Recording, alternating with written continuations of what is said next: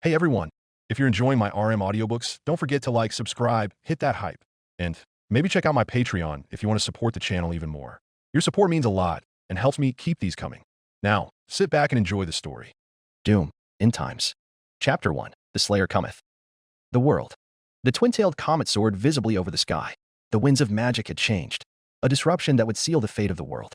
Warp storms and an influx of the hordes of chaos have begun marching down south to the world at the behest of the dark gods. The southern population was in riots and hysteria was the norm before they were quelled by the highest authority. Mages all over scramble for answers while kings and generals muster up their armies to brace for the apocalypse. Unbeknownst to them, the Under Empire were on the move, plotting and scheming their way as cataclysm draws near. The end times had come. But they weren't the only ones in fear. Far in the north, deep in the lands of the chaos wastes, the dark gods have felt a wave of disturbance. At first, they had dismissed it as an insignificant itch left unscratched. But the growing presence had begun creeping deep within the bowels of the warp. This presence was oddly familiar, yet none could know certain of what it was. The realm of change. Cinch, the changer of ways, became slightly erratic, having grown ever quiet as he looked through the many threads of fate, though he hid it well enough to not alert the others. An unforeseen obstacle has brought itself into the fold, and for every vision he had seen, there was only death and ruination. But not to the world, but to chaos. For every plan he had conceived, the obstacle would only break through all of his countermeasures. For every step he pushed, the other would only be 2 steps ahead of him. This was impossible, for he had played the game over and over, so much that he had taken careful steps to achieve his loose goals. But not this time, for this was not planned in the great game. But the changer of ways was undaunted. He had all of his servants seek out answers in the material, to find the enigma of this harbinger and the solution to stop it. He kept his eyes on the threads, however, knowing that it may always appear before him. The realm of decay. Nurgle, the plague lord, stirred in his cauldron, trying to shake off the nagging thoughts that plagued him. Despite humbly stewarding the natural decay in the old world, he was becoming unnerved by the ever-increasing dread. His foul and festering gut had been bubbling and groaning as if to warn him of things to come.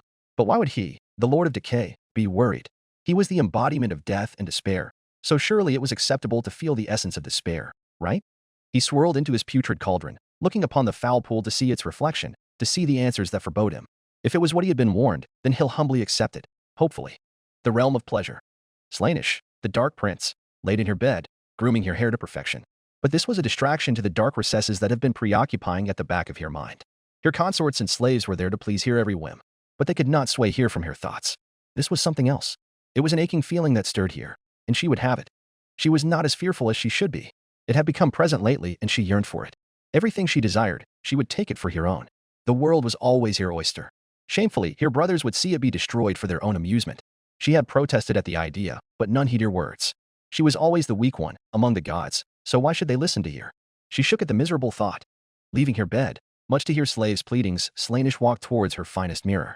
A large, opulent one it was, tall enough to reach the roof of her home. She first admired her lovely form, perfection as it always will be, before calling upon her powers to retrieve the answers she seeks. It would take some time to find it, but Slaanesh will always have what she desires. The realm of blood.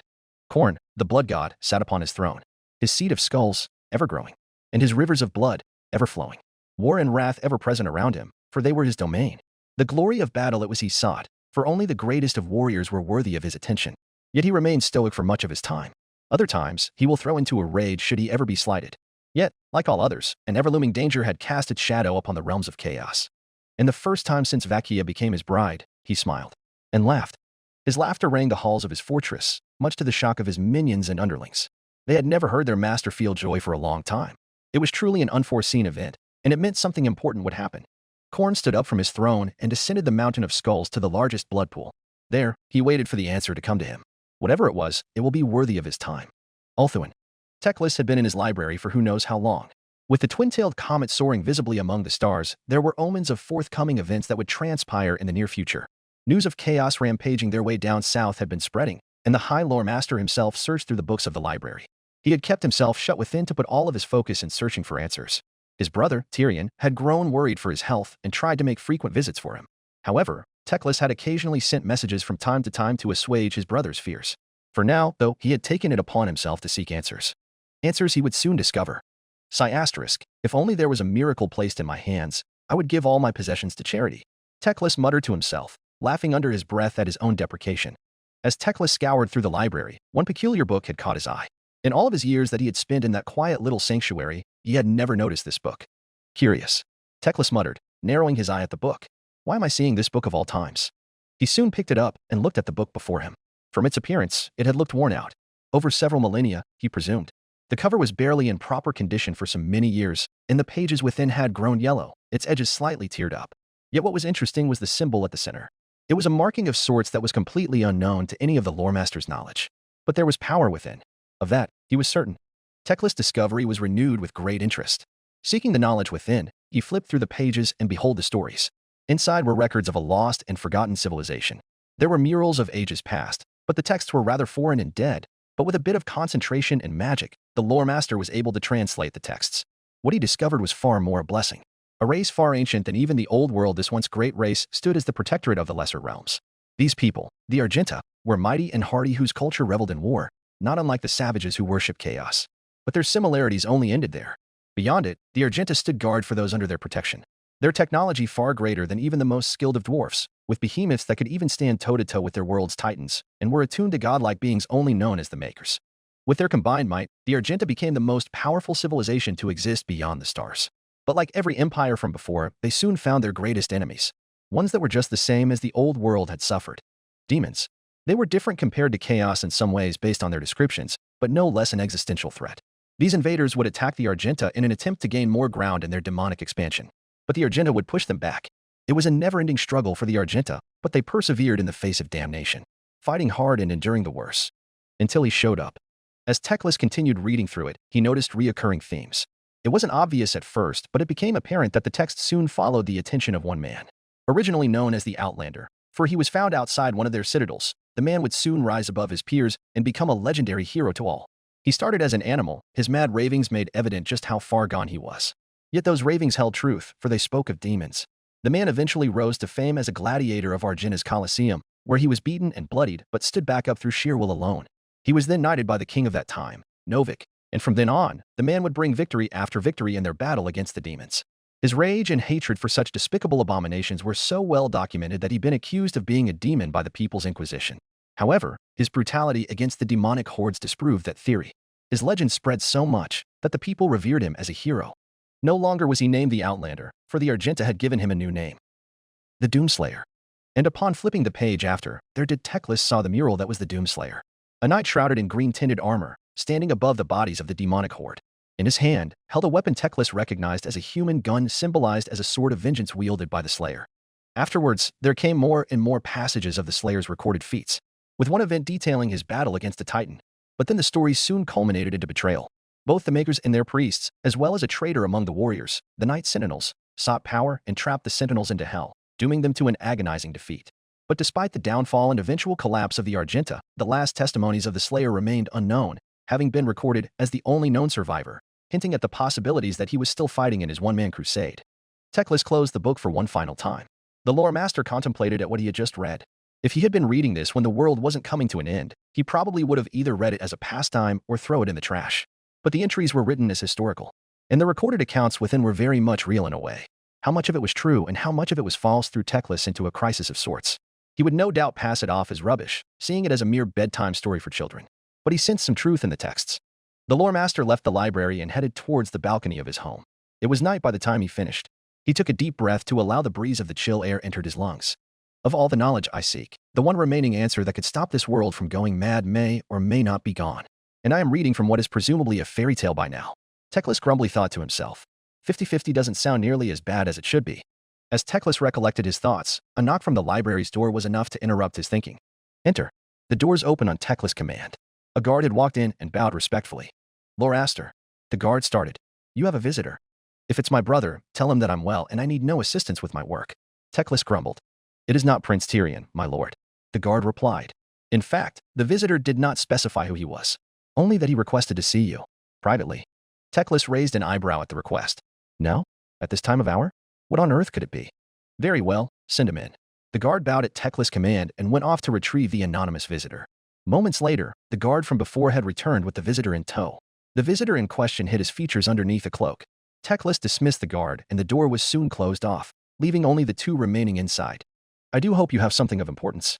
As you can see, I am currently preoccupied with matters concerning the peaceful times we live in. Teclis dryly said. It was met with a chuckle from the hooded figure. Hey, always the jester, Teclis. The visitor replied. Though, I highly doubt the Phoenix Court would take it well without umbrage, especially when in the presence of your king. The visitor soon pulled out his hood, revealing himself to be King Finnebar, much to Teclis' surprise. My king, Teclis started. I did not know that Yodash. Finnebar raised a hand to stop his apology. No need. The time for apologies is way past. Now's the time to discuss. Finnebar replied. The lore master only remained silent, awaiting what came next. How may I assist you, my lord? Finnebar responded with a heavy sigh. I'm afraid the news that I bring would stir trouble within both the Phoenix Court and all of Ulthuan. Finnebar walked towards the balcony, taking in a view of the entire island. But as he walked, Teclis noticed him clutching his chest. He was in pain. But from what? My king, are you all right? Teclis asked out of concern. He was met with only silence, only for Finnebar to continue. The twin-tailed comet soars visibly, as of late, and I fear that the world is in great turmoil. You've noticed the warp storms, yes? The change in the winds? The arrival of chaos coming to our doorstep. Finnebar continued. The world is in grave danger as we speak, and we are doomed to a terrible fate. I'm well aware, King Finnebar. Teclis responded. I have grown tirelessly to find the answers, many of which I'm aiming to use to prevent this occurrence. And none have been of use, I take it? Finnebar questioned. Teclis did not answer. Either he had none, or he did, but was merely following a fluke. The king did not need an answer. I had thought so. Finnebar said, dejectedly. Which is why I have discovered 2 new solutions, both of which that could change the tide in our favor. Teclis looked in surprise, but held his tongue and listened intently. The first of which concerns a knight from ages past, one whose very existence shakes the very core of chaos itself, the one called Doomslayer. Teclis could only blink in surprise. I know you've been reading about him earlier. I noticed the book on your table as soon as I entered. The etching on the cover. It was unmistakable and no mere coincidence. Finnebar noted, turning back to stare straight into Teclis' eyes without an ounce of emotion. How do you know all of this? What do you know of him? Teclis asked. That he has fought countless battles against demons, stirred fear in the hearts of the abominations, and killed dark gods who would try to conquer the lesser races. There is not much I could add that the book hasn't already. Finnebar then took a seat on one of the chairs closest to him. His legs were giving out as Teclis deduced. The king was becoming weaker, but he continued. But he is one of our few salvations that will stop chaos. And he must be brought here, to bring judgment. But how? The record stated that he has gone missing since the defeat of the Night Sentinels. He's more likely dead by now. Teclis' skepticism was only met with a hollowed laughter from his king. Hey, if only you knew. Finnebar responded, before taking a deep breath. I spoke with Asurian. He had told me of the Doomslayer's whereabouts, and he is very much alive, continuing his crusade against the demons. Teclis was stunned with silence. Asurian? The creator? And Finnebar was able to speak to him? So many questions in his mind, but the sight of Finnebar groaning in pain ceased all thoughts. My king, you are in pain. I show dash. No, Finnebar commanded. I must finish what needs to be said. Teclis wanted to protest, but remained silent. The Slayer is very much alive. Bring him to this world, so that he can save us all, both with your magic and Liliath's. Finnebar soon closed his eyes. Which brings us to our second solution, one that I ask must not be revealed to all of Ulthuan until the deed is done. Finnebar then looked straight into Teclis' eyes once more, this time with regret in his eyes. Malekith must become the next Phoenix King. Teclis could only stare in shock at those words. Years of warring with the Druchii, the dark counterpart of the Aesir, had only brought suffering to them. Their ruler, Malekith, the Witch King of Nagaroth, attempted to usurp the throne by poisoning Belshazzar. His attempts were soon averted as the fires of the Phoenix burned him to an unrecognizable charred body. Even then, he still lives and continues to send an onslaught to Ulthuan shores to claim his place as the Phoenix King, all while leaving a trail of bodies behind his waking power. The lore master could only protest in response. I object, he exclaimed. I will not allow Malekith usurp the title as Phoenix King as before. Do you have any idea how many grievances he has brought to the Aesir? So much blood has been spilled because of his thirst for power. His rule will no doubt issue a reign of terror for all of Ulthuan. I cannot allow this, even as you are my king. It is madness. Finnebar could only stare at him in defeat. I know what I am asking is of grave consequences, but it is Asurian's will that you must answer. Teclis struggled to comprehend what was going in his king's mind. Finnebar still explained without genuine sincerity. Asurian told me his reasons. After Malekith's banishment, and with chaos growing stronger than before, Asurian's powers are waning.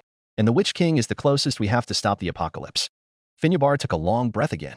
He was struggling more so than before. Despite everything that Malekith had done to us all, he is not beyond redemption. In his heart lies the fire of Asurian. You must bring him to the Phoenix Court, and only then could he unite the elves to face chaos as one. Finnebar looked into Teclis' eyes with sincere regret. You should have been there, the voice in Asurian, so much pain and remorse. I believed he wanted to redeem us, somehow, and this was his final conclusion. Finnebar tried to stand up from his seat, only to collapse on one knee. Teclis was quick to rush to his king's aid. My king, you are ill. I must get you to the healers. They will dash. No. There's nothing you can do to save me, Finyabar answered. I am dying, Teclis. I used all of my strength and will to speak to Assyrian, and he has given me enough time to send the news to you, and to you only. Finyabar's health was deteriorating faster than expected. He soon dropped to the floor. Promise me that you'll complete my final will as your king one final time. Teclis held Finyabar's hand as he slowly succumbed to death. Find the Slayer. Bring Malekith as Phoenix. King. Finyabar finished his last words. His grip on Teclis' hand turned loose, falling to the ground. Finyabar died in peace, entrusting Teclis to deliver his promise. Teclis' heart turned heavy at what he must now do. He closed his king's lifeless eyes, a smile of content visible on his face. Guards, Teclis called out. Soon, many of the guardsmen had come pouring into the library. Their eyes now focused on the body they recognized as King Finyabar the Seafarer. Take his body back to Edain. Be careful with him, Teclis ordered. The guards did their best to delicately carry Finyabar and bring him to his final resting place. The lore master kept one guardsman in to deliver another mission. Send word to all of Ulthuan of what transpired here. King Finyabar is dead. Now go. I have other matters to attend to. The guardsman quickly nodded and made haste. Teclis remained in his studies, placing a hand on the table before him. With Finyabar dead, the coming days of the end times drew near. Ulthuan will soon collapse as the Phoenix court scramble to find a new king, and they will certainly not take well with the Witch King in place. But his king made his intentions clear: return Malekith to his rightful place. Menu theme, Doom Eternal, OST, 147 to 246 on repeat for each section after. But first, another task must be completed. Teclis reached for the Book of the Slayer. He walked straight to the center of the library and began calling the goddess Liliath.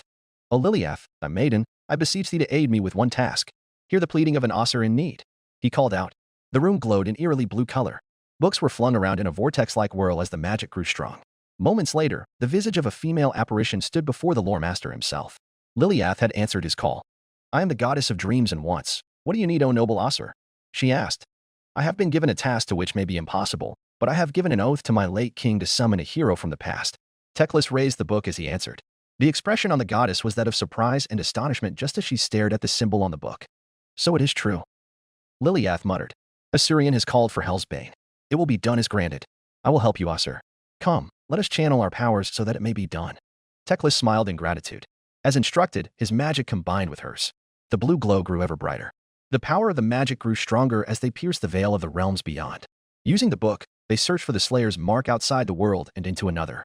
Only then did they find him. His latest battle had him facing off a horrifically horned beast of gargantuan proportions.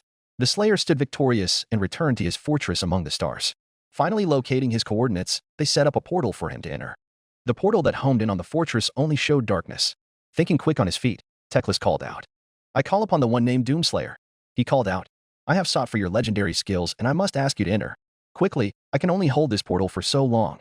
We need your help. Please. He was met with only silence. As Teclis was about to lament his mistake, the portal glowed brighter. And within seconds, came out a man. He walked out of the portal, with a weapon in hand. His armor, different from the mural, but unmistakable without a doubt. His stride, not of confidence, but one that has seen countless battles for many eons. Teclis did not see a man that stood before him. Only a demigod. The warp. The immaterium was in chaos. The unchained predator had come to the old world, and his mark upon it will bring an end to all of chaos. Cinch screamed as the threads revealed the fate that threatened chaos as a whole. His realm began to collapse and shatter itself violently into servant shift and twist in unimaginable pain, screaming with incoherency. Nurgle, for the first time in his existence, cried in terror as his cauldron revealed the Slayer in all of his dreaded glory, before exploding within as the vision was too much for it to handle. His minions felt it and hid within his bosom for protection, as well as to comfort him. Slaanesh backed away in total horror for what the mirror had shown. Her consorts screamed in response and lashing out at anything in hysteria, just as the mirror shattered in itself as a response to the premonition. The Dark Prince was in shock herself, and just before she knew it, blacked out. Khorne, on the other hand, had the greatest laughter he had since forever, just as his throne of skulls collapsed on itself and his river's blood boiled to impossible degrees. His servants trembled in fear, however, for they would meet their end at the hands of the Hellwalker himself. But the Blood God was pleased to find a worthy challenger return to him. This will be a battle of the ages. Chaos wastes. The warriors of Chaos were in complete disarray as they too received the visions from their dark gods. Those following one of the gods were affected greatly by them as they each had different levels of insanity. Followers of Cinch screaming incoherently, writhing and convulsing in imaginable pain. Some had even begun in the process of transforming into chaos spawn, while others with stronger wills could only laugh and rave madly as they saw the premonition shared by their god. Children of Nurgle could only cry uncontrollably as their father spread his infectious visions with complete despair, their tears being nothing but pustules from eyes that no longer exist. Some in fact were soiling themselves to death. Most of them would go so far as to break down into literal pieces, for they no longer had the will to endure further. It made the saner Chaos Warriors start vomiting in disgust. Servants of Slaanesh had the worst of them, from massive hysteria to attacking nearby warriors with random acts of violence, so much that even that cornate berserkers wouldn't approve of, to even going comatose as some dropped to the ground beneath their feet. Only the warriors of Khorne and Chaos Undivided were able to quell the disorder within their ranks, albeit barely. Khornates, especially, seemed uncharacteristically in control with their emotions as they began restraining their brethren from further chaos. Standing above the chaotic sea of what was insanity was the Ever-Chosen. Archaon watched with a mixture of horror, frustration, and amusement as he looked on to the crowd in utter disbelief. Even his lieutenants were affected, more or less. Sigvald was smashing the mirror on his shield uncontrollably, screaming that there is no longer perfection, only pain. The Glocken were crying without end, their despair so foul that it was hard to be near them. Village the Curseling began writhing around over his brother's shoulders, cursing and lashing out anything near him, Valkia's shield lashing out at her, anyone within lashing distance much to the Gora Queen's shock, and many more. Only Archaon, Vardek Krom, Wulfric the Wanderer, and Valkia the Bloody, and a few others were the only ones who had any semblance of sanity. What the hell is going on here? Wulfric exclaimed with shared disbelief and shock at the ensuing chaos below. You ask as if we know the answer to all of this. Vardek Krom retorted. Soon after there was a yelling match, then exchanged insults. And then a brawl ensued as they started balling fists at one another. Chaos Warriors soon held both men back. Valkia approached Archaon with concern. I sense my beloved has the answers to this, she suggested. Archaon turned to face her with stoicism. Then answers I shall find from him. The world. Those who were not part of the Chaos Horde were just as affected by the shared madness. Cultists began revealing themselves within human societies as they started by either screaming their minds out, attacking bystanders, or just commit suicide in public. Inquisitions and other authorities quickly started citywide sweeps of this phenomenon, detaining and executing heretics. It was both a blessing and a curse as they were finally given an easier time taking out heresy, but were quickly spreading out thin while receiving more paperwork to deal with. In the dark forest of Drakewald, the Beastmen were more disorganized than before, with many of them killing one another with such madness that their screaming and braying could be heard all over the nearby isolated villages, Athel Loren and Karelberg. It unnerved many that they all began securing defenses around the territories.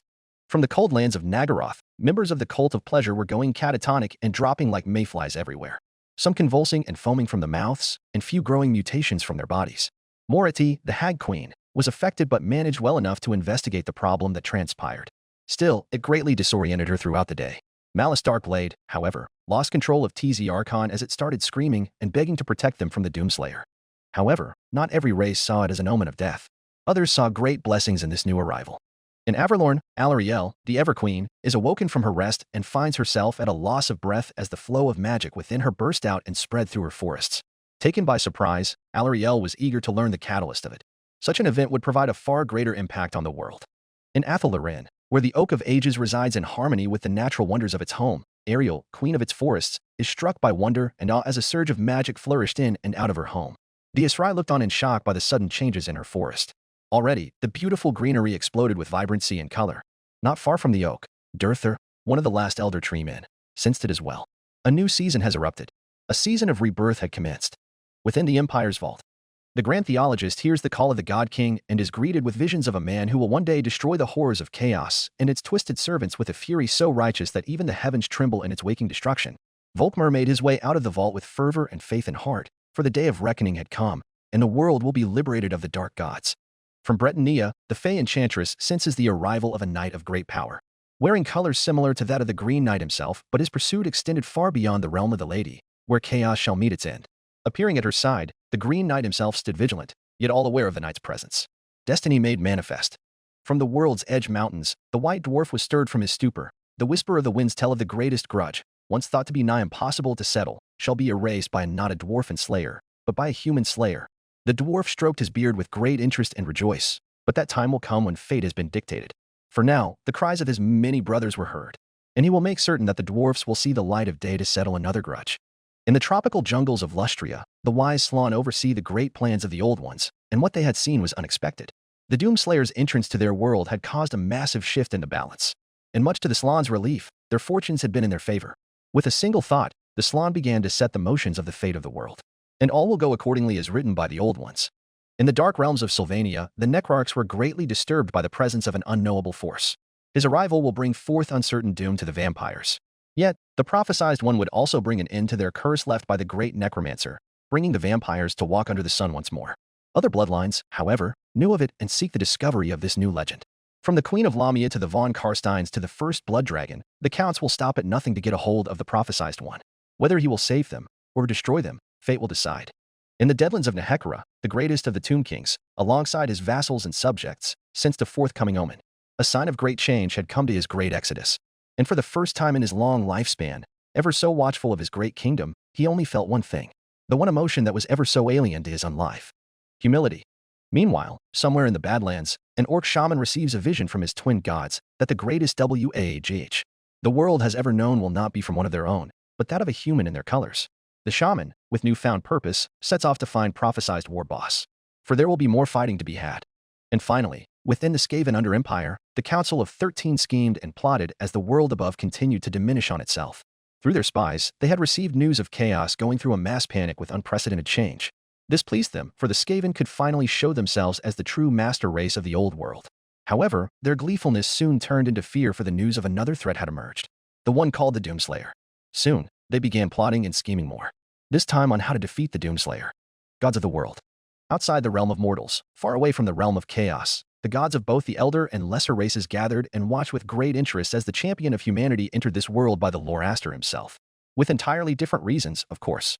Both the Kadai and the Sithari were pleased to see him, for he would protect their children from chaos itself. The gods of man were just as well, if not greatly so, for he shared the same fondness for mankind. The dwarfen pantheon, meanwhile, approved of his grudge against chaos for what it was, just as he did with the legions of hell. The orc twins, Gork and Mork, became overly eager at the thought of the greatest fight for their people will be from a human. And last but not least, laying in the shadows, was the horned rat, who coveted the power of the four but wanted to be rid of the Slayer, for he would disrupt his plans for true godhood. But they all shared a common goal. No longer will there be the laughter of thirsting gods. Only their screams. Chapter 2. Harbinger's Arrival. Doom Fortress, moments before arrival. The Doomslayer had defeated the icon of sin mere moments ago. He had returned to his fortress to settle down after the long fight. If only for a bit. The ARC broadcast was on and became background noise as the Slayer went to his recreational room, but the Slayer heard enough to take in from the report. With the icon of sin disposed of, Hell's forces had withdrawn for now. The Slayer felt a tiny bit of relief wash over him for his work. But he still had work to do. Demons weren't going to kill themselves while he was around. I've scanned the whole planet and demon activity has grown silent for a while now. This will give you some time off. I'll keep an eye out on anything that interests you, Hayden suggested. Not that the Slayer needed to be reminded. He sighed in lament of having to leave Vega back in Urdak in order to return to Earth. Now his only companion in the fortress was the one responsible for this whole mess. Dr. Samuel Hayden, former head of the UAC and now leader of the Ark Resistance. Despite his willingness to aid him and fight off the demons, the Slayer held him in contempt for his actions back on Mars. The Argent Energy, the Inhuman experiments, the cult led by Olivia Pierce, all of it was on his hands. However, his aid and support made him tolerate Hayden's presence to a degree. Somewhat. Doomslayer walked towards the recreational room and placed the final piece of his collectibles. An icon of sin figurine that dwarfed all the other figurines to the point it took up 2 shelves to place it among them. He was damn proud of his achievement and admired them all. But before he could settle down, the lights all over the fortress began flickering uncontrollably. You might want to get to the main deck. It seems we have uninvited guests. Hayden alerted. Back on his feet, Slayer hurried towards the teleporter, all the while grabbing plenty of ammunition before heading out. Not a few moments in, the teleporter was acting haywire. Hayden had no idea what was going on even as he attempted to override the controls. Doomslayer summoned his super shotgun and began reloading. He awaited for his threat to come. What he didn't expect was a voice from the other side. I call upon the one named Doomslayer. It called out. I have sought for your legendary skills and I must ask you to enter. Quickly, I can only hold this portal so long. We need your help. Please. Lowering his gun in response, Hayden quickly jumped with preparations. The destination is far from where we are. Much farther. Hayden remarked.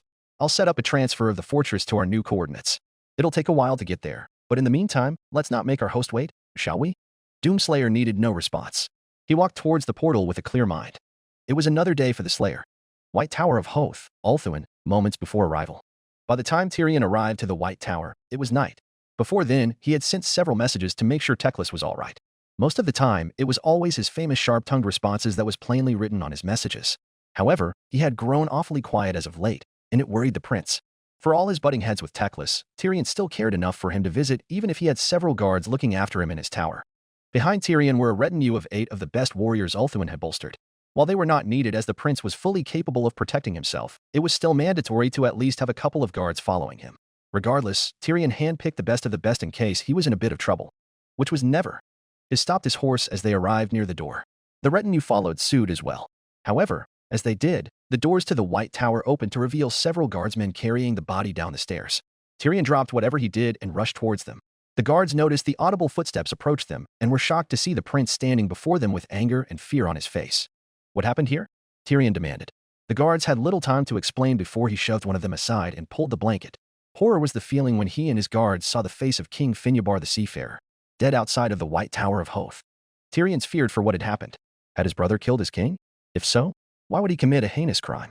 Enraged at the sight of his dead king, the prince looked straight into the eyes of every single one of Teclis' guards. Where is my brother? He will answer for this, he demanded. Every guard winced as he questioned them, all while quivering beneath their armor. However, he was soon interrupted as a light glowed bright outside the tower for everyone from the ground to witness. Tyrion's expression changed from anger to worry as he had realized what the light could be. Teclis. Tyrion looked to his own guards to take command. You four. He ordered one half of the guards. Keep watch on these guards while I'm gone. The rest follow me. All guardsmen took initiative and followed orders.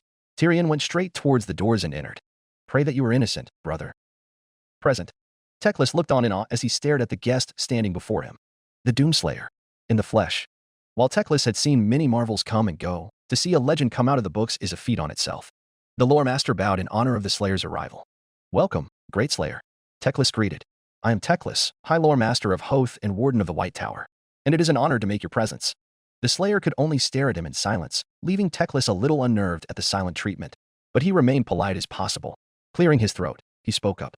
I understand that I may have interrupted your recent victory, but I can assure you that I will make your time worthwhile. Teclis continued. Again, he was given the silent treatment. By this point, he had taken a good observation of the Slayer. He stood quite tall as the lore master had expected, being around the height of a regular Norse Gan, which is still pretty big. His armor was extraordinarily unique. It was unlike anything the lore master had seen. Such intricate designs could make a dwarf shed tears for its beautiful patterns. The color of his armor had an earthly green to it with mix of copper and brown thrown in. Yet, it was close to the mural's depictions of him. His biceps were plainly visible as if to scream, I got balls and you don't because I took them and made mine bigger. Still, they are definite proof of that. Now that Teclis thought about, the Slayer wouldn't look out of place in an army full of Norse Gans.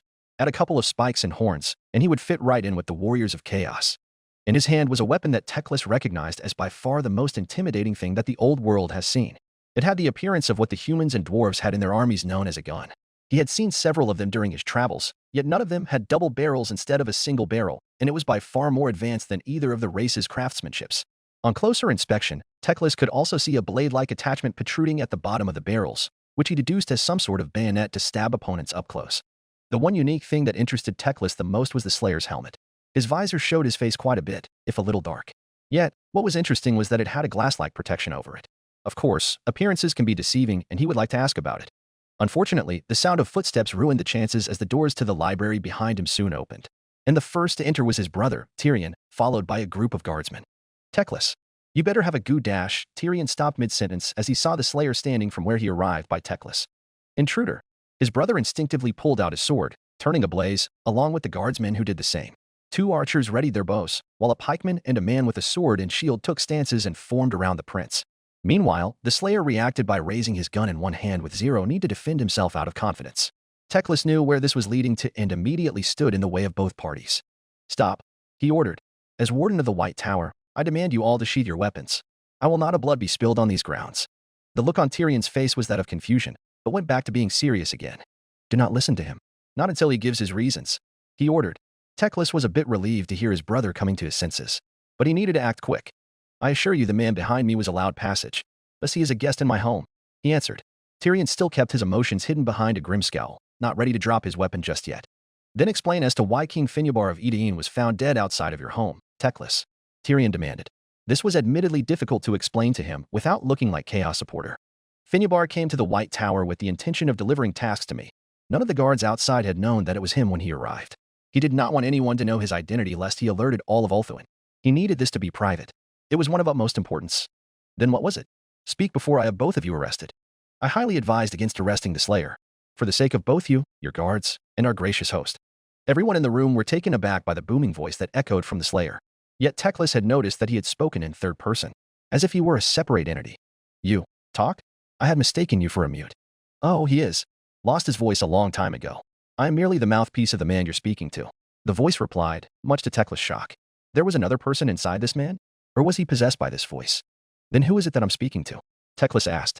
I am Dr. Samuel Hayden, former head of the United Aerospace Corporation and leader of the Armored Response Coalition.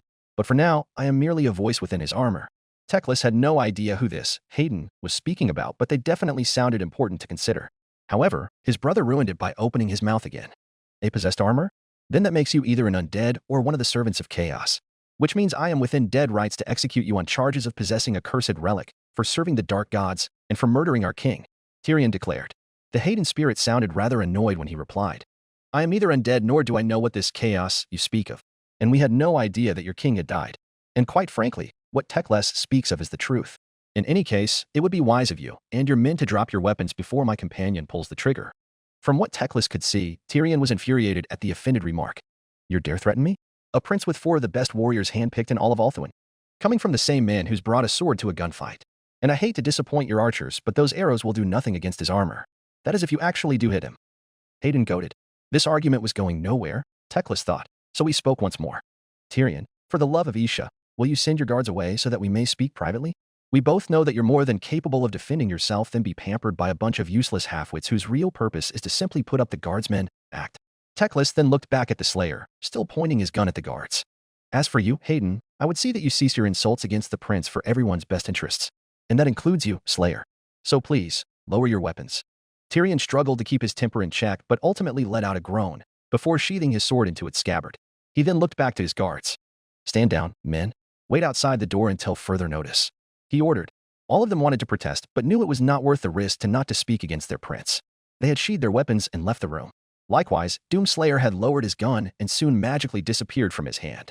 As soon as the doors were closed, Tyrion exploded in anger at his brother's most recent incident. 2 weeks.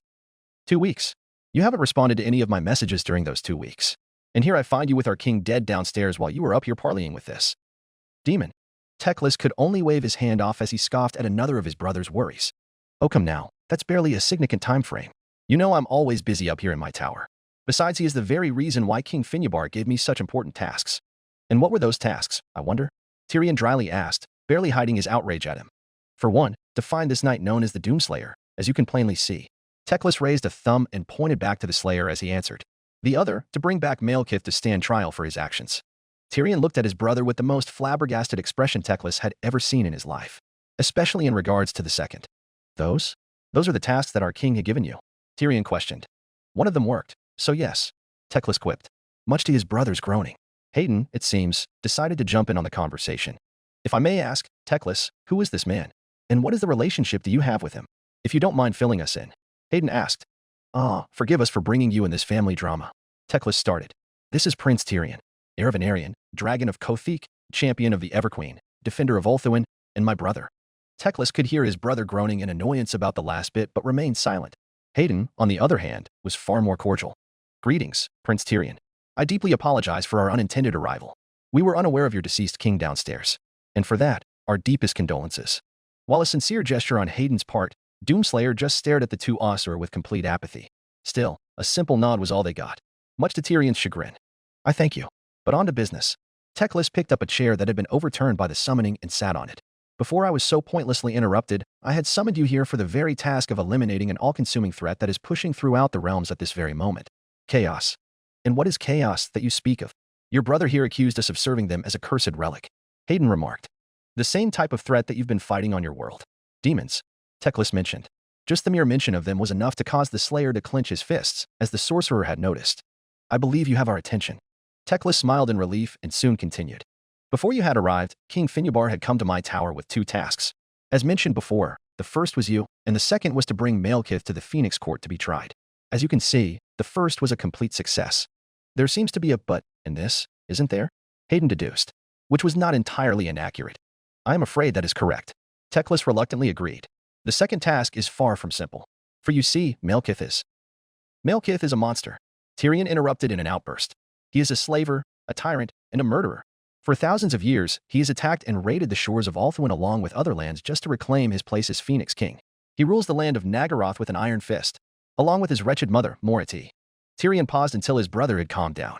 What my brother speaks true. Malekith is a powerful Drukei, one who combines both magic and ferocity by tenfold. He is not someone we could bring in, peacefully. He will no doubt fight with every ounce of fire in him. Teclis explained only to see Doomslayer tilt his head in confusion. You'll have to excuse him, but we're not quite familiar with these names and terms you throw at us. Keep it to a minimum. Hayden clarified. Ah, I nearly forgot that you are not of this world. You are an Ulthuan, home of the Asur, or High Elves in the human tongue, and the Drukei, the Dark Elves, live in Nagaroth, north of where we are. To simply put, we are a divided people with differing philosophies. Teclis explained in the shortest way he could describe. Which means you need him to bring this Witch King back here, correct? In a way, yes. Teclis replied. But he needs to be alive so that he could be given trial. Killing him would only hasten the end times. I ask you. No, I beg you to bring him alive for the sake of our king's final wishes. Teclis' pleas were met with only silence again. However, he soon noticed that the Slayer was doing it not of apathy, but studying his character, as if truly judging his soul and motivation. Moments passed, and the Slayer deemed fit to answer. A respectful nod was all he needed. Teclis sighed in relief. He will agree to your terms. Hayden answered. Teclis was content with it, while Tyrion looked stunned. You can't be serious. Tyrion all but said in complete disbelief. Did you not listen to a word of what we just said? Malekith is a powerful enemy, and you think you can just drag the Witch King here without even considering the dangers of heading straight into the land of Chill? One does not simply walk into Nagaroth. It is the home to the most vicious and sadistic of our kind. Murderers, rapists, slavers, and many more of the worst scum you can possibly imagine. You'll be facing an entire continent even if you bring an army. You are but one man against them. Somehow, I doubt that'll be enough to convince him to reconsider. Hayden dryly responded. It was the same dryness that Teclis was known for. And much like Teclis, it had the same effect, if not more amplified to Tyrion's outrage. Before Tyrion could retort, Teclis decided it was time to end this tirade. He stood back up and stood in between the two. Brother, please, there's no need to further escalations than it already has. Teclis reasoned. He sighed in defeat. What transpired here was unfortunate, I know that. And I will take full responsibility and see that this has been resolved. All I'm asking of you is to have faith in me, once more, both for Finnubar and all of Ulthuan. Tyrion looked conflicted as always whenever his brother became the voice of reason. Through and through, Teclis always broke though him to see the good they could bring to the world. Yet, this time, he may not be so lucky. Who was he kidding? It worked as always. Tyrion grumbled, but agreed no less. If what Finnubar had given to you is true, then I will allow it. But I can't exactly defend him and his spirit when they're brought to the court. Tyrion responded. Then I shall stand by for him as his defendant. Teclis calmly replied. Do what you will. But the guards will watch him under lock and key. Am I clear? I understand. Teclis answered. Tyrion departed soon after, his voice ringing outside the doors as he taken orders. Teclis turned back to the Slayer, who waited patiently throughout the heated argument. I am terribly sorry that you had to witness all of this. Your arrival has been very mistimed, and I cannot apologize enough for the troubles I heaped on you. But you are welcomed in Ulthuan in spite of what transpired. I will have you located to a housing where you can rest. However, you will be closely supervised by my brother and his guards for the duration of his stay. Teclis explained in detail. Thank you, Teclis. It was a pleasure doing business with you. It is not the first time he was treated with hostility. Yet I feel that we hold responsible for killing your king. We were not aware he was even here when we arrived. Hayden lamented. Teclis nodded in gratitude. I thank you for your gesture, but there's no need for it. King Finnubar believed that the Slayer holds the key to saving our world. Doing so will alleviate the burden. Slayer silently nodded. Teclis gestured the both of them to follow him back downstairs. Shall we? Doomslayer needn't respond. Only walked when he did. I have a feeling that we will get along just fine. Later in Eden. Tyrion was livid with Teclis' recent disaster. Not only did he had to break the news of his longtime friends passing to both the Phoenix Court and the Everqueen, his brother was now playing host to that savage and his spirit. The thought of Teclis consorting with the beast made his blood boil. Did he honestly believe that his guest could seriously bring back Malekith in one piece? If it was his head, Tyrion would doubt less. But alive? Not a chance that'll ever happen. But here he was, riding with the rest of his entourage of guards with his brother riding beside him. The body of Finnubar was carried in a cart hidden with Teclis magic, disguised as a wagon full of supplies. But that did not sway his worries. The spirit within the stranger was exchanging his foul words to his brother in public, without shame. The audacity. He knew Teclis can be curious of the outside world, but this was an affront to Ulthuan. Assyrian was damning his soul by now for this sacrilege. He just knows it. It was fortunate that he had enough guards to keep an eye on the stranger, yet he probably wished he brought more. Taking a glance, he could sense the stranger was more than capable of taking all eight at once. Even the guards were growing tense as the void in his helmet revealed eyes that were in a perpetual state of anger. One snap would have been enough to break their resolve despite years of discipline instilled in them. How lucky was it that Teclis had summoned a portal to shorten their travel? They were in Eden as of now, and it was rather depressing to know that it won't be the same with Finnebar out of the picture. It was still night as usual, which Tyrion was thankful for since none of the citizens were awake at this hour. Yet, even with the illusion on, had it been daytime, the crowd would be in riot and the court would be at each other's throats on who would become the next king. He expected Teclis to do better than this. Yet, time and time, fate has told him that his brother would always be right in the darkest hours. But for how long could he keep this up? Explaining to the court that Finnebar died in Teclis Tower only to have this hulking behemoth appear right after would have brought him under massive scrutiny. Whatever tricks his brother had, he better use them all. Shifting his thoughts, he looked to the scenery around him. They had just passed several vineyards and were about to set foot in Lothern. The sight of its gates were one of many marvels that Ulthuan had been known for, and that was merely scratching the surface. Inside was perhaps the most bustling city that the island had ever boasted. Many of its dwellers were comprised of not just Asur, but also humans and dwarfs. Its placement near the waters made it a mercantile cosmopolitan, where trade and commercial goods were the norm, and many facets of life can coexist without fear and prejudice. Tyrion was never one to show much care for the latter two races, showing his preference towards fellow Asur. He respected Finnebar's policies and efforts to repair and improve relations with the outside world, something that Edain must live without. And with his friend long passed from this world, he would soon have to take up the mantle as Edain's ruler, along with maintaining the relations that he once looked down upon. Arriving at the gates, the guards overlooking the passage recognized their liege and soon opened the gates for him and his company. Home, sweet home. Lothern. The city gates, the Elder Scrolls V, Skyrim OST. Doomslayer was never much into the architecture in most cities, but the city he had entered made him appreciate the beauty of the structures. Despite being night by now, where most folks were asleep, the city of Lothern had its charm. Towers that reached the skies, cobblestone roads leading to different various places, and a port by the sea that showed several merchant ships moored nearby, and 100 shops or more where trade could be made. It reminded him of Argent Nur, or perhaps a city on Earth, from a time before Hell's invasion. How regretful it was to know that this will be just one of many ready to be besieged by a malevolent force. The company stopped as they arrived at their destination, a parliament building made from what was presumably white marble. While beautiful to the truly curious, in the eyes of the Slayer, it was an eyesore. There was not much he can take into detail, save for the architecture resembling that of Gothic Revival style, and its flags that had the emblems of a blue shield with a red gem at the center over a white background. They arrived at the stables and mounted off of their horses. Doomslayer patted the horse gently to thank it. It had gotten tense when he rode on it, but he hoped the pats were enough to calm it. The illusion spell soon dissipated, and the guards quickly but carefully carried Finnebar's body from unseen eyes. They entered the building, and Tyrion announced his intentions. There's a mortuary inside. We'll have to place him there until dawn. Then we will hold a funeral and the court will answer to it. Not a word gets out of here. If I find out one of you spilled out about this, you can expect a flogging and leave in disgrace without pay. Am I clear? Tyrion stated. Every guard nodded out of fear and did their duties to avoid the prince's wrath. Doomslayer watched with amusement as they made careful steps as they carried the king back further in. He soon brought his attention to both brothers. While they are gone, I will see to it that you are given shelter for the time being, Teclis suggested. Tyrion could only sneer. TSK, you still treat him like he's a noble. Ought to just throw him in a cell and be done with it. We appreciate the concerns you have, Prince Tyrion. Hayden replied. But your brother means well. Don't even think of poisoning me with your words, spirit, Tyrion retorted. He left the two in anger, leaving Teclis to sigh in disappointment.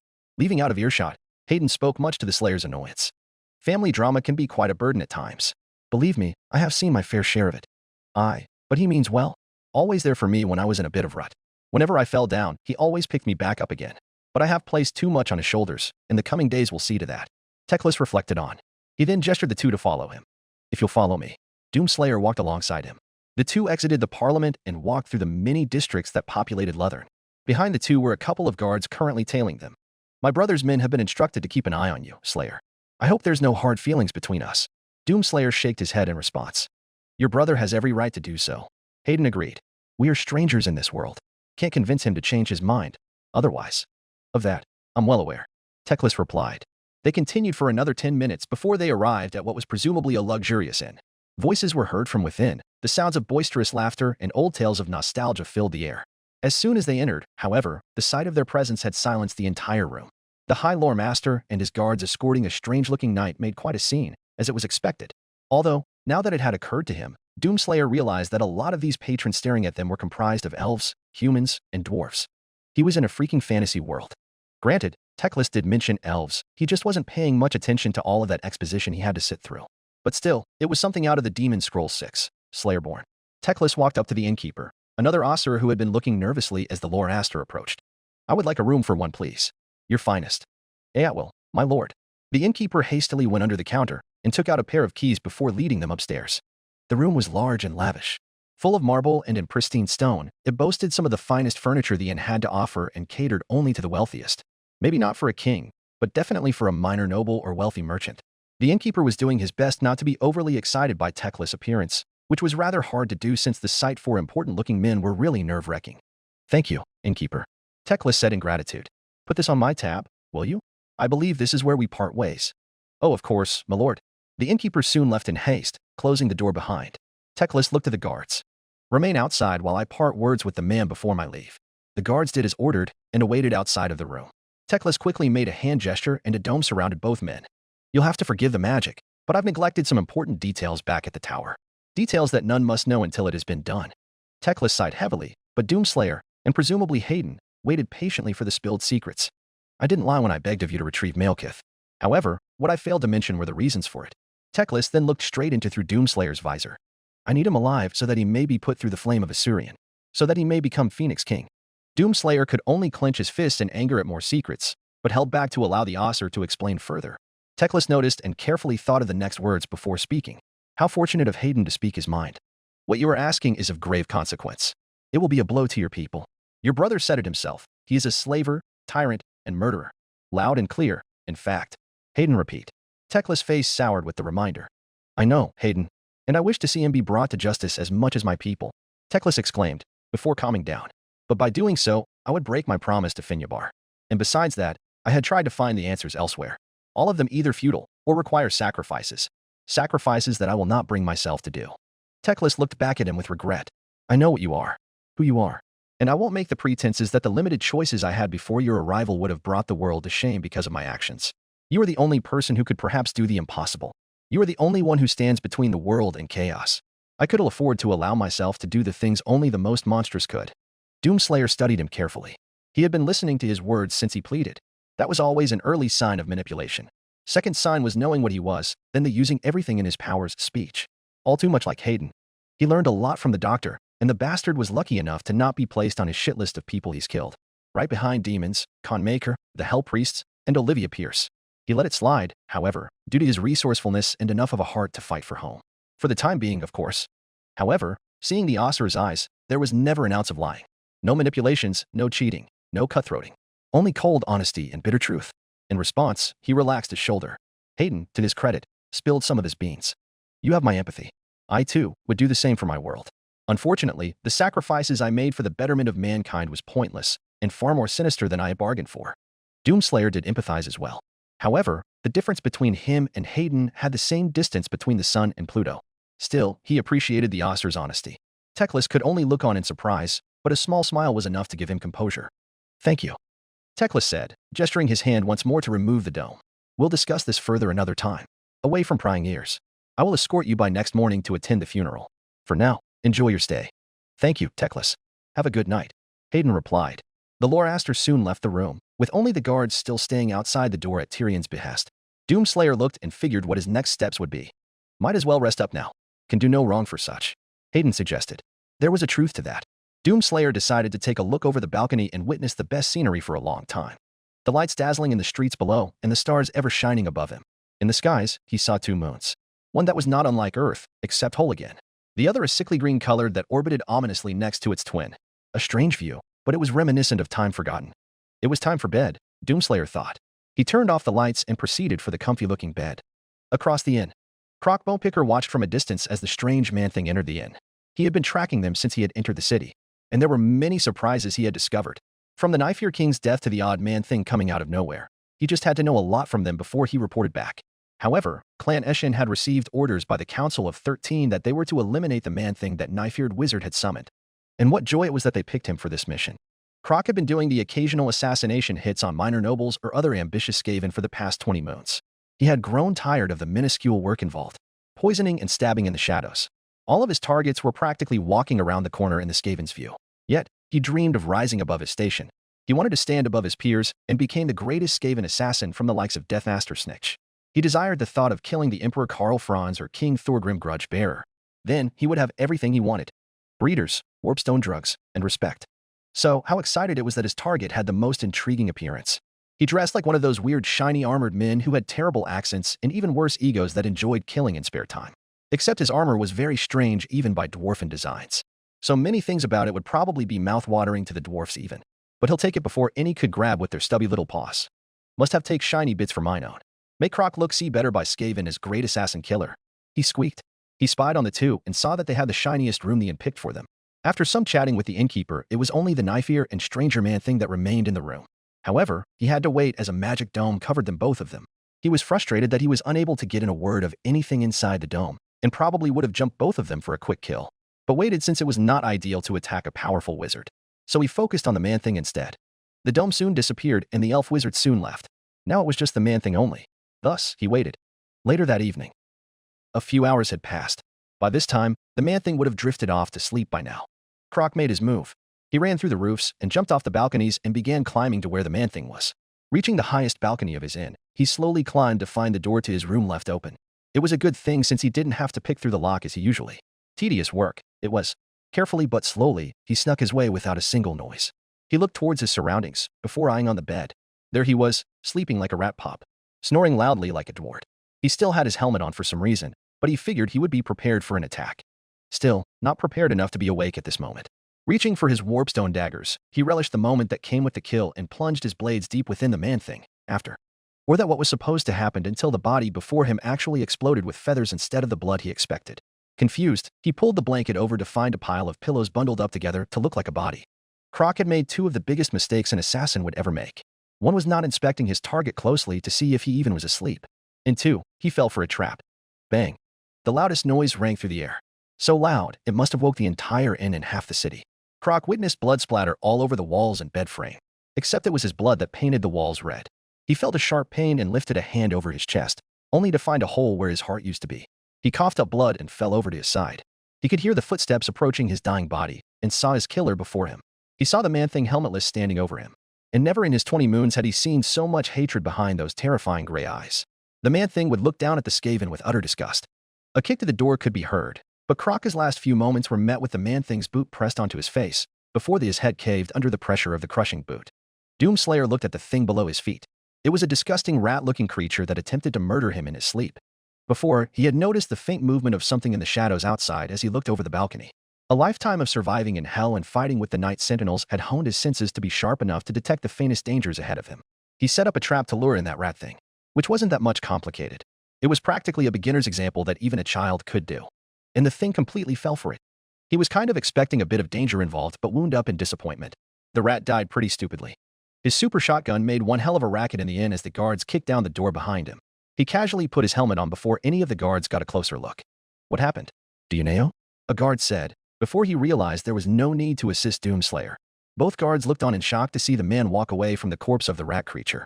As always, Hayden spoke for him. I believe we have had an intrusion in our quarters. But don't worry, it's been taken care of. The guards could only stare each other, contemplating on what to do next. Then I suppose we will inform the prince about the attack, then. One of the guards said. No need. Inform the lore master in the morning. We'll book another room. Get someone to clean up this mess. Good night. On cue, Doomslayer walked off and the guards moved aside without hesitation. He exited to see a bunch of indwellers looking on in shock as the Slayer made his way downstairs. This time, he was picking one of the more rustic rooms and place it on Techless tab. The Realm of Blood. Korn chuckled as one of the horned rats spawn attempted to murder the Slayer in his sleep. As if it could ever succeed. Not a day in, and the Doomslayer had already left his mark on the world. And the coming days would bring so much glory. Shame that they were on opposite sides, for he would have been a worthy champion. Alas, his hatred for all demons was very much clear, if admirable. For some time, he had been rebuilding the Skull Throne back to its original form, if a bit of a backtracking. Any other time, he would have been royally pissed. But with the Doomslayer, he gave him an exception. As he continued rebuilding, two individuals had made their appearance before him. First was his beloved chosen, Vakia, who walked with the grace of a warrior ready for battle. Her horns flared up with the flames of wrath and her armor and weapons were plain in sight. She was the eye of the beholder for the god. Her expressions, however, were that of concern. The second, however, soured his mood quite a bit. Archeon, the ever-chosen, the latest line of disappointing warlords to ever grace his halls. While Korn was content with him leading the armies of chaos, he never found Archeon to be that much worthy in his eyes. The only reason he still lives was because of a pact he made with the other gods that they agreed on picking a warrior outside of the Chaos Horde, where he neither favored any of the four, yet could call in their army to attack the rest of the old world. He was still displeased, but kept up the stoic act. What do you seek, ever-chosen? I seek answers, blood god. Archeon demanded. Korn was slightly infuriated by his tone, but let it pass for now. Find answers elsewhere, little man. I hear Cinch's circle is always available to your needs. I would have done that earlier, but his followers have been babbling worse than madmen, along with every follower of Nurgle and Slaanesh. Pity, Korn carelessly replied. Cinch has always been the talkative one, and as you can see, I am very much preoccupied with other things. What happened here, my love? Why has your throne collapsed? Valkia sincerely asked with a soft tone. Nothing to worry about, my dear, Korn affectionately replied. Needed a little touch-up, that's all. And what about my concerns? Archeon questioned in irritation. Nearly a quarter of my army is barely left standing, while the rest go insane from some sort of illness. You, of all the gods, are the only one who's been stable as your cornate show. Never have I seen such organization from the likes of you. Korn was beginning to get angry at the increased tone, but with some effort, he was able to hold on a bit longer. Mind your tongue, boy, Korn warned, without even so much as looking back. You may be the ever-chosen, but I am a god of chaos. One more insult, and you will lose my favor, along with my followers, leaving you to deal with the others. As you have said, they have gone madder than madmen. Care to push further? Korn could sense Archeon was fuming underneath his helmet. The ever-chosen was about ready to lash out, but decided to wisely bite his tongue. Valkia gave a mere scornful glance towards her companion, not approving of his demeanor in front of her paramour. She then spoke up in turn to try and reason with him. My love, he does speak true of our army's current morale. We do seek the answers, but you are the only one who knows what's happening. The other gods are less than sound to deliver. Korn could only catch his breath and turned to look at Valkia with genuine affection. There is a new arrival. In Ulthuan, he answered. A warrior. Beyond this realm, he has made a distinction by claiming thousands of souls. Demons, in fact. For eons, he has brought reckoning and destruction against the Horde. Chaos included. We were there when his world was destroyed. The leader of the Horde, Davith, promised us that he'll share his power in exchange for our armies. In return, we reveled in our own glory. Both champions listened intently as the words flew out of the god's mouth. At the time, it was but another world ripe for our taking, destroyed like so many others. The screams of 1 billion souls were enough to temporarily quell our hunger. Of course, there was a complication. Only one soul remained. His name has since been long forgotten, but was a very determined one, always fighting to the last breath. The demons thought he'd eventually tire out and attempted to kill him from time to time. But no matter how many of their numbers they threw at him, he would come back up bruised and bloodied, and win. His hatred proved to be strong against the Horde, and it made demons far bad enough that we had to send in our own. Didn't stick, quite frankly. Korn shortly reminisced of the Slayer's work, taking a brief break from talking before continuing. I'll admit, he had my respect, as did the others, but by then he was insignificant to us. Even when he killed scores of our legion, he was wasted potential. But as he kept killing, the demons had lost complete control of trying to get rid of him. So bad that he wound up trapping himself in hell for a brief period. Sensing weakness, we turned on them and left to fend for themselves. But by then, I missed him. Valkia looked at him pleasantly as he told his story. Archeon, on the other hand, became impatient and would have interrupted had Korn's bride not give him another scornful glance. The ever-chosen grumbled and kept his mouth shut until the end. It wasn't until we arrived on the realm of Argent Nur, right around when our old associates returned, did we finally meet again. And then, did his potential become greater. Before, he fought like an animal. Always sluggish and sloppy in his techniques, I would have found him unworthy of my time. But his time spent with the Argenta had made him the perfect killing machine. His anger, no longer an uncontrolled blaze, instead was replaced with controlled hatred. Thousands of legions had fallen at his hands with great ferocity and unmatched skill. We sent titans and champions in an attempt to break him and destroy his new home in the process. But no. His resolve was unbreakable. His will indomitable. Rage, perfected. And soon, the demons feared him. And then, to us. He has caused quite a nightmare for every one of us. As we speak, Cinch is screaming his head out. Nurgle is crying himself with snot and drool flooding out of his tear ducts. And Slaanesh, well, she has been unresponsive. Best we don't speak about her feelings. As for myself, rejoiced to see his return. So far, Archeon lost all of his anger and was instead replaced with fascination. A man who put the fear in gods? That stirred his mind quite well. Valkia, on the other hand, was nothing more than astonished to hear of such a legend. Yet, fearful of what he was capable of. Still, the ever-chosen remained curious. What is his name, if I may ask? Korn sighed when asked. As I said, his name is long forgotten, but the demons gave him many. The Unchained Predator, the Hellwalker, Hell's Bane, the Hound of Argent Nur, but only one stood out among many. One named by the Argenta themselves. Doomslayer. As he said it, many of the bloodletters shivered and cowered in fear at the name, while bloodthirsters hissed and cursed his name, something neither of the two champions had ever predicted. Korn finally had enough and finished his words.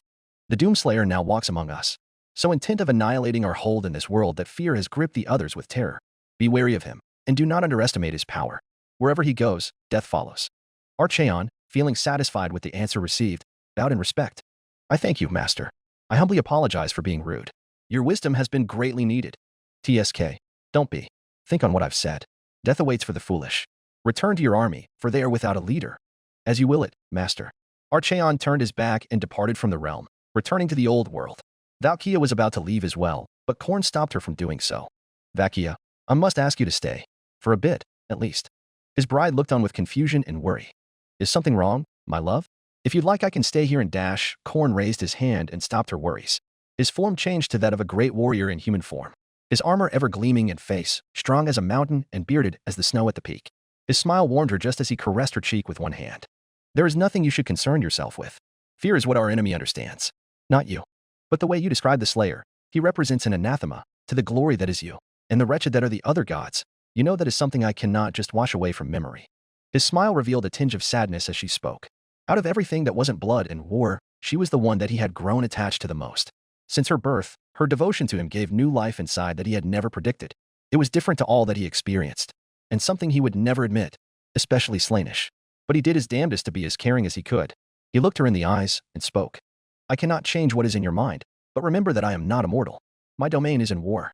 It is to be expected that I must express what I represent, and I have nothing to fear against him, which is why you must never face him, head on. Valkia could looked on in shock at what he requested.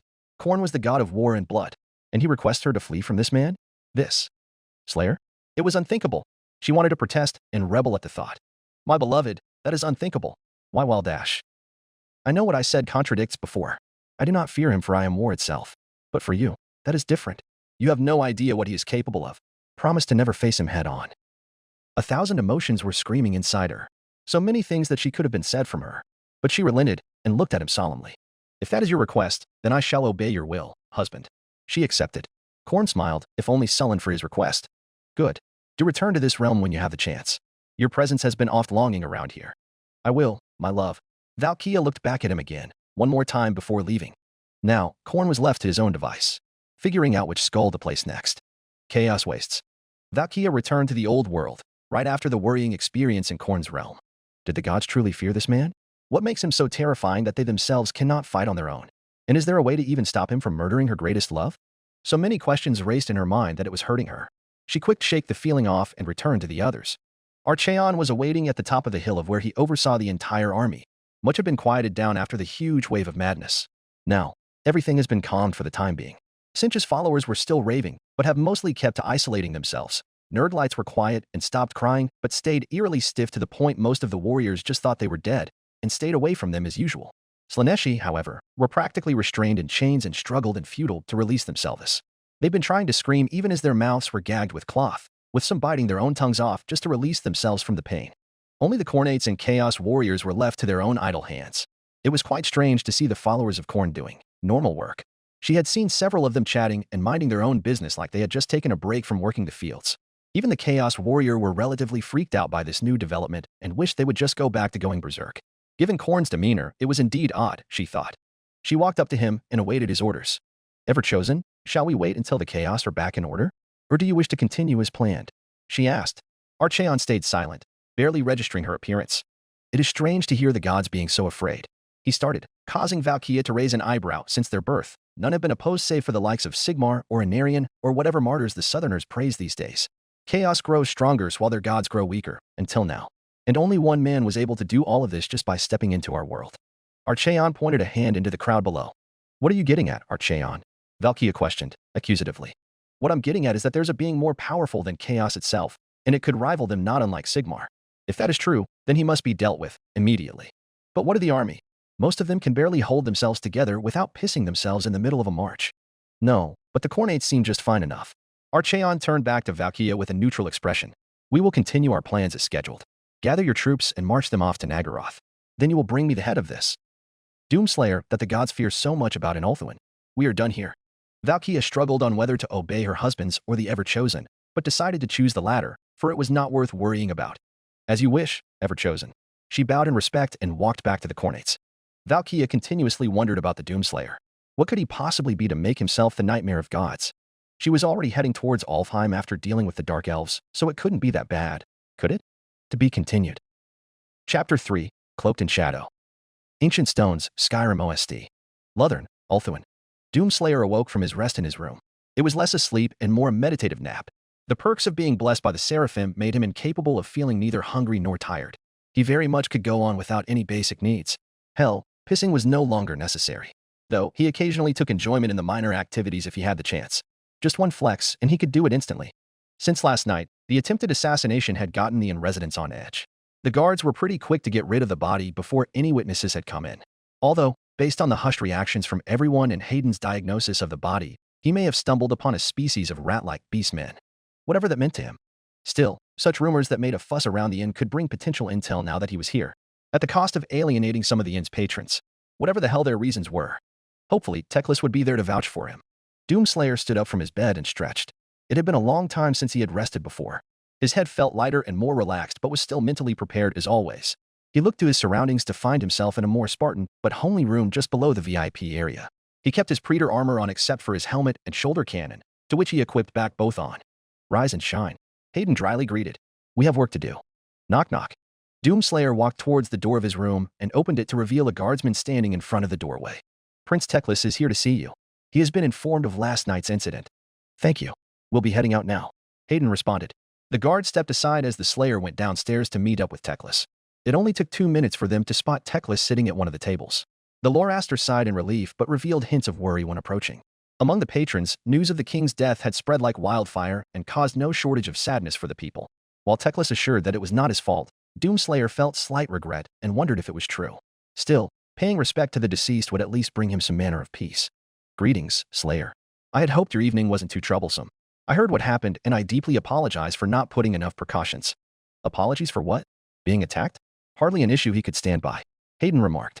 But that's not something you should concern yourself. I believe there's a funeral we should be attending now. Still, my concerns are very much on high alert, especially in regards to the assassin in question. Teclis replied, lowering his voice to a sudden, but I can't speak further, not while in public. Lead the way. Teclis gestured the two to follow them. They were led outside to see the once quiet city bursting with noise and a diverse scenery full of various races coming together. The streets crowded with merchants and cheerful folk as he assessed. Some looked in the direction of the Slayer as exited. Many were curious as usual, Doomslayer not surprised by this when he entered the city. Many eyed at his armor. Dwarves especially were fascinated by it. However, guards soon gathered around them before they could approach him. An elaborate carriage soon stopped in front of them, with Teclis looking back. Tyrion has made arrangements to transport us to the funerary rites. Of course, if you'd like. I can simply use my magic to merely shorten our distance. And considering you are mute, just place your fingers up. 1 for carriage, 2 for magic. Teclis explained before waiting patiently for Doomslayer's answer. Doomslayer thought for a moment before placing a finger up. Hayden answered as if to read his thoughts out. I think he wants to enjoy the scenery for a bit, Teclis. Hayden remarked. Teclis shrugged. Fine by me. I can't blame you for being curious about Ulthuan. Lothern is one of many wonders the island has to offer. Come, perhaps we can discuss more each other on the way. Both elf and man took their seats and enjoyed the scenery around them. Some alley. Feliseth watched as the strange knight left with the lore master outside of the inn. The two had taken to riding on a royal carriage and possibly towards the king's funeral. She had been watching them both since they entered the inn. The incident upstairs rattled quite a lot of people, even for her. When he came down, he booked another room after. As it turns out, a Skaven had attempted to assassinate him while he was asleep. It didn't go well if the bloody sack the guards were pulling outside was to go by. Something about his aura felt overwhelming and heavy to her. The air grew cold and unwelcoming whenever he appeared, his posture and movement being angry and intimidating. And behind his helm were eyes full of hatred and bloody vengeance. The only thing that seemed out of place was his voice. It seemed monotone for someone built like a demonic stallion. Still, the deep baritone made up for the oddness. Whoever he was, she was certain that she needed to get out unless she wanted to be in the crossfire. It may have been the paranoia talking, but something about him felt off. Something primordial. She quickly fled the scene and went back to her hideout. It was only a few blocks from where she resided in, and it was a good place to hide, for a noble. While not much in a way to be considered squalor, the housing was inconspicuous to prying eyes and relatively clean to live in. Still, she missed having slaves beckon to her every whim when she was living in her family's household. But for now, it will just have to do. Arriving at her home, which was a 2-story building that was isolated from the more crowded streets of Lothern, she scrounged for her keys and quickly entered. Locking behind with additional chains, she sighed in relief for her safety. She fled back upstairs to her room and locked behind even further. With her thoughts alone, she could finally figure things out. Her next step was to get out of this island without suspicion and then. Having trouble, my dear? Feliseth froze in place as she recognized the frosty tone coming from behind. While not the most demonic sound, it was quite pleasant to listen to. The words that had come out dripped with venom behind a sultry voice. She slowly turned around to see that her mirror's reflection was replaced with the visage of the most powerful sorceress since before the Sundering, Mority, the hag sorceress of Grand herself, and upon her beautiful face drew a scowl. Moments ago. Tower of Prophecy, Nagaroth. Disobey, Oddco/Tainted Love, Marilyn Manson. Mority sat idly on her throne as she waited impatiently for news from outside of Nagaroth. Her servants had reverted to their usual states. Most of them, at least. Some were less fortunate and died horrifically in terrible and mutated states, and few were taken in by Druchii enforcers to be interrogated. It made her irritable, to say the least, but her thoughts were elsewhere. The slaves at her feet yearned for her attention as they lounged lazily on the floor under the influence of ecstasy and narcotics running in their veins. One kissed her foot in an attempt to appease her mistress. She was met with a shove from her foot into the face, causing her to yelp as she fell on her back. Mority could only laugh at the girl's little mishap. She stood up from her seat and walked along the corridors of her tower. Several slaves and servants looked up to her with undying reverence as she passed by them. She was the hag sorceress of Grand, mother of the Witch King and the Druchii. All who looked upon her loved her and despaired wherever she walked. And right now, she was in considerable mood to start moving the pieces on the board. She had sent messages, premonitions, and even death threats to her spies all over to bring back reports on any of the latest activity, especially with the recent phenomena that occurred last night. Mority reached for one of the rooms on the left side. Here, could she conduct her rituals without distractions? The room was used to commit both blood rituals and oversee the world. At the center of it was a pool meant for cleansing purposes but also to spill blood to rejuvenate her youthful appearances. However, she had her sights on the crystal ball that had been held in place further on the other facet of the room. She glided above the pool and stood before the crystal ball. Placing her hand on the smooth but reflective surface, she began scrying and searched for her answers. Visions began flooding in her mind. Thousands upon thousands swarmed her very consciously. Dangerous it may have been to the uninitiated, but to the hag sorceress, they were nothing more than a slight migraine. However, there were clear images of disorder and anarchy around the world, many of which involved chaos and its minions slowly descending into madness in the same vein as her pleasure cult followers. Massive infighting and an influx of insanity plagued the minds of every cultist. For the hag sorceress, it intrigued her no doubt, for while she may be in league with the followers of the serpent, Mority saw it beneficial to abandon here out of sheer self-preservation should the need arise. Just what caused this phenomenon is the question. Indulging in the thought of going into her greatest enemy's territory, she started in Ulthuan. She scoured her sights on the spies supplanted themselves there on both her and Malekith's orders. If the Asur had something special, then she will surely get her hands on it before they could. If she sees something she likes, then she will have it as desired. Scrying more, she finally sets her sights on one individual. Feliseth of House Morhart, daughter of minor nobility and one of Morati's playthings. And from what she can see in the golden-haired girl, she was hurrying to the safety of her home. From what? She'll get her claws, soon enough. Calling her through the orb, she made her presence clear in the girl's mirror, just as she entered her room. Having trouble, my dear? Mority started as she announced herself. The girl jumped in fright as she heard the frosty tone of her superior. She slowly turned to see Mority in all her glory and looked with widened eyes before prostrating herself to the floor in front of her. Mother Mority, Feliseth stuttered as she did her best to welcome her mistress. Mority simply looked on bemused as the morsel stroked her ego. Feliseth looked back up to her properly explain herself. This is a most unexpected visit. I did not know dash. Silence, little one, Mority firmly ordered. The girl quickly and obediently shut herself up soon after. The hag sorceress smiled and continued on, all the while looking at her nails. I have been, anxiously, waiting for any news of the outside world, and yet, received so little information from any of you. Those who bring me trivial news will understand what happened when I'm disappointed. Mority then turned her gaze towards Feliseth with cold blue eyes staring through her soul. Tell me, Feliseth, will you disappoint me? Feliseth quickly shook her head in fright. And no, Mother Mority, I serve you willingly and bring news for your ears only. That remains to be seen. Mority dryly replied. Go on, speak. You're free to speak loudly as well. I have made incantations to make the room soundproof.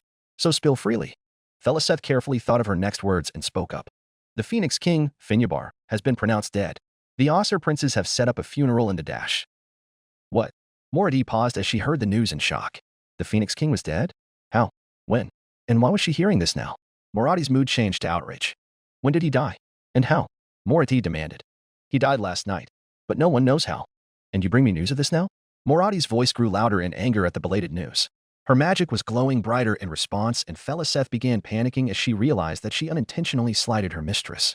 Word of his death was announced a quarter of an hour ago. It is the truth, I swear. She pleaded. You dare spill more excuses word after word. I have had enough of this. You'll be of good use as red paint on the walls. Wait, there's more. The poor girl cried out. Mority stayed her hand at the last second, merely within a flick of a finger to splat the girl's innards inside out. She stayed silent on the matter before making her judgment. Speak. Morady coldly ordered. The girl slowly calmed herself down as she found her voice. I saw the High Lore Master of the White Tower was being accompanied by a strange man in even stranger armor. He seemed to be some sort of mercenary. Intimidating to look, even.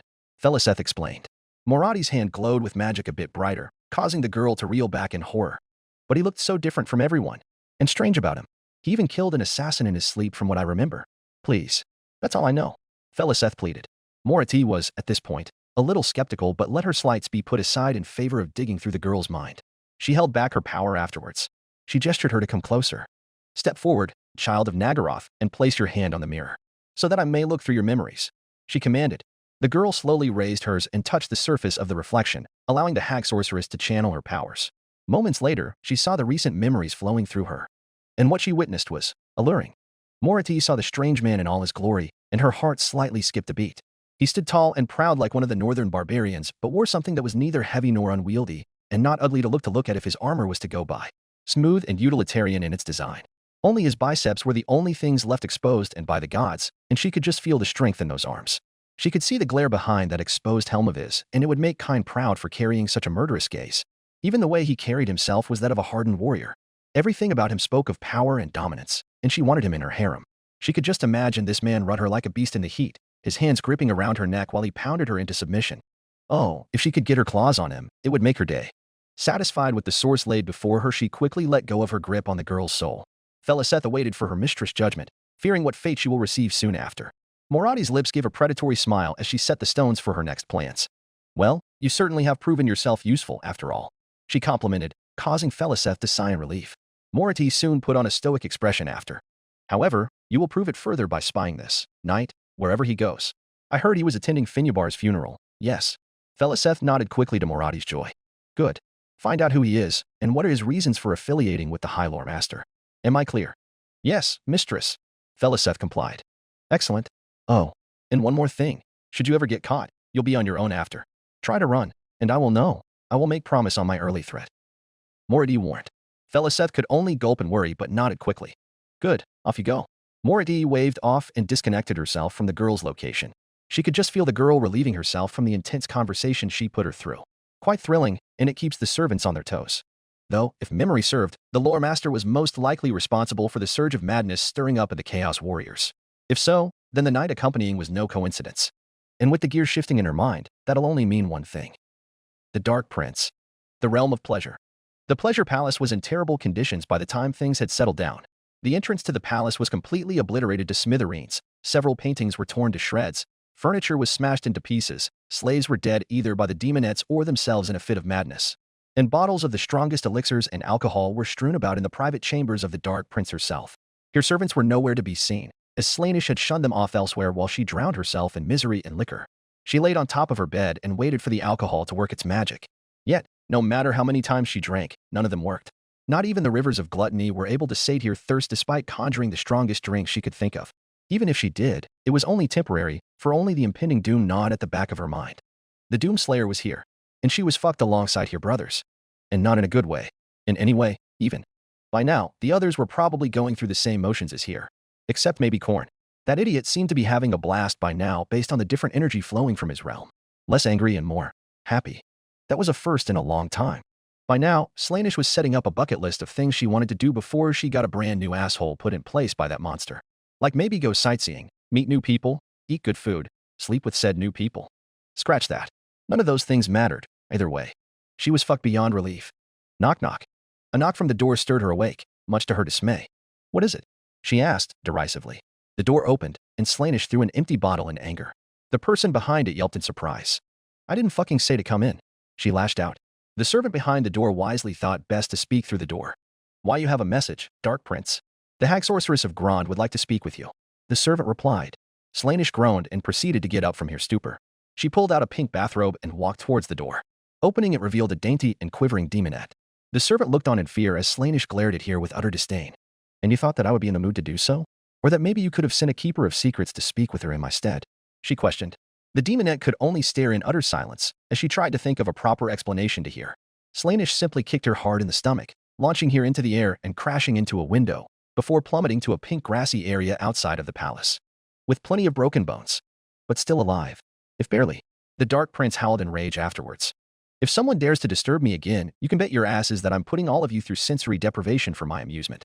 And please someone speak to that elven bitch. I'm not available. Slaanesh threatened throughout her realm, instilling fear in her servants. Demonettes and keepers of secrets steered clear of her home but obeyed her every demand.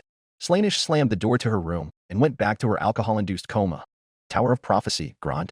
Mority awaited expectantly of her master as she stood before the pool. It had been about 5 or 6 minutes of waiting impatiently for the demonette to return with answers. She did find the demon to be oddly fidgety and quiet. But since she had power over here and could care less about her worries, she just brushed it off. Moments later, an apparition appeared before her. This time it was a keeper of secrets. The towering pink hermaphrodite looked at Mority with a surprisingly tired expression. Heavy bags under her eyes and graying hair were quite telling. "Yeah? What do you want?" the keeper rudely asked. Mority was incensed by the seemingly blunt tone she received from an otherwise affable Slaaneshi demon. "Mind your tongue, demon. I am the Hack Sorceress of Grond, and you will both address me by my title and acknowledge my power. And I requested to speak with the Dark Prince," she retorted. The keeper could only react with apathy at Morati's claims. "TSK, you are in no position to make such demands," the keeper replied. "Our mistress is every bit unavailable as we speak. However, she is kind enough to send a representative such as myself to do business with you. So forgive the impolite behavior. A lot of has been distressing for all in the Dark Prince's realm." Mority raised an eyebrow at the last words. Was it that bad in the Chaos Realms? She shrugged it off, however, and immediately made requests. "What can you tell me about the knight in Ulthuan? The one with the High Lore Master in Luthern?" she asked. The keeper gazed with horror. She leaned in closer and hushed her warily. "SHHH. Not so loud. Are you insane? I could get skull-fucked because of your curiosity," the keeper harshly whispered. Mority narrowed her eyes with indignation, but the keeper quickly changed her tune and explained carefully. "Sigh, look, if you want to know, then so be it." Mority beamed with satisfaction, but the keeper rolled her eyes in annoyance. "The man you speak of is a dreaded figure among the realms of chaos. Uttering his name is enough to terrify the others even from a distance. His reputation truly exceeds even the most legendary figures of the past. Even your husband." While he was never mentioned out loud, Mority was fuming at the mere mention of an Aryan. He was her most precious memory besides their son, Malekith. So the feeling of his name being insinuated was insulting to her. "Say his name, and you will soon meet him," Mority threatened. The demon, however, continued. "Fine. Have it your way. Regardless, the man is a titan of ancient pasts. For eons, many of our legions were felled beneath his blade, forever lost to us in his vengeful crusade. Champions and lords fought with all their might, only to be cut down mercilessly against him. He was the black tide that attempted to swallow us all. But our counterparts, the legions of hell, devised a plan to seal him deep within their dark catacombs for an eternity. While it may have been reassuring, Chaos decided that it was better to cut ties and seal ourselves away from them as far as possible." "The legions of hell? Who are they?" Mority questioned. She never heard that name before, nor did she recognize other beings outside of the known chaos gods as well. "Old associates of ours. Probably long gone by now," the demon simply answered. And Chaos was correct in their predictions. "And now, we are royally screwed. Mark my words, dear sorceress, the man you are looking into cannot be persuaded, reasoned with, or begged, for he does not care. He is the scourge of God, and he will bring ruin to all. And even now, the hordes of chaos has gone mad. Only Khorne's chosen remain stable and march onward." "The scourge of God, you say? Not gods? Just a god? And what of Khorne?" Mority questioned. The demon could only shake her head impatiently. "There are many gods outside of this mortal realm, Drukhii, and few are even more powerful than others. As for Khorne's, well, I can't reveal such." Mority remained silent, but more and more hungry for the knowledge bestowed upon her. "But first, before we go further, you will reveal what of the blood god's plans, or your master will be the last person you want to anger." The demon eyed her, accusatively, but relented, eventually. "Fine. The Khornates are coming to attack your lands as we speak, but that wouldn't matter. They will be the least of your problem. Coming from someone scared of a bogeyman," Mority remarked. "Speaking of which, you barely speak of the stranger's name. You speak in riddle and I want a straight answer," Mority demanded. The demon stared at her with obvious disgust. "As I said, I cannot say it out loud, for it carries dread for all to hear. However, I have no issue spelling it out. But once done, I will break contact with you for my safety. We never had this discussion. Yes, or else your skull will be violated and so forth. Just spill it out already," Mority impatiently demanded. The demon showed no amusement in Morati's tone. "So be it," the demon said, and then snapped her fingers immediately after. "Enjoy your search." Communication soon broke off as the demon vanished from Morati's sight, and purple magic began glowing in front of the sorceress's eyes. The light soon dissipated and revealed her wall had been carved with writings on it. Only a name. Doomslayer. Morati's lips curled up with dark joy. My, what will I do with you, brave knight? Kind's peace, Jeremy Soul. Luthern, Ulthuan. The trip had been steady so far. Not exciting, but not boring either given the green environment around them. Doomslayer watched the scenery slowly transition from concrete walls and cobblestone streets to lush green forests and hills as they ascended towards the hilltops above Leathern. Teclis and Hayden kept themselves busy conversing with one another over trivial things like technology, history, and science. Teclis seemed enthusiastic in learning about the humans on Earth, to which Hayden was more than happy to share in exchange for the use of magic. Of course, if Hayden still had his body, Doomslayer would have been more comfortable riding in silence as he watched the landscape shift around them. But that wasn't the case, and he was trapped listening to a bunch of nerds talking nerd stuff. Fortunately, the ride was short, for the horses stopped in their tracks as they arrived at the funeral. They exited out of the carriage and Doomslayer scanned the building before him. It was an elaborate cathedral that stood out like a sore thumb. The architecture was styled in Gothic revival and done in painstaking detail. The placement of it overlooked the entire city. Like everything in Ulthuan, it was huge. And it was kind of expected for a race of such grandiose. Elves were elves, really. Teclis began leading the Slayer along with the guards inside. I must admit, Dr. Hayden, you impress me more and more with your knowledge. I dare say you may have surpassed the College of Magic or the Osir with such an intellect. It would be a valuable asset for the world if you're willing to share it, Teclis remarked. Of that, I can agree. In exchange for the inner workings of magic, of course. Hayden replied. Those are acceptable terms. Teclis continued to lead them to the entrance. A guard greeted in respect. Greetings, Prince Teclis. Your brother is expecting you inside, as is the king's family and the prince is attending. Much appreciated. We'll be heading our way in now. Teclis replied. The men entered and walked the halls as they headed towards the king's final resting place. The halls were vast and gigantic enough that it could have been the home of giants. However, the atmosphere was very solemn. Silence would have deafened the halls were it not for the footsteps. The group arrived before the room that was to be held. Teclis stopped and gestured the guards to leave with just the two of them alone. I should probably mention that there'll be a lot of mourners inside. The Everqueen, the king's daughter, my brother, other princes, dwarfen and human ambassadors, and plenty of nobles in there. I would suggest you remain quiet at this hour. Dr. Hayden, Doomslayer, of course, is exempted given you are, well, a man of silence. Teclis detailed. Doomslayer shrugged while Hayden replied with manners as usual. Understandable. Teclis then gestured the guards at the door to allow them passage. Upon entering, Doomslayer walked alongside the prince as they head closer to the seatings. A mourning crowd was entirely focused on their king as, presumably, the priest continued his speech before the two passed the first row. And then did the silence break. Just as it did back at the inn, the crowd soon focused their attention on the Slayer's appearance. A lot of heads at the front turned back as they saw him walking alongside the prince, while those behind began whispering about his appearance. Some were fascinated by the designs and a couple of dwarfs wanted to approach him about it later. Others, however, were less welcoming. Accusations of him being an uncouth mercenary were the norm as they moved. And fewer were accusations of him being a warrior of chaos. Given how outlandish he looked, Doomslayer took it with a grain of salt. As they got closer, the princes and what was presumably the Everqueen and her daughter stared at the Slayer like deer in headlights. It was quite comical to see them gaze at him like a new animal placed in a zoo. They all quickly stared back at Tyrion, who was the only one who didn't look surprised by his brother and his guest arrival. Instead, his expression was that of outrage and annoyance as before. Very befitting his warm greetings go. Teclis guided him towards his guest seating and left him to be alongside the other princes. The others kept staring at Doomslayer with apprehension but soon turned their attention to the lore master himself, and quickly avoided staring at him as Tyrion glared back at the princes. The Everqueen looked at Tyrion with assurance and serenity and all soon focused back to the king laid before them. And then after, it was full of prayers and sermons and so forth. This was going to be a while for Doomslayer. South of the Chaos Wastes towards Nagaroth. The Khornates and the Chaos Warriors ran down south to where Nagaroth was, where they will plunder the Dark Elves of their slaves, their riches, and their glory, as promised by the Everchosen. They have been marching tirelessly since the dead of night as ordered by Valkia the Bloody, who marched alongside them. Accompanying them was the famed Wulfric the Worldwalker and his Norscan raiders. Wulfric demanded that he accompany the followers of the Hound to seek out battle early. The Everchosen was surprisingly gracious and allowed him to partake in the battle against the Dark Elves. Now, their combined forces was enough to take the Druchii by force and push them towards Alfheim. Once done, it was only a matter of time before the elves began killing each other for their homeland. Many of the warriors grew eager as they marched closer to their prize. But for the Gore Queen, this was not enough to sway worried thoughts. Since leaving the realm of blood, Valkia had been contemplating about the dangers ahead. Her husband's warnings occupied her mind, as of late.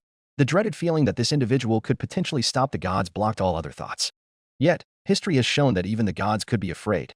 The first Phoenix King known as Anarion once held a sword said to have brought terror to the warriors of chaos in a past age. Nagash the first necromancer desired to cut the threads from chaos by turning the world into a realm of the dead. And the first emperor of the weak southerners, Sigmar Heldenhammer, turned the tides against the legions by destroying a champion of Khorne, along with other feats, and carving out an empire out of it afterwards. Fortunately, all vanished from the face of this world. Whether dead or simply disappeared to parts unknown, chaos stood unopposed an enemy without. So naturally, this warrior of unknown origins was simply just another would-be slayer of chaos. It should be no problem. Or could it? Something troubling you, Gore Queen? Valkyria's thoughts were broken as the World Walker's voices invaded her private thoughts. Wulfric looked at her with some concern. Although, he hid it well behind his usual joyful personality as he smiled that wolfish grin of his. Valkyria scowled at him for disrespecting her personal space. Mind your business, Wulfric. Concern yourself for your own safety. Would be a waste to destroy your raiders before we arrive because you questioned me. Valkyria warned. Wulfric smirked but backed some distance. Just making conversation is all. Wulfric excused. Besides, you haven't been yourself, lately. Been awfully quiet when the army needs to hear the roar of the Gore Queen flying over them. To be frank, the Cornates haven't exactly been themselves, either. And what makes you believe that, World Walker? Valkyria furrowed her brow with an accusative tone. Seriously? Look at your men. Wulfric raised a thumb and pointed it over his left shoulder. They've been as silent as rocks since the incident up north. Some of my men had almost been pissing themselves out of fear, preferred that they started screaming blood and skulls than be so damn quiet. The gods saw fit that the berserkers be focused in their battle against the Dark Elves. She lied. Wulfric saw through it and bellied out a mocking laughter. Huh. Never took a follower of the Hound to be a good liar. If the gods did see fit for your warriors, then what of the other followers? The serpent, the raven, and the crow? Those three have been out of their damn minds, crying over spilled milk or something. Not like the hounds. No. There's something afoot here, and you're hiding it. He leaned in closer, but not enough to be considered threatening for Valkyria. Still, she kept Slopner by her side and made careful planning to use it before Wulfric could overstep the line. What did you find from our blood god? What answers did you receive when you've arrived upon his throne? He questioned. Valkyria was glaring daggers and clenching her teeth at being scrutinized by this lowlife. However, restraint had been the better master to her and told her to at least be reasonable about it. To a degree, however. When was the last time chaos had been stopped before? Valkyria asked. Wulfric paused and opened his mouth, but no words came out of it. He scratched his dirty red beard to try and remember but came out with nothing. I'm not exactly good with history, you know? But care to elaborate? Valkyria could only shake her head at her fellow Norseai's ignorance. Since Magnus the Pious defeated our last ever chosen, Avis Recall, which was almost 230 years ago. That long? Wulfric said, now scratching his head. Been a while since we've gotten a new ever chosen. But that really hasn't stopped our people from raiding the south, has it? No, not really. She agreed, before answering reluctantly in hushed whispers. But there is a new power, one that could potentially destroy us all. So a challenger? Well, they can get in line once I've taken the skulls of other champions. Wulfric casually boasted. You may be right, but Khorne has made it clear that the gods are afraid. Valkyria further explained.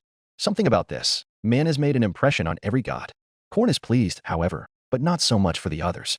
So you're saying the Southerner has put the fear in the gods? Interesting. Wulfric looked intrigued by this.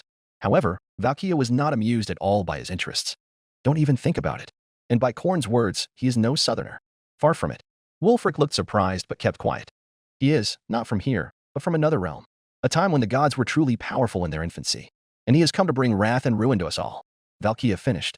And now we are to conquer Alfheim soon after the Dark Elves are destroyed in order to stop this man. Valkyria finished. Wulfric looked on with a mix of emotions on his face, but his smile prevailed and revealed his intent. So, an otherworlder? Finally, a skull worthy to lay claim for the gods. Don't even think about it, Wulfric. Valkyria warned. We don't even know what kind of power he holds, so you best stay clear of him. And not a word gets out between the two of us. Do so, then I'll start raping your arse with Slopner. Understood. Could have been more gentle about it? Maybe share drinks first before we get to the action. Wulfric jested, much to Valkyria's ire. The Wanderer took notice and backed down. Relax. I'm simply lightening the mood. And don't worry, your secret's with me. The World Walker winked and soon departed to meet up with his raiders, leaving Valkyria to her own thoughts again. Guide my blade, beloved. King Bran's final voyage, The Witcher 3 OSD. Luthern, Ulthuan. The funeral ended surprisingly early than expected. The king's remains were moved back to the city where it was placed on a boat and drifted off to the calm seas before being lighted by fire by an archer offshore. The mourning is over. All of Ulthuan is grateful of your attendance. However, we will have to cut this ceremony short immediately. Mourn and give condolences in your homes. The Phoenix Court shall now begin an assembly at the Parliament. Thank you, and goodbye. Teclis' voice rang the air as he announced the following events. Many of the denizens looked confused, including the princes. However, all dispersed quickly and moved on with their lives. Doomslayer was waiting nearby with a couple of Teclis guards behind him. By this time, it was still noon. The ceremony was done rather hastily. However, not many were expecting the king to die so sudden, and with the way the end times were coming so soon, so it's not hard to see the sickly prince be in a hurry. All the princes soon gathered and walked towards the Parliament in haste. Teclis approached Doomslayer and shooed the guards away elsewhere. Well, this is far from over. We still have more matters to deal with. Usually the paperwork, politics the princes seem to enjoy. Teclis grumbled. Doomslayer crossed his arms in both annoyance and disapproval of having to waste more time. Hayden spoke his mind out. That is hardly an important matter to deal with. He is here to destroy the demons, not sit through bureaucracy. How much time must be wasted before it is too late to stop the end of the world? Hayden questioned. Teclis could only shake his head in annoyance. Had it been a normal time, usually 30 days. Teclis approximated. Doomslayer furrowed his eyebrows behind his visor, giving the prince a clear view of his current mood. That is time we don't have. It is now or never.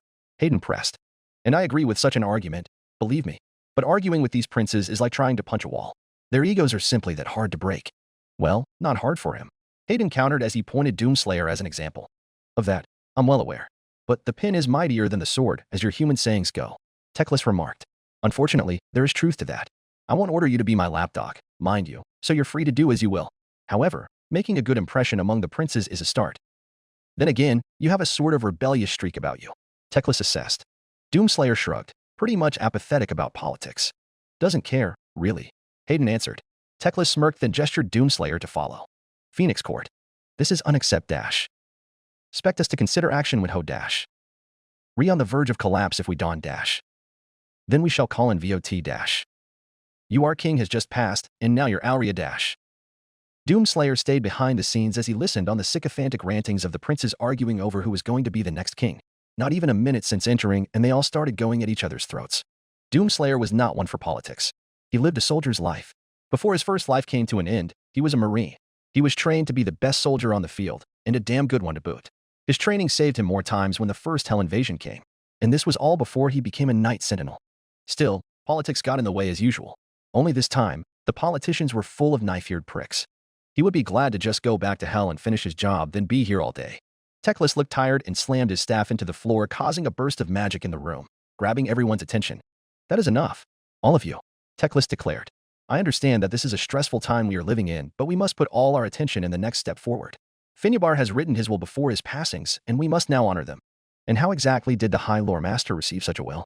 One prince questioned. The prince was a remarkably brunette among an otherwise blonde-haired crowd. He wore a mixture of gold and white-colored armor with a dragon heraldry. The air around him reeked of ambition and pride. It is rather suspicious of you to keep one right after the king passed. Tell us, were you going to use it as leverage to have us all kowtow if you were declared Phoenix King? Or was it your brother that you would support whom you lived under his shadow? He continued. Tyrion was livid to hear those words and struck back. You dare insult my brother as if I'd use him as a puppet, Imric? You speak proud and mighty, yet show no proof of it as you hide behind your dragons while you sing to them. So we'll settle this with a duel. Unless a Kaeldorian like you is too much of a peacock to even prove himself worthy. How dare you? The prince now identified as Imric yelled in retaliation of Tyrion's insult. The crowd grew into an uproar as both princes were ready to draw swords out. However, Teclis and another prince stood between the princes. Enough. This bickering is going nowhere unless we focus on pressing matters at hand. The third prince said. He was, for one thing, tall even by elven standards. He was quite huge and easily towered the other princes. His armor stood out as it had the coat of a lion strapped over his left shoulder like a cloak. Domslayer would have mistaken for another human were it not for the ears. Captain Corhill is right. Teclis answered, shooting down the Corhill's presumed status. We cannot make progress unless we seize further tension within the court. But what Imric speaks of is valid to a degree. I did receive Finyabar's will shortly after his death. However, he entrusted me to ensure that his will had been fulfilled under certain conditions. The princes around him were whispering among themselves as he explained himself. Imric hinted smug underneath that smirk of his. His judgment was true, for now. What it is will entail? One prince asked. Teclis paused a bit before speaking to the crowd. His first task was to bring Malekith, the Witch King of Nagaroth, to be brought to Ulthuan and be put on trial for his crimes against the Aesir. Teclis answered. This was met with disbelief and skepticism as the crowd scoffed at the impossible task set by their king. Tisk, unlikely to ever happen. Imric responded, to which the princes agreed. No one has ever dared bring Malekith to justice. He is a powerful sorcerer, and one who will not easily go down without a fight. And let's not forget the army he controls, the Drukei. Imric looked to every prince without a hint of hesitation. Since the Sundering, these savages divided our people for the sake of power, slaughtered our own in the name of their king, and plotted for years and years endlessly until Malekith finally takes his birthright as Phoenix King. Even if he was brought here, then how can we ensure that he is restrained without his power? The princes unanimously agreed with the Kaeldorian. Teclis, however, remained impassive and continued. King Finyabar had already made a contingency plan to see it through, which is why he added another task to his will. What was the other, Prince Teclis? Corhill asked. Teclis looked back at Doomslayer, who was leaning back on one of the pillars of the court and gestured him to appear before the crowd. Doomslayer stood back up and walked to the center of the assembly. Many backed away as they noted his intimidating visage and approached towards them as Teclis gestured. Doomslayer stood next to the lore master and looked around the room as the court began whispering amongst themselves. Presenting to the Phoenix Court is our solution, Doomslayer, along with his unseen companion, Dr. Samuel Hayden, Teclis announced. The court looked to themselves suspicious by his overall appearance. However, Hayden spoke up to silence the crowd. It is an honor to be among proud people, Hayden greeted. The crowd continuously whispered among themselves. Imric smirked as if humored. This must be some sort of odd jest you have, Teclis. Imric taunted. How do you expect me to take this stranger seriously when he's not even a dwarf?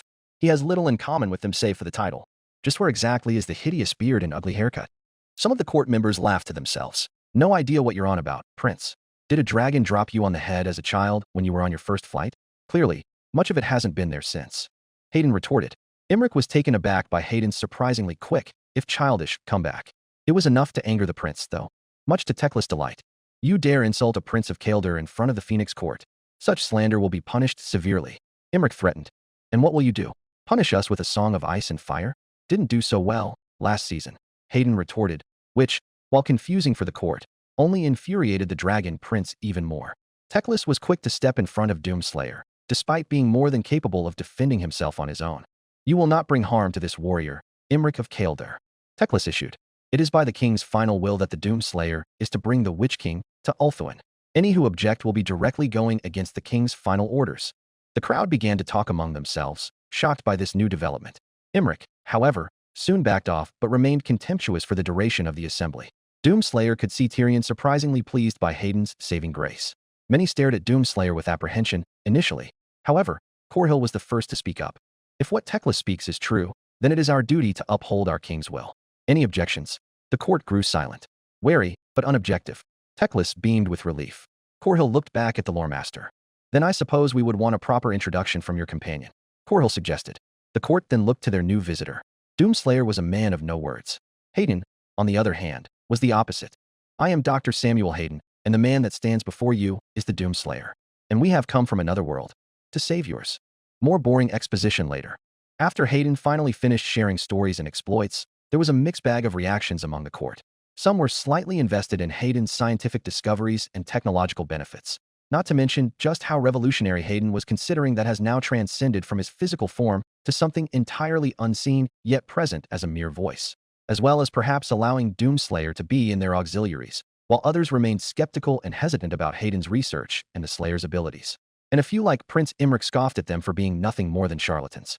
It wasn't Hayden mentioned the demons invading Earth did the court went silent. Many wondered just how large the invading force reached beyond their existing world. Some have even taken to reconsider aiding Hayden, if only a tad bit. But for Doomslayer, it was finally over. He was sick of standing in the middle of that room. Being gawked at like some sort of newly discovered fossil hardly fazed him, but just trying to remain still was agonizing. Fortunately, the court had finally been put to rest, and the princes were left to their own devices. Tyrion, Teclis, and Corhill were the only ones left standing besides Doomslayer. I must admit, Hayden, your world is vastly superior compared to the humans here. Maybe more so than ours. And you definitely shut Imric up for once. Corhill complimented. Thanks. We have been on a long road to making progress without the help of dwarves and elves, and substantially evolved far more than our counterparts. Still, I find it hard to believe that neither our peoples nor the dwarfs exist in your reality. They didn't go extinct, did they? Corhill asked, slightly concerned. Negative. Only humans have ever existed. And so did magic. And yet, you managed to be every bit resourceful in regards to your engineering and revolutionary inventions. Teclis regarded. The most advanced we've had is the use of steam-powered engines and gunpowder. And that's humans alone. Which is telling that you are a threat to Ulthuan.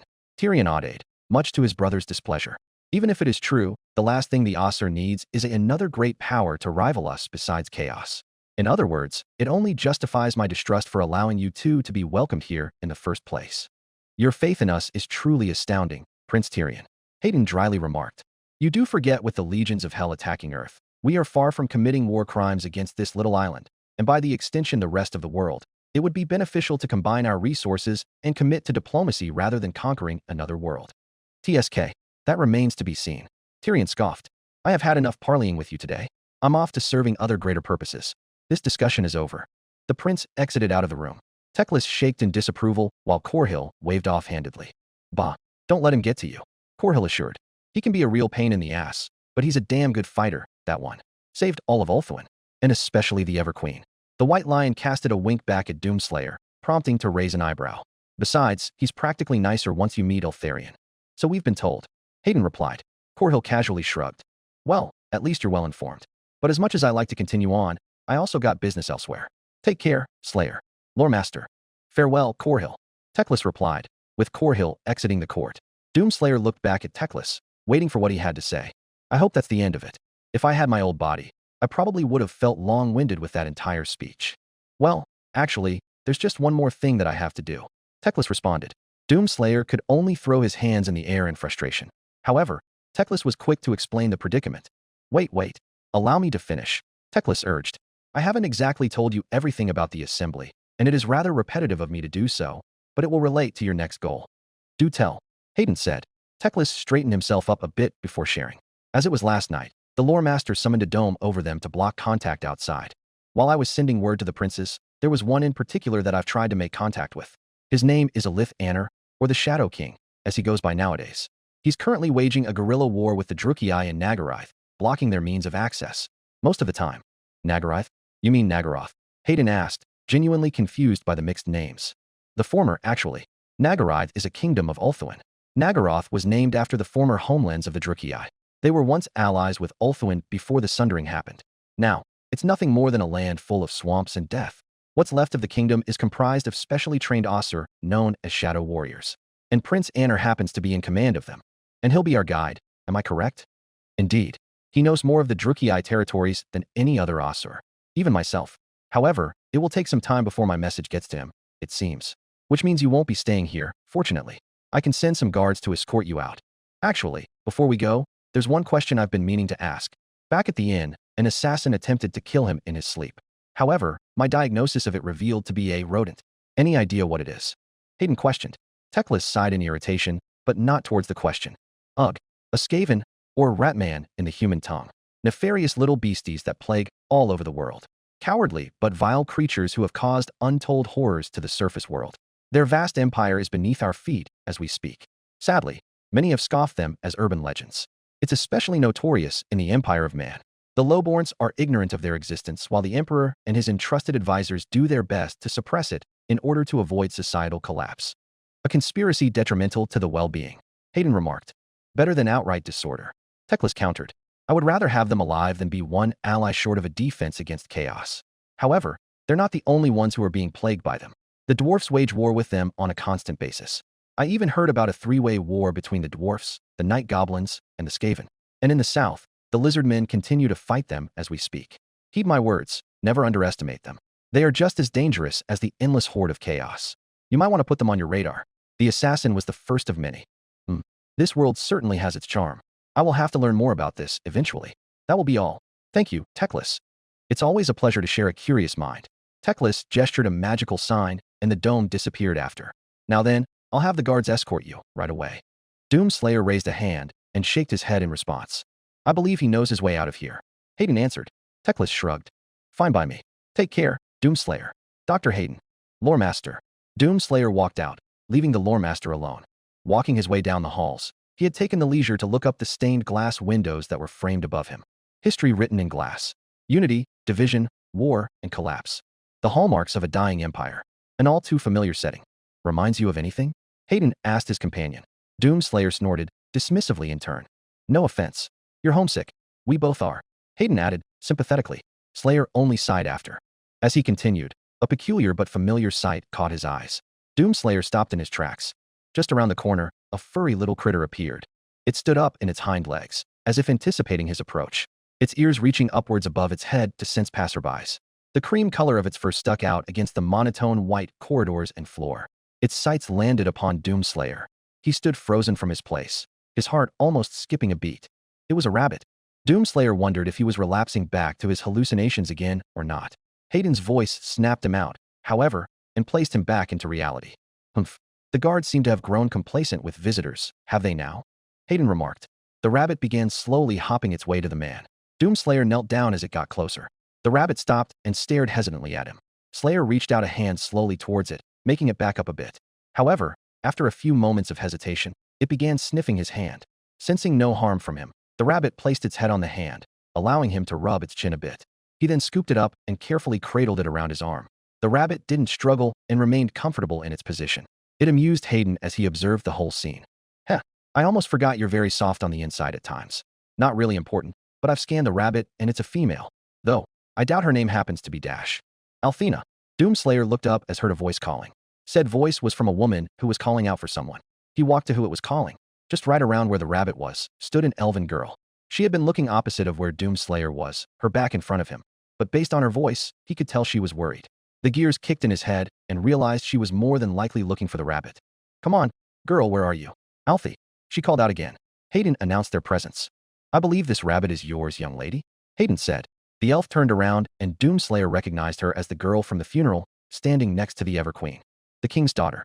The princess was startled by the appearance of Doomslayer and then horror as she saw her rabbit in his hands. She stood frozen as they made eye contact.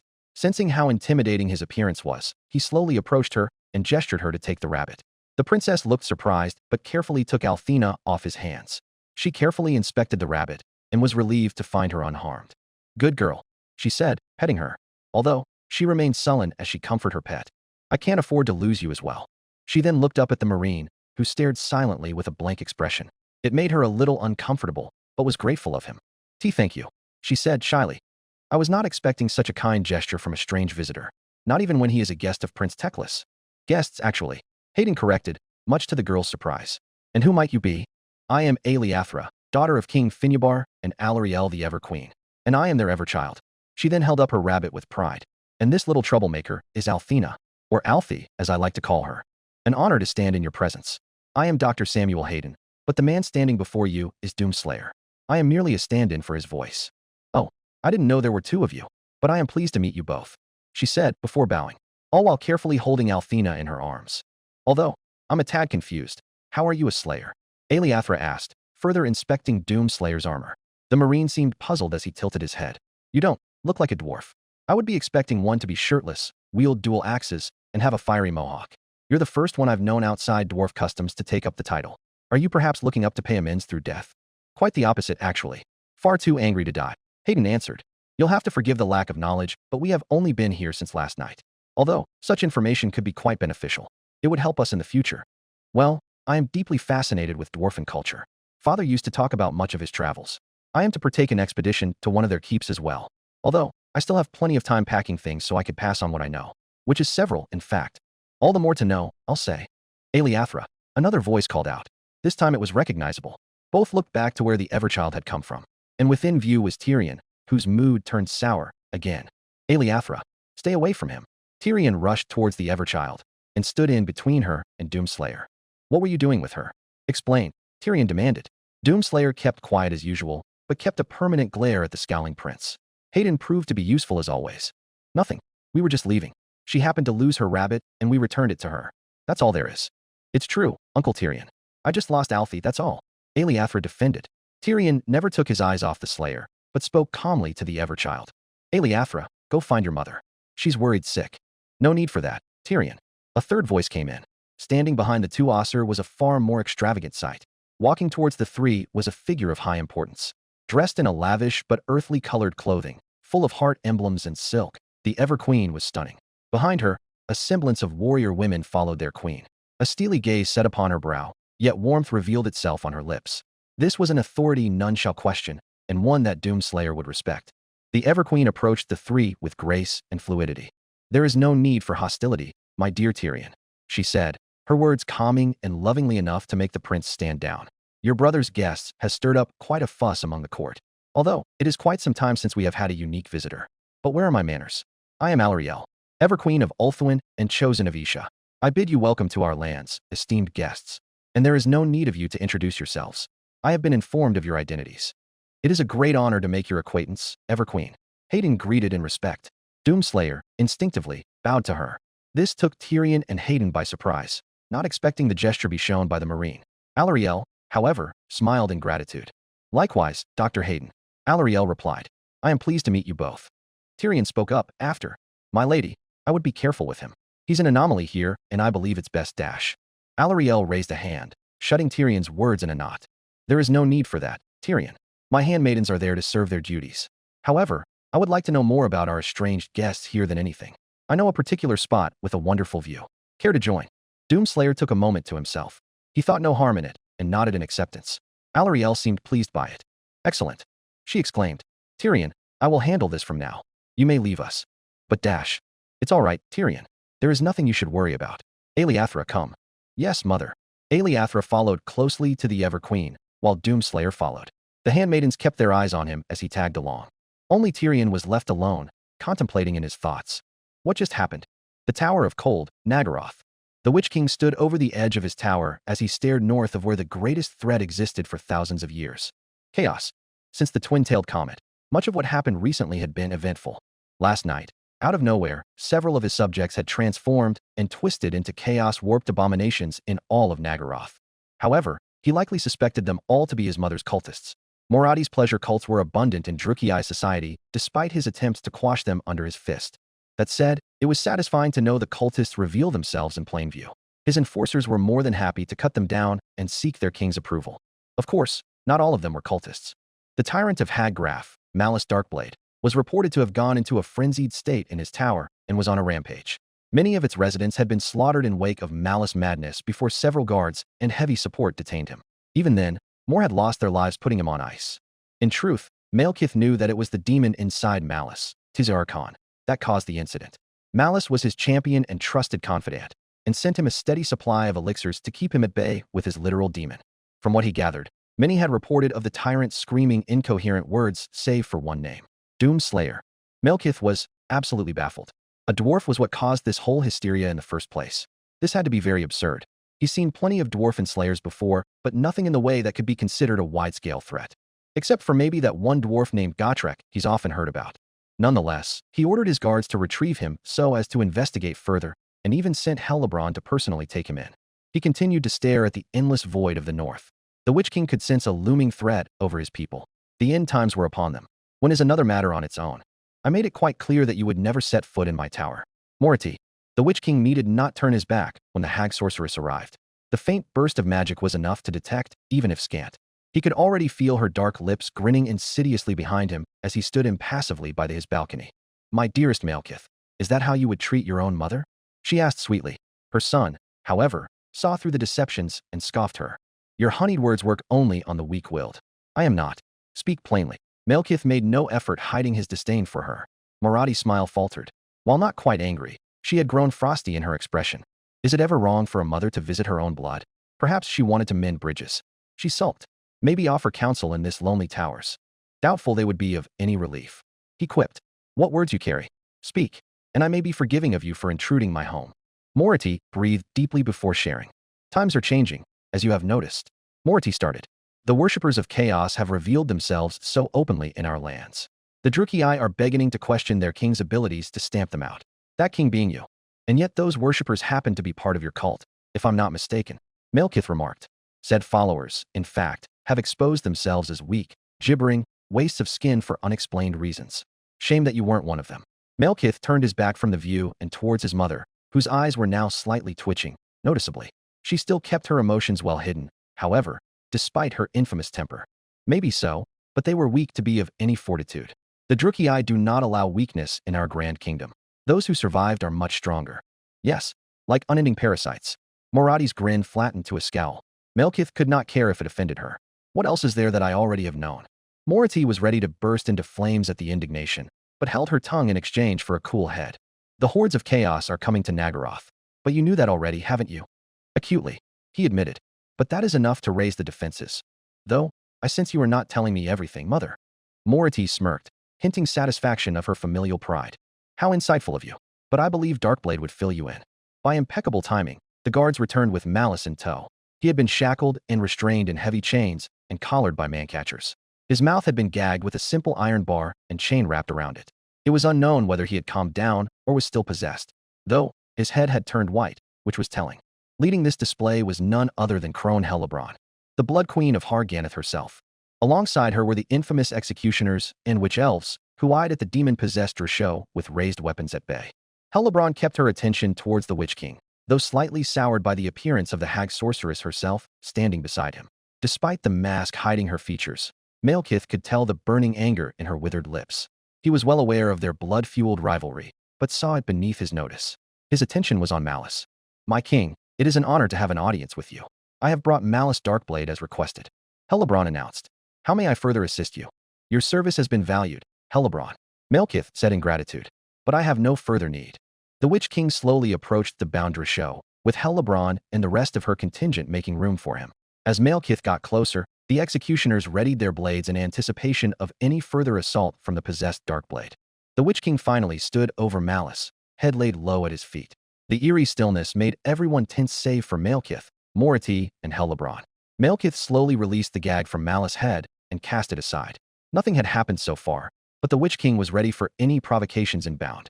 Within 5 seconds, the possessed Malice launched from his feet at blinding speeds, hair turning white and eyes black as the void. He made an attempt to bite Malekith's neck. The guards holding him down were not quick enough to restrain him and struggled to keep him down due to his enhanced strength. The Witch King, however, was far quicker. In an instant, Malekith grabbed Tizarkon by the neck and held him above. His legs were kicking in the air in a futile attempt to lash out. His only other action was screaming and wailing. And the reports being accurate were an understatement. The Doomslayer has come for chaos.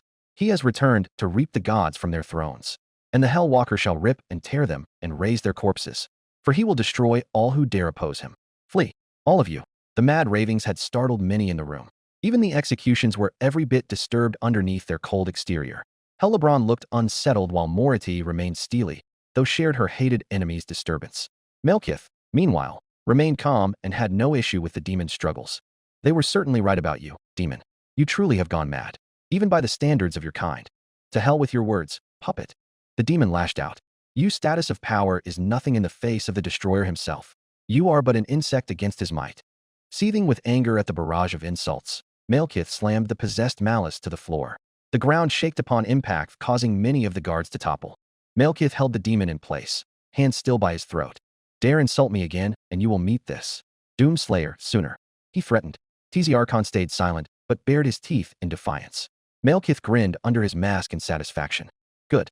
Now that's been cleared, I would prefer that you would be quite cooperative and tell me of the one known as Doomslayer."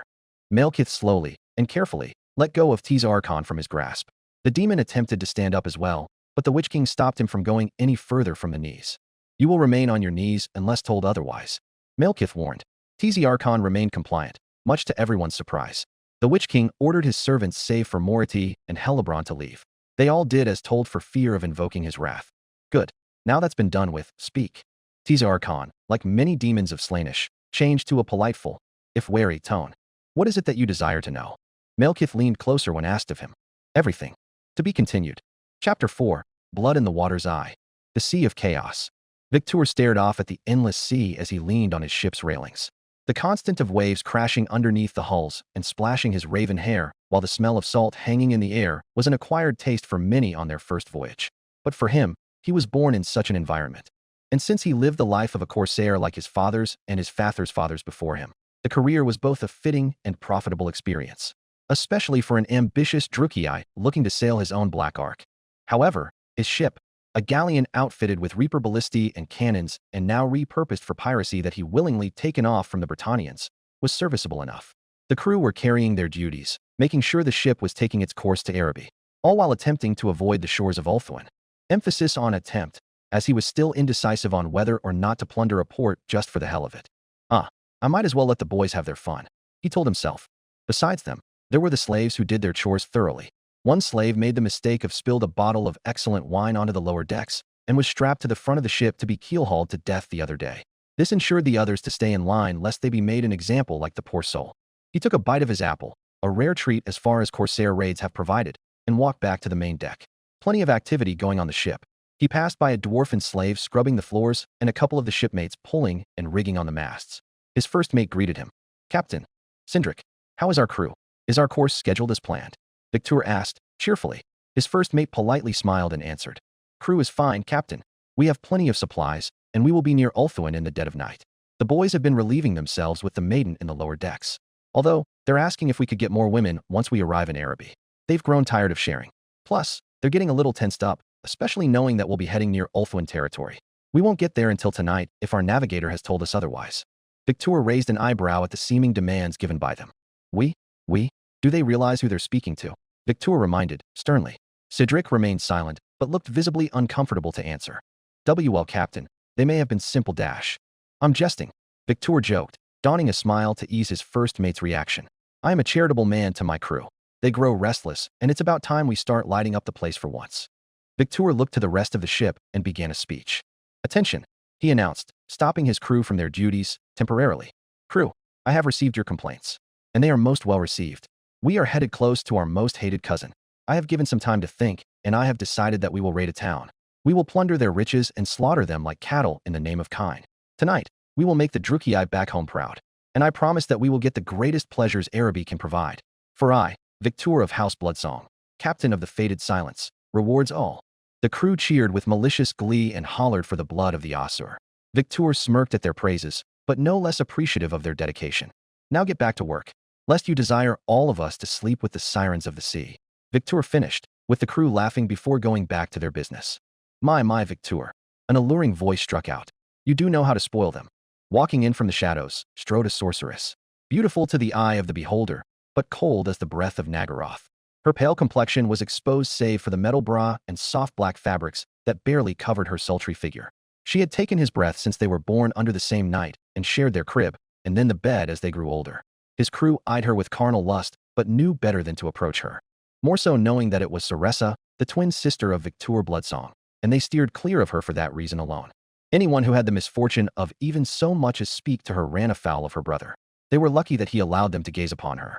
Otherwise, they'd be dropping like flies in just a few minutes. Well, it is time that I throw a bone for them, Saressa. Wouldn't want any displeasure from a mutiny, he replied. Saressa smiled and closed on him with a passionate kiss, before biting on his bottom lip with vigor. Then, start spoiling me as well, she teased, before grabbing his crotch suggestively. Victor grabbed her ass in response with a tight squeeze, while Cindric waited by uncomfortably as he watched the siblings grope each other in public. This took about a couple of minutes before Victor stopped midway and realized something. Oh, I just realized that I needed to do something, he exclaimed, much to Saressa's displeasure and annoyance. Victor looked back to Cindric, who patiently waited for his captain's orders. I'll be below the decks to announce the maidens. Early retirement. As you will it, Captain, Cindric replied, amicably. Victor then set his attention to his sister, who began pouting. Why are you giving that horse so much attention now? She is beneath you. Indeed. But I do honor my words to the letter if I can help it, dearest sister, Victor replied. Saressa rolled her eyes, before leaning in his ear. I'll be in the captain's quarters, she whispered, before licking fondly at his ear.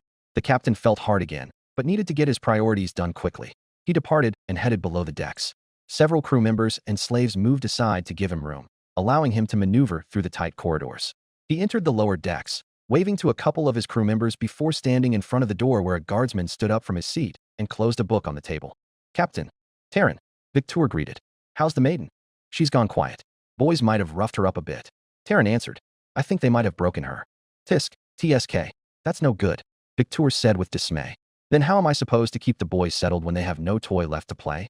Victor frowned. Let me in. Right away, sir. The guardsman opened the door to the maiden's chamber. Stepping in, Victor entered and found himself in nothing more than a filthy room full of dried blood and waste. Sitting around the corner was the maiden, a Britannian woman. Once, she had fine ruby hair contrasting her porcelain skin and jade-colored eyes, with the body of a queen lowered only beneath the hag sorceress herself. Her breasts were plump and hips made for childbearing. It was like holding a prized swine with her around. Now, she laid on the floor like a shriveling corpse. Gaunt and suffering from malnutrition, the past 4 months had not been kind to her. The amount of drugs injected into her and her diet being nothing but scraps and leftovers, along with bodily fluids, was a testament that she could survive this long. She was in a cradling position by the time he stood over. Her back was exposed with several cuts and lashes and plenty of bite marks around her skin. He saw a couple of fingernails planted deep within the board and couple of teeth loose on the floor. She remained still, almost as if dead. However, a small nudge from his boot was all it took for her to faintly flinch upon reaction. Victor smiled in relief. Ah, good, you're alive, he said. I'm so glad to tell you that your service is no longer needed once we arrived in Araby. From there, you'll be dropped off and hopefully sold off for a small sum. I hope my crew hadn't been too rough with you. You know how they are. Always in need of relieving themselves somehow. But I assure you that this we will be all over once we get to the continent. He kneeled down and leaned closer to her. Oh, don't be so dour. You've made it this far. Perhaps you'll find a new husband in a sultan, he reassured, as he gently moved the hairs away to see a glimpse of her face. About as dead as a doornail if her expression was to go by. This, however, did not dissuade him from being a gentleman. Speaking of husbands, it seems your former betrothed has finally decided to accompany you after all. Victor took a glance back to one corner of the room. Sitting in the other corner was the pickled head of a dearly beloved in a jar. One eye remained open as if to watch over her. He sneered at the practical joke he invented for his and everyone's amusement. He stood up, patting his legs from whatever dust was clinging onto him, and made his farewells. Well then, that's all I have to say to you. It was certainly a pleasure to have you on board. Knocking on the door again, the guard opened, and Victor soon exited the room. After he had finally left, tears flowed out of the maiden's eyes. Luthern, Ulthuan. Alarielle studied Doomslayer's behavior as he sat across her. For a man of his stature, he was surprising calm and well-mannered. She would have thought him to be a bit more menacing around others. Granted, he was already with his eccentric appearance alone, especially since the funeral. But other than that, he seemed oddly curious. Curious about the life around him. From the noise of the denizens of Luthern to the unusual contrapians brought about from the Empire to the festivities surrounding the market. A sense of wonder, it seems. Likewise, onlookers stared wide-eyed at the Everqueen's entourage as they passed by several streets. More specifically, Doomslayer with the Everqueen's entourage. To be frank, he stood out like an eyesore. His admittedly earthly but darker-colored armor stood in contrast to the bright colors of both the handmaidens and her own clothing. And that's not to mention how towering he was compared to the rest of her guard. And those eyes. She had seen that kind of stare from plenty of her kin that served on the line of duty. Loss, anger, pain. She had even seen it in Tyrion and Eltharion as well. The latter especially when he had returned from one of his campaign against the Greenskins. She wondered what went inside the Slayer's mind. However, his polite demeanor and fast friendship with her daughter ultimately won her appeal. In the present, they sat in the garden somewhere in the upper levels of the city. From there, a great view of the port greeted them. They were on a patio secluded from the rest of the public's eye. Alarielle and her daughter sat on one side of the table, while Doomslayer sat opposite of them. While it was admittedly just to get to know her guest further, her true intentions were to understand the anomaly surrounding him. His presence was no coincidence when she felt the strange surge of magic eclipsed her mind last night. The nature around her rejuvenated her domain with renewed life, unexpectedly. And now the answers she had been searching for were sitting in right front of her. She had to thank Teclis for bringing a blessing to the world. If I may interrupt your thoughts, Everqueen. The voice known as Samuel Hayden started. But is there something on your mind that you would like to ask of us? You left us hanging in silence for a moment.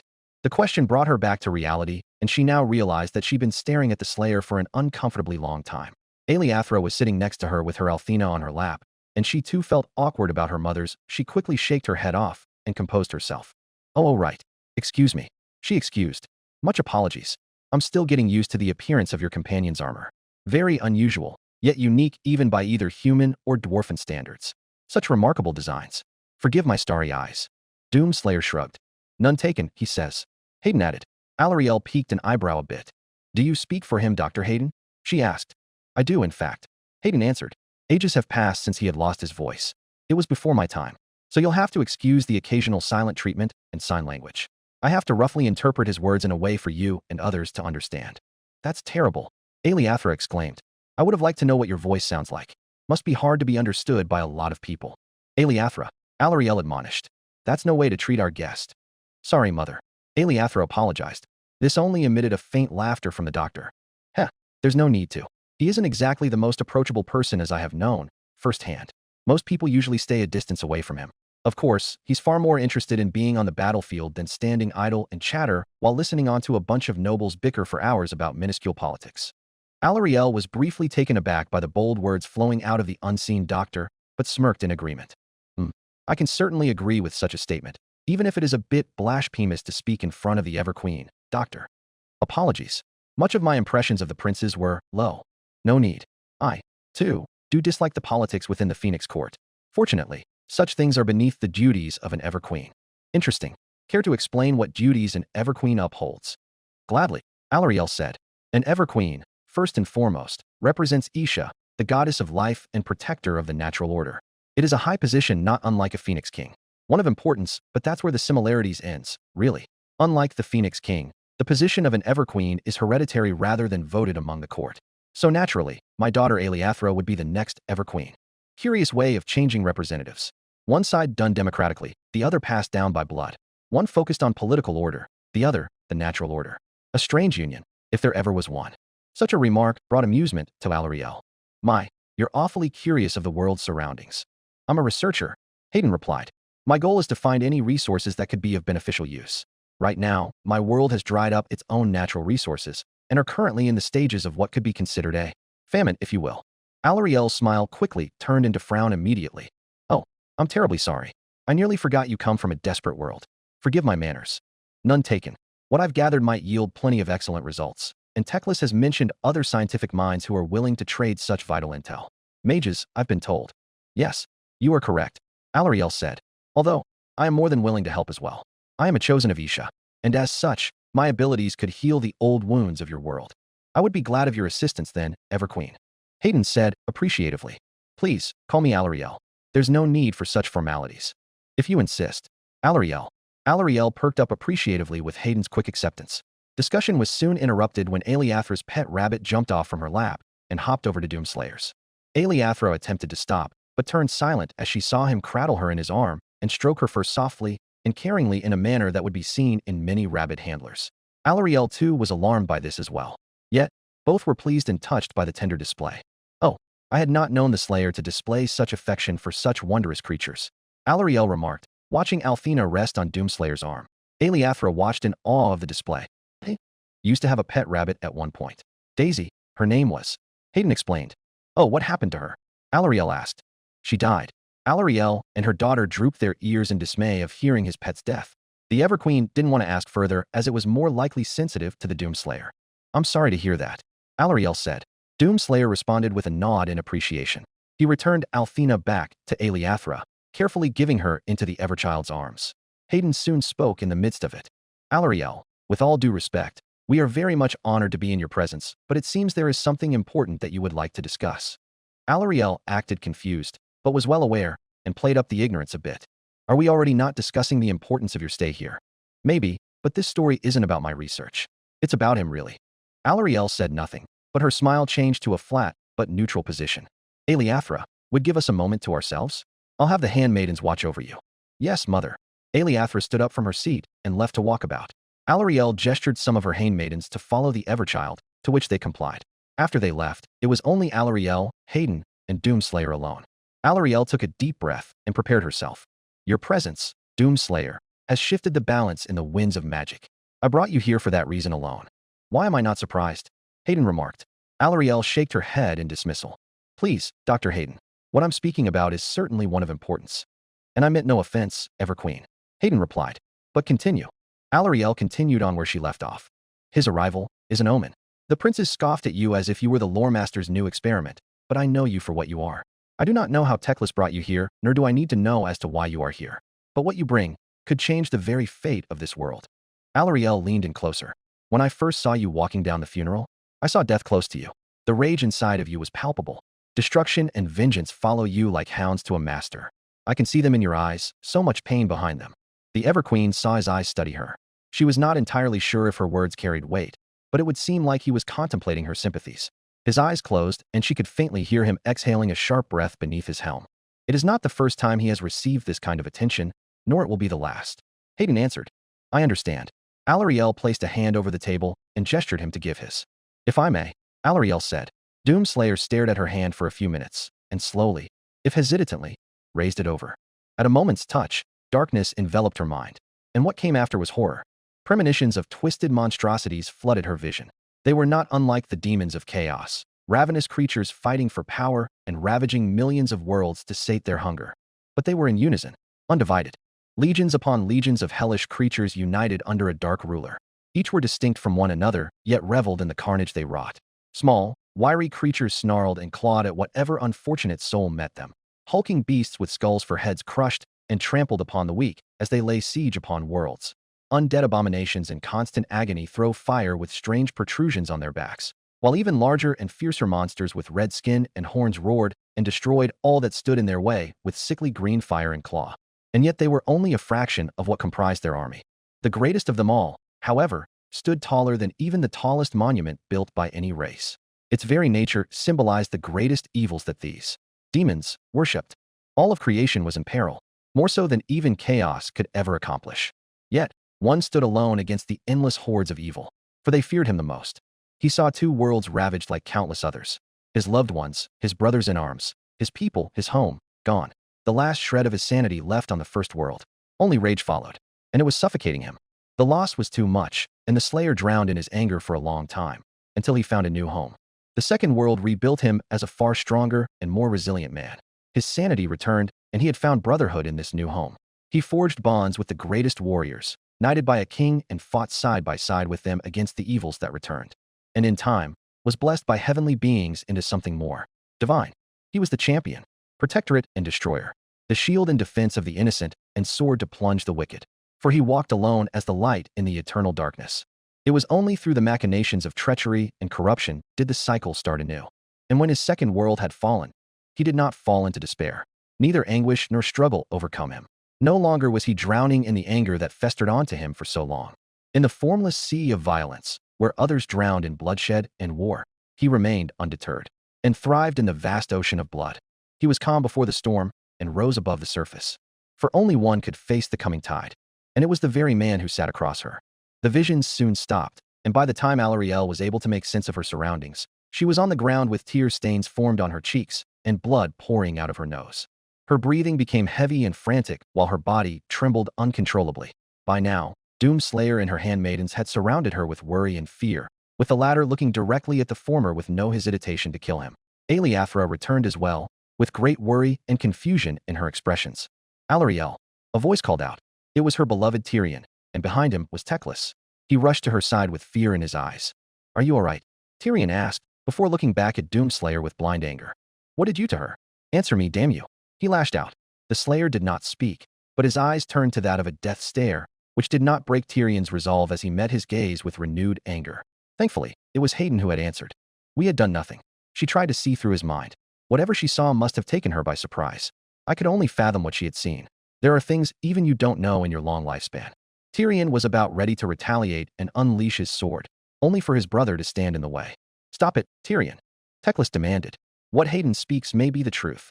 Tyrion was incensed by his brother's continued defense for the Slayer. Again and again, you continue to defend him whenever you have the chance, even as the problems are there before you. Why must you turn your back on our people when he's done nothing but bring disaster since you summoned him? Because he's the last hope we have at stopping chaos. Teclis replied. The wider world is at stake, and he is our salvation. Both brothers stared down at one another. For a moment, it seemed like the bonds between them would break. But Teclis kept to his senses and became the voice of reason. We can't defend just Ulthuan any longer, brother. The end times are upon us, and we cannot survive this war unless we ally with the Empire, the dwarfs, and even the lizard men. We cannot ignore the few options that we have left, and I intend to make sure that this world sees another light of day, with or without your help. Tyrion struggled to comprehend his brother's reasoning. His patience for him was running thin, and it was the last straw. Alarielle, however, came back to her senses and stood back up with the aid of a handmaiden by her side. Tyrion, please. She pleaded. What Hayden speaks of is true. I took his hand and saw through his mind on my own. And what I saw is something that you cannot imagine. Alarielle looked back at Doomslayer, pained by the experiences he went all this time. I am so sorry for what happened to you, she said mournfully. You've lost so much so in your life. I cannot imagine the pain you've went through all this time. But please know that you do not have to stand alone in this battle. The realms beyond are grateful for your actions, but let us stand with you. You need not walk this road alone. Please. The Slayer's gaze no longer hold of anger, but remorse. He merely shaked his head in decline. He expressed little, but showed enough. His attention turned to Teclis, who seemed guilt-ridden by all that happened. Has he arrived? Hayden asked. Indeed. I'm here to collect you. A handmaiden had relayed a message to me to find you here. We'll be disembarking shortly. Any words before we go? Almost, Hayden replied. Doomslayer instinctively turned towards the Everqueen. I am sorry that our conversation ended on a sour note, Everqueen. We will to continue this another time, I'm afraid.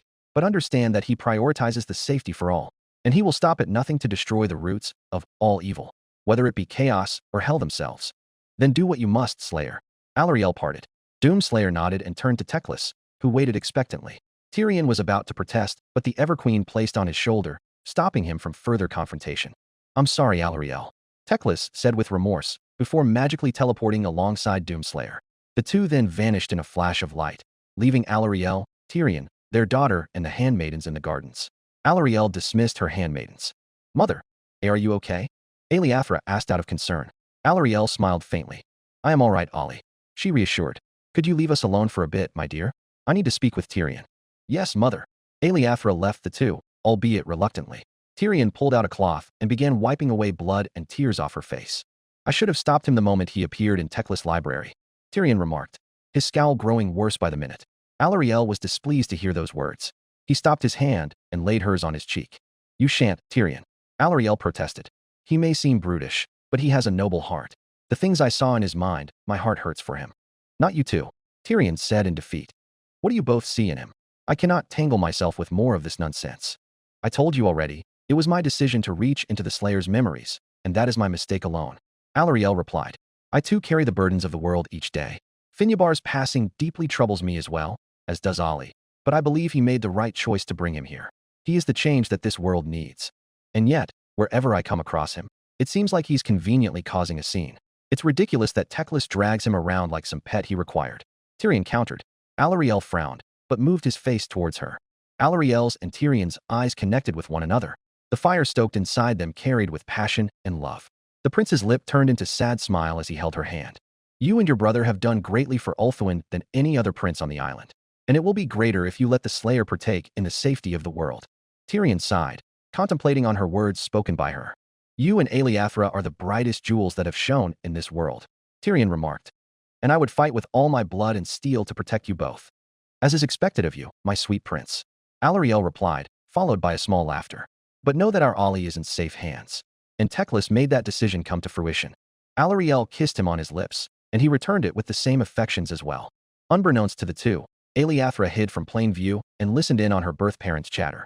I wish things turned out differently with you and father, she said to herself. She soon disappeared, eventually returning to them at some point. Meanwhile, another assailant watched from afar. Red Eyes stood out of the lush greenery. The events that unfolded were becoming more and more interesting by the minute. This knight, known as Doomslayer, seemed to have quite the influence and impact on the world, as the Ever-Queen had displayed, and it would no doubt interest her mistress back in the Silver Pinnacle. And then there were the implications that the Everchild might not be who she seems to be. Now that would be very good information to take. However, this was not enough to send back, only speculation, so she had to keep an eye on them. That said, it would be also good to gather intel on this Slayer. Finished with her assessment, she returned to the darkness and disappeared, where the Queen of Lamia awaited further news. Alleyway, Luthern. A flash of light later, and Doomslayer found himself in a dark alley somewhere in the city. The sound of the seaport was nearby, but the scenery was that of decrepit squalor. It was an odd change, but it was to be expected. Every city had its own slums, and every slum had its secrets. Is this where our contact is? Hayden asked, not really surprised by their new surroundings. Teclis did not look back at the Slayer. Indeed, he's nearby. Teclis answered, his tone now that of embitterment. His mood had dowered and grown distant in no part to the previous event mere moments ago. Hayden, out of character, decided to say something redundant. You're upset. Was I too obvious? Teclis snipped. Hayden took sympathy and explained further. Teclis, it was not in our intention to harm the Ever-Queen. She wanted to see what was in his mind. I can't say it was exactly pleasant. Of course, and because of it, I make myself look like a damn fool every convenient timing. If only I could understand you, Slayer, this whole miscommunication wouldn't be as disastrous as I would have expected, Teclis said, venomously, although it was more to himself than it was to the Slayer. Let's just move on. Teclis grumbled. It's all in the past now. Both men continued forward, moving around the corners and slipping through tight corridors as they made their way to the meeting spot. After what felt like 5 minutes of traveling, they found their location in the form of a 2-story building long abandoned by its previous owners, now ramshackled and faded by the passages of time. Cracks were appearing on the walls, windows were sealed up with wooden planks, and the front door was rotting away.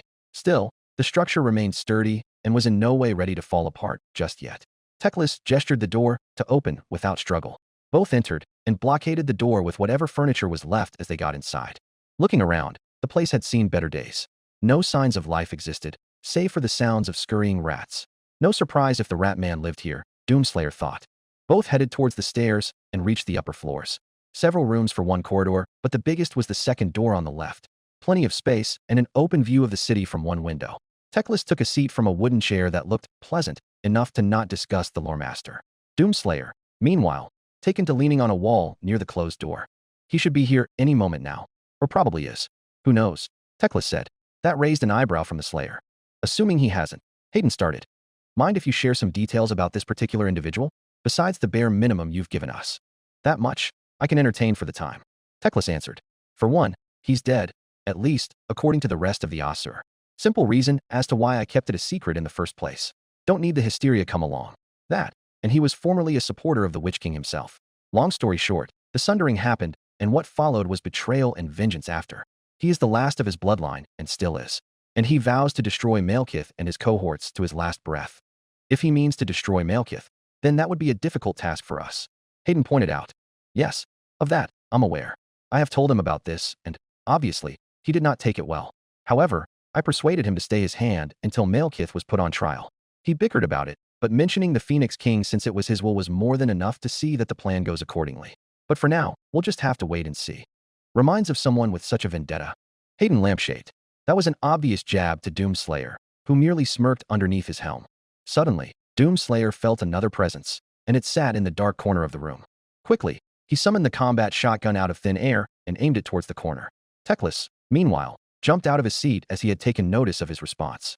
He waited for whatever sat there and kept his finger on the trigger. No need for violence. A voice calmly called out, "I'm not the enemy you seek." Out of the corner came another elf. His armor had a silvery glimmer to it. Ornate with gold trimmings and heraldries of a crescent moon, the figure had a blue hood connected to a cape over his head. Conveniently, he pulled it off his head to reveal atypical features not seen on many other Asur. Namely, his hair. Instead of the commonly golden and fair-colored kind, this one had darker, raven-colored hair in contrast. His features were noticeably sharper and pale in complexion, almost ghostly in appearance. Seeing this individual in person, it could only mean one thing. "Lore Master, if you can do the honors," their contact suggested. Teclis slightly fumbled, but naturally composed himself. "All right, Doomslayer and Dr. Hayden, I would like you to meet Alith Anner, the Shadow King, in the flesh." Alith added. Doomslayer lowered his gun and eventually had it disappear from his hand. "Apologize for the deception," Alith said. "I had to know for certain if I can trust you as Teclis does." "And now, what does your gut say?" Hayden asked. It gave an amusing response from the Shadow King. "My gut tells me that you are hiding plenty of surprises. And if anything, that gun of yours proved enough to dispel my reservations." Alith replied. Doomslayer only shrugged, while Teclis sighed in relief. "I take it you have considered the plan, Anner?" asked Teclis. "I have, Lore Master," Alith answered. "Despite my issues with bringing Malekith to Ulthuan, I have decided to agree to the terms, if only to fulfill the king's wishes." Teclis was relieved to hear the good news. Alith turned back to the Slayer. "Although, seeing you turn the prince's heads with quite an impression was rather amusing. And receiving invitation from the Everqueen and Everchild is an impressive honor." Doomslayer tilted his head up a bit in surprise by the observations. "So you were spying on us then?" Hayden asked, though not quite surprised by such. "Aye, indeed," Alith answered, hiding nothing in his honesty. "The way Teclis wrote about you, I was skeptical. But after visiting the court, I can tell that you're a warrior itching for a fight. And if your feats are to go by, I'm certain the Drukei won't be much a problem for you. Considering the enemies we've encountered, I'd say he'll cut through them like a hot knife through butter," Hayden remarked, before asking directly to Teclis in turn. "Teclis, were you aware of him spying on us back at the court?" "Only after he informed me, yes," Teclis admitted. "But I had a feeling he would be there, just hidden from the rest of us." "Don't forget that I am dead," Alith added. "Yes, that too," Teclis agreed. "But since that's out of the way, I think you'll enjoy the next stage of this plan." Doomslayer, despite his helmet getting in the way, smiled visibly and rejoiced. Teclis soon pulled out a map and gestured another of his magical display. This time the map floated and unraveled to reveal map of the world. And much to both Hayden's and Doomslayer's surprise, it was not unlike the geography of Earth. This is another version of our world," Hayden pointed out, much to the surprise of both Asur as well. "Curious," Teclis replied, his eyes lit up with astonishment. "Then perhaps we are connected in some ways. But we can discuss that for another time." Teclis began walking towards the map. "This is where we are. Ulthuan," he said, pointing to the home of the Asur, before moving towards what is essentially this world's version of North America, specifically Canada. "And right there is Nagaroth, home to the Drukei and the Witch King himself. And standing between them and the Asur is Nagarath." "My people," Alith interrupted. "You are correct, Anner. And that will soon be settled once we bring Malekith before the court," Teclis added. The Lore Master looked directly at Doomslayer. "Is there any questions you would like to ask, Dr. Hayden?" "None that could end in less than 2 minutes, I'm afraid," Hayden answered. "Though with the map provided, this will indeed help us coordinate our next destinations in the future." And soon after, a beep from Doomslayer's armor sent an important notification for him. "And would you look at that? It seems our base has finally arrived." "Base?" Teclis asked, both surprised and confused by Hayden's meaning. "Our fortress has reached its destination, meaning that our means of traveling to our headquarters and retrieving supplies is now in full operation. We are prepared more than ever." "That's excellent news," Teclis replied with an uplifting tone. "Though where is it exactly? I doubt the Asur will take lightly to its sudden appearance." "No need to panic. It's above us. Hayden simply answered. Both Ossur's eyes widened in surprise. Why you mean dash? It's above this world's atmosphere, meaning beyond its skies. Teclis was speechless and couldn't process the thought of a fortress way above the skies. I would like to see this fortress one day. Another time, perhaps, Hayden replied. But for now, I'm scanning the entirety of this world. Meaning? Alith asked, raising an eyebrow. Think of it as creating a map, in simple terms. Except visually accurate, per se. Oh, how long will that take? Asked Teclis. Done, Hayden answered. The process is complete, though quite worrisome to look at if the North Pole is to go by. I believe what you're seeing is the chaos wastes, Teclis said, though I'm more worried that you could actually see it and not be affected by its presence. My current state and programming has made me immune to such ill effects. That, and I've seen my fair share of hellish encounters. Oh right, the invasion of hell. How forgetful of me, Teclis admitted. Hayden continued to observe the entirety of the world, looking away from the chaos wastes and observing the other continents. Aside from the dark energy readings, much of your world is interesting. I would like to explore Thes Dash. Hayden suddenly stopped mid-sentence, causing all three to stay on alert. Teclis, is Ulthuan expecting a vessel from the northwest? Hayden asked suddenly. Teclis looked confused by this. Northwest? But that would mean Dash. Teclis suddenly realized what he meant and grew pale from the revelation. Alith caught on and soon turned to horror and then anger. How far is this ship? Alith questioned. Judging by the shape and speed, it'll most likely hit shore tonight. It's passed by Nagarith and is heading down south. Are there any coastal towns near the seas? You mean the ones in Tiranoc? A few I know, Teclis answered. We'll have to hurry. Those towns need to be evacuated. We'll need to send reinforcements. Now, I agree. Alith followed up. I'll keep an eye on the shores. My men are standing by as we speak. They will be the first defense. Doomslayer approached Alithaner, signaling to his willingness to join.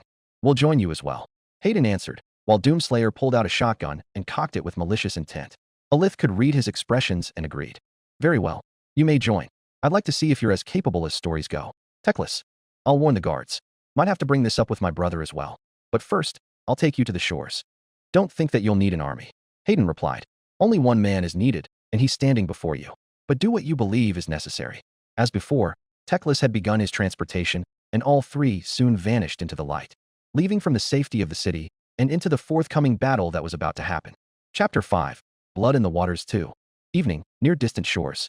The sun had perished, and in its stead, the moon of Manslib hanged over a ship, casting light in the darkness of the sea. After much seafaring and navigating, the fated Silence and its hosts finally drew near on the shores of an Ossur coastal town. Victor watched through his spyglass and smiled insidiously at the prospects of plunder and sacrifices. It's time. Every single member on the ship sans the slaves were just as bloodthirsty as the blades they carried on them.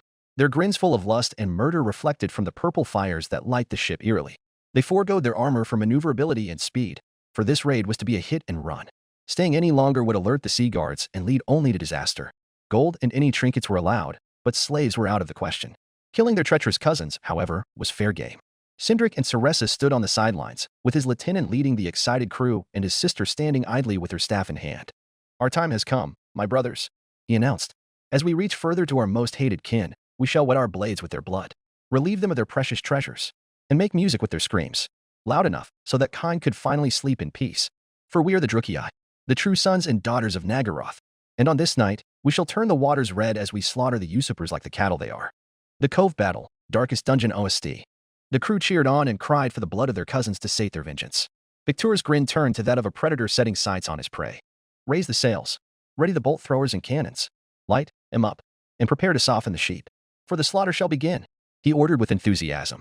His men did as they were told. They began furling the sails and mounted the bolts with their enchanted fire, while the cannons were armed and ready. The Corsair captain suited up and wore the signature helm of the Black Ark Corsairs.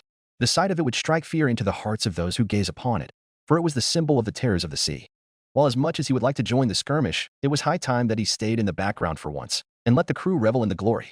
Still, that didn't stop him from psyching them into a frenzy. Nearing to the coastal shores, Victor took commands again. Dark spears, ballistae, cannons, fire. On command, dread spears began firing while the bolt throwers and cannons soon followed. Explosions and black fire engulfed some areas of the town. Now it was the reavers' turn. Deploy the boats. Make Kine proud. The crew hollered for blood as their boats dropped to the surface of the water and began rowing towards shore. This will be a wonderful sight to watch from here, Victor joyfully said. I concur, Victor. His sister applauded. Though, it would have been better if you had joined them. I would have enjoyed scrubbing the blood from your body. Another time then. he replied, before going behind her back and kissing on her neck sensually, fondling her breasts and putting a hand down to her snatch. She purred and moaned at his touch. But for now, let's just enjoy the show. Sure. All right, you sea dogs. Get to work. Cindric ordered. The corsairs soon jumped off their boats and began running towards shore. The artillery back from the ship provided cover and allowed them to move with little resistance. Cindric's heart was pumping with adrenaline and drugs as he rushed forward with the reavers. They reached past shorelines and began making their way towards the town. The Drukei were ready to sink their blades into the traitors as the spirit of kind flowed in their veins. They finally entered the city. Houses were ablaze by the bolts, with some crumbling on the streets. In their fit of bloodlust, many began storming the homes and raided for whatever wasn't nailed onto the floor. Cindric and several others behind him reached the town square. The first mate stood on a bench near a fountain. Seeing the entire town in fire and his crew pillaging the stores and homes while screaming bloody murder was a much-needed recreation from being away at sea. And yet, something was off. There was something missing. A raid like this is missing a key ingredient. Some tea. Where the hell is everyone? A raider cried out. The screaming died down and everyone was now sobered up from the pin-up rage. The whole crew looked to themselves with confusion, and Cindric was completely baffled by it as well. Something's not right here. This place is a ghost town. Were we already spotted? The last question really hit Cindric out of the blue. How could the town be so empty when the ship and its crew silently snuck up on the Osler? As far as they knew, this should have been isolated from the rest of the island. As he pondered and thought carefully on the answers, something in the top left corner of his eye landed in one set of his crew. Something blinking with the color of red. Boom. Suddenly, an explosion erupted, sending some of the men in the air and landing on the ground with missing limbs. Another explosion was set off and caused another group to go flying. Those who survived were doing nothing but screaming their heads off as they found their limbs shorn. Soon after, a hail of arrows began striking down the Drukei from above. However, loud banging noises were heard and some of the raiders' heads were exploding inexplicably before Cindric's eyes. Panic erupted within the remaining raiders as they searched the rooftops. They noticed too late when a green blur landed on one of their own and immediately smashed the poor Drukei's head with one single stomp. The figure rose up and Cindric had a good view of their attacker. Standing on top of the raider's corpse stood an unknowable warrior. Covered in the strangest armor he had ever seen, the figure was clearly dangerous and looked formidable to the eye. However, he wielded only a gun that those monkeys carried back in the old world, meaning this was only one man, and there were many of his raiders. Seething with anger at the attack on the Drukei, Cindric took action. What the hell are you standing there for? It's one against us. Kill him, he yelled, bringing the raiders back to unbridled fury, and rushed at the lone warrior. The stranger, meanwhile, could only make one bizarre sound from his gun, and it was the sound that would send them to their graves. Click-clack. Rip and Tear, Doom 2016 OST, in the game RIP version because of the awesome drum sequence. You know the one. Smiley face. Doomslayer proceeded to go full auto against a wave of Drukei running towards him. Buckshot started rending and tearing off chunks and body parts into bloody galore as they started coming at him like suicidal imps. After finally going through boring conversations and waiting his ass off while arguing over whether to attack the ship head-on or just baiting them with a lith, patience finally paid off as he started filling these pirate scum with white-hot lead. It was like shooting fish in a barrel. A couple more went down and the rest soon scrambled and scattered to avoid getting hit from the Slayer's crowd appeaser. One rushed towards him to the left, swinging his sword overhead. Doomslayer took notice and parried with his doom blade before throwing a haymaker. Teeth and blood went loose from the mouth, staggering the pirate, followed by an uppercut with the wrist blade through his skull. Another snuck up behind only to receive a savage backhand so hard from the Slayer, his head twisted to a full 180-degree. More tried to flank him, but Alith and his shadow warriors rained down arrows on their unsuspecting victims. The lure effectively put the pirates into disarray and most took cover inside the buildings. Some retaliated with their crossbows, but missed their shots. Alith Anner hopped from one rooftop to another, knocking his arrows and hitting his targets with extreme proficiency and grace with the moonbow. Doomslayer, meanwhile, switched to the heavy cannon and started spraying the Drukei with micro-missiles. Those unfortunate enough to be caught by them exploded into fine red mist as the missiles found their targets. Others even more unfortunate wailed in horror as they found their limbs missing from their bodies. Even when the pirates had large numbers to their advantage, the Doomslayer had his with his high-tech arsenal and Alith with his skills and shadow warriors. Yet despite all this, the Drukei's bloodlust still drove them to the edge, and some managed to fearlessly charge at Doomslayer despite instincts telling them otherwise. One group tried to swarm him only to be doused in fire by his flame belcher. They writhed in agony before a grenade was tossed at their feet, ending their horrible torment. One tried to punch the Slayer in the face, resulting in a broken arm and an even more broken skull as the Doomslayer headbutted him in return. The Drukei fell dead with his skull visibly caved in. Alith Anner knocked several of his arrows on the Drukei that crept up behind Doomslayer before landing to the ground and switching to full melee. Both fought side by side as they fought against the Drukei that still stood. I suppose you were right about only needing one man for this job, Alith commented. You don't know half of it, Hayden replied. Duly noted. Alith grinned upon Hayden's boast of Doomslayer's skill, before both prepared themselves against the onslaught. Sindric watched the two warriors clash with his men while cowering behind a wall. Not only did the Green Warrior prove to be a greater threat, but he also had the Shadow King and his cohorts covering his back. This fight was not in the Drukiai's favor, and Sindric was cursing under his breath for failing to foresee the ambush. "Damn you, Ossur," he cursed. "This is a disaster." Looking to his surroundings, he noticed that still more were taking cover to avoid those two. "All of you. Formations. Darshards. Cover us," he commanded. The Arbalests swiftly took action and prepared to defend. Some took to the roofs and shot the Shadow Warriors, with a few hitting their intended targets. Most of them, however, launched their bolts towards the two that stood against them. The Shadow King swiftly dodged the incoming projectiles and safely headed for cover. The Green Man, on the other hand, bore the brunt of the bolts. Yet, instead of achieving an easy victory, the man still stood on his 2 feet, with not a single scratch on his armor despite being hit several times. And the man was visibly angry if that open helm of his was to go by. He then shot them back with several of those fireflies before they exploded on impact. The scene caused a decrease in morale. Some of the pirates ran for the boats, but Sindric wasn't finished with this. The Darshards gave them plenty of time to put the others in formation. "Do not run from this, else you want Bloodsong have your balls cut off and fed them to you. We are Drukiai, the sons of Nagaroth." "K-Arch," Sindric yelled. The pirates were renewed with adrenaline again and charged on command. However, they soon stopped as they witnessed a mass of warriors in shining coats and armor marching from the left view. The Leathern Sea Guard had arrived, and leading them was none other than the defender of Ulthuan himself, Tyrion, and his brother Teclis. Alongside them, the White Lions of Crace and presumably the town's garrison were here. The sight alone dropped the Drukiai's morale entirely. "Sons and daughters of Ulthuan, Adayak!" Tyrion yelled out. The Sea Guard began charging towards the remaining Drukiai. Sindric took a glance back at the knight, and now realized that he had a different weapon on him. It was large and bulky, yet the man didn't seem to struggle carrying it on his hip.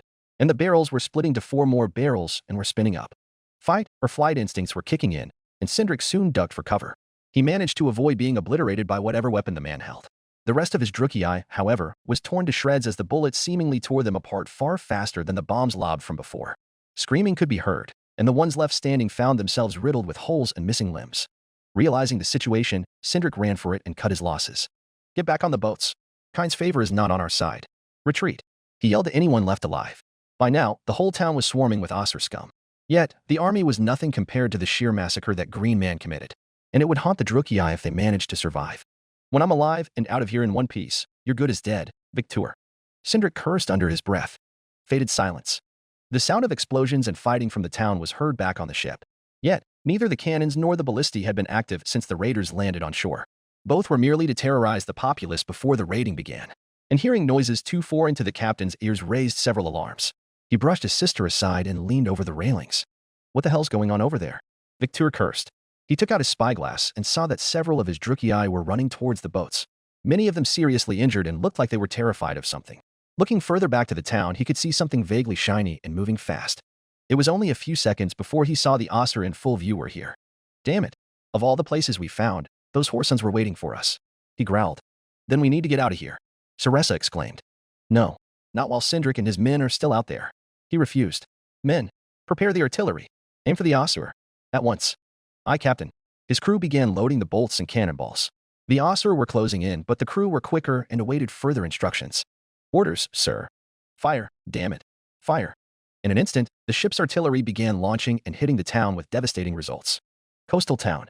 Tyrion cut down a Drukiai who attempted to run him through from behind. His head flew from his shoulders as Sunfang did its job. The Sea Guards and Korhill's White Lions spread throughout and began cutting down the Drukiai scum by the sword. Yet, most of them either died violently or fled by the time they arrived. The work of both Alith and Teclis mercenary had done their job clearing out the pirates. Having seen the Slayer's handiwork as he eviscerated one crowd of Druchi with a weapon far above dwarfen standards made him realize not to underestimate his brother's schemes. Fortunately, Ulthuan was very lucky to have one settlement still standing, and it certainly was glad to be rid of Pest. Now, it was simply a matter of picking off the survivors. "To me, children of Ulthuan. To arms. Forward," he yelled. But the worst had yet to come. Sounds of explosion could be heard far off. Soon, buildings were blowing up and crumbling as the artillery from the ship made their presence clear. The damn pirates had guns, and they were using it to full effect. Everywhere, the men and women were caught in the crossfire, with many flying in the air and others crushed by the debris. Some were impaled by large bolts piercing through their bodies, leaving them to a slow and painful death. Heavy ordnance was at full volume, and there was no way those pirates will get away with this transgression. "Take cover," he cried out. Quickly taking cover, Tyrion sprinted and made his way towards to safety. Jumping over plenty of debris, the defender felt his blood pump in response to the danger all around him. He quickly took cover to one of the still-standing architecture left unscathed. However, one blast from the cannon knocked the top of the building, plummeting to where Tyrion was. He looked up in horror to see it falling on top of him. He tried to run but slipped. Too late, he thought. He closed his eyes in preparation of his imminent doom, only to feel something snag his shoulder, followed by a flash of light. He opened his eyes seconds later and found himself alive and untouched from debris. He looked over his shoulder and saw Teclis standing next to him, out of breath, but smiling. "Death hasn't come for you just yet, Tyrion," his brother said, before pulling an elixir and downing it one gulp. "Ulthuan needs its defender." Tyrion nodded in respect for his brother's words. "Many blessings, brother," Tyrion thanked as he stood up and surveyed the battle. Both were far from the bombardment but still within the town. "But this isn't over. That ship won't cease firing until all of us are dead." "Then leave it to us then." Both brothers looked behind them and saw Doomslayer was approaching them. "We can handle this from here. Tell your men to retreat and get to safety." "Now," Hayden said. "You are in no position to command me, but I see the wisdom in such," Tyrion replied. "Prince Tyrion," a voice called out. Looking to his right, he saw her squire Eldra and Corhil approach them haggardly. Eldra put a hand on her shoulder due to her injuries from the gunnery barrage while Corhil stood unharmed, albeit covered in dust, looking no worse for wear. "The sea guards are under heavy fire. They await for your next orders. See it to it that they retreat and be taken to the healers. I want all of them evacuated. The White Lions will do just that. We'll retrieve any survivors." Corhil added, receiving a nod of approval from Tyrion. "Good. See to it. I'll deal with the ship," Tyrion ordered. "No, this fight is his to end," Hayden declined. The trio besides Teclis looked stunned at the bows thrown by the invisible doctor. "Are you insane? Our enemy holds a war-class warship. That thing holds a gallery of guns on it. It's suicide," Tyrion protested. "I don't believe you realize the full scale of the destruction he could bring to the enemy," Hayden dismissed, with Doomslayer pulling a huge weapon that he carried over his shoulder. "Regardless, we'll divert their attention to ours. Get as many of your men out of here as possible. We'll be back shortly." "Then I don't suppose you wouldn't mind I tag along as well?" Another voice came. It was a Lith-Aner standing watch from behind the Slayer. Doomslayer looked over his shoulder. "How many warriors do you have available?"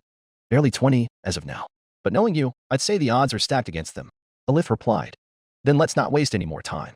Allow me to help as well." Teclis strode forth. "I'll act as an artillery while you reach for the ship. Save it for another time. Don't want casualties among Alith's men. Best you teleported some aid when we get there. We'll signal you." Doomslayer began walking away, with Alith following behind. Both now sprinted towards the ship in haste, and end the bloodshed once for all. Tyrion looked back at Teclis once more. "I hope he knows what he's doing," Tyrion remarked. Teclis gave small grin in response. "Have a little faith in him, brother. Somewhere in the burning town." Come on, Sindric muttered to himself. The walls were crumbling, and the town was ablaze with even more fire as the ship continued assaulting with heavy artillery. He ran through the streets as tried to run back to the ship for safety. Everywhere he went, debris kept crashing down on him, blocking his exit to freedom. Damn it. Would it kill for Victor to at least give pause with the damn guns? He thought. Continuing his way through the ruined streets, he found one way that led to shore. He soon hauled ass and began making his run. The cannons and bolts kept coming in hot, and Sindric needed to get out fast unless he wanted to join the corpse pile. A couple of shots from the ship managed to hit the structures in the direction of the Corsair's path, much to his inconvenience. Cursing Victor, he ran with all of his strength as he narrowly avoided the falling debris around him. He could feel the fires of their singeing his skin and the sound of buildings collapsing behind him. Some were getting too close for comfort, and it only made Sindric more determined to escape the death trap. Inches towards freedom, Sindric leapt forward as the buildings crumbled behind within a hair's width. He landed face first in the cool sands of the beach. He no longer felt the heat of the magical fire, nor did he feel debris falling on him. The danger was over. Almost. Looking up with exhaustion, he saw plenty of the crew taking off with the boats. Getting back up sluggishly, Sindric made chase again. This time, he didn't have to worry about the danger around him. Sort of. Feeling the breeze going through him, he began laughing to himself. Whether it was relief from making out alive or madness from the slaughter back in town, Sindric couldn't care about his own well-being. He was just laughing. He finally arrived to the boats. One was about to take off, and Sindric made it just in time. "Sir, you're alive. Shut up and start rowing. Now," he ordered. The remaining didn't question his freak-out and hastily rowed towards the fated silence. Sindric looked back and watched the whole town burn. Burn until he didn't have to worry about the demon that slaughtered his men. Sindric laid his head back on the boat's railing, finally taking a break from the madness. Fated silence. Victor looked through his spyglass again. The artillery worked its charm as it presumably did the job eradicating the Ossir. He saw some of his pirates had made their way to the boats. He wondered if Sindric survived. Would have been a waste to throw away a loyal subordinate like that, he thought. Regardless, this was a disaster, and it would certainly become a stain in his career. He had been through plenty before, but most could have been dealt with easily if one could adapt to the situation. Yet, seeing most of his men run for fear of something and return without spoils was an embarrassment to his career. Well, this isn't what I predicted, dear Ceresa, Victor commented. His sister raised an eyebrow. And just what exactly were you predicting, Victor? That there were some losses. He replied.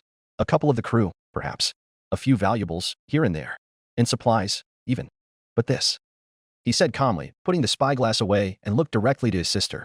This will more than likely make me lose respect from everyone on the ship. And you think to tell me that I would care about your reputation? Ceresa questioned. He shrugged. I thought I'd share.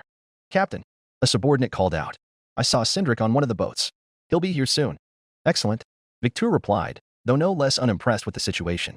Throw down the rope ladders and see that the survivors AR dash. Boom. Suddenly, the ship was rocked by an explosion in the midst of the captain's orders. It landed on the decks below where the cannons were placed. Another shot came, and this time it was where the Bloodsong twins were.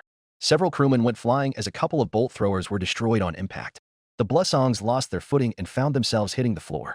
The blast caught them off guard, and now Victor was cursing like the sailor he was. What the FUCK is going on out there?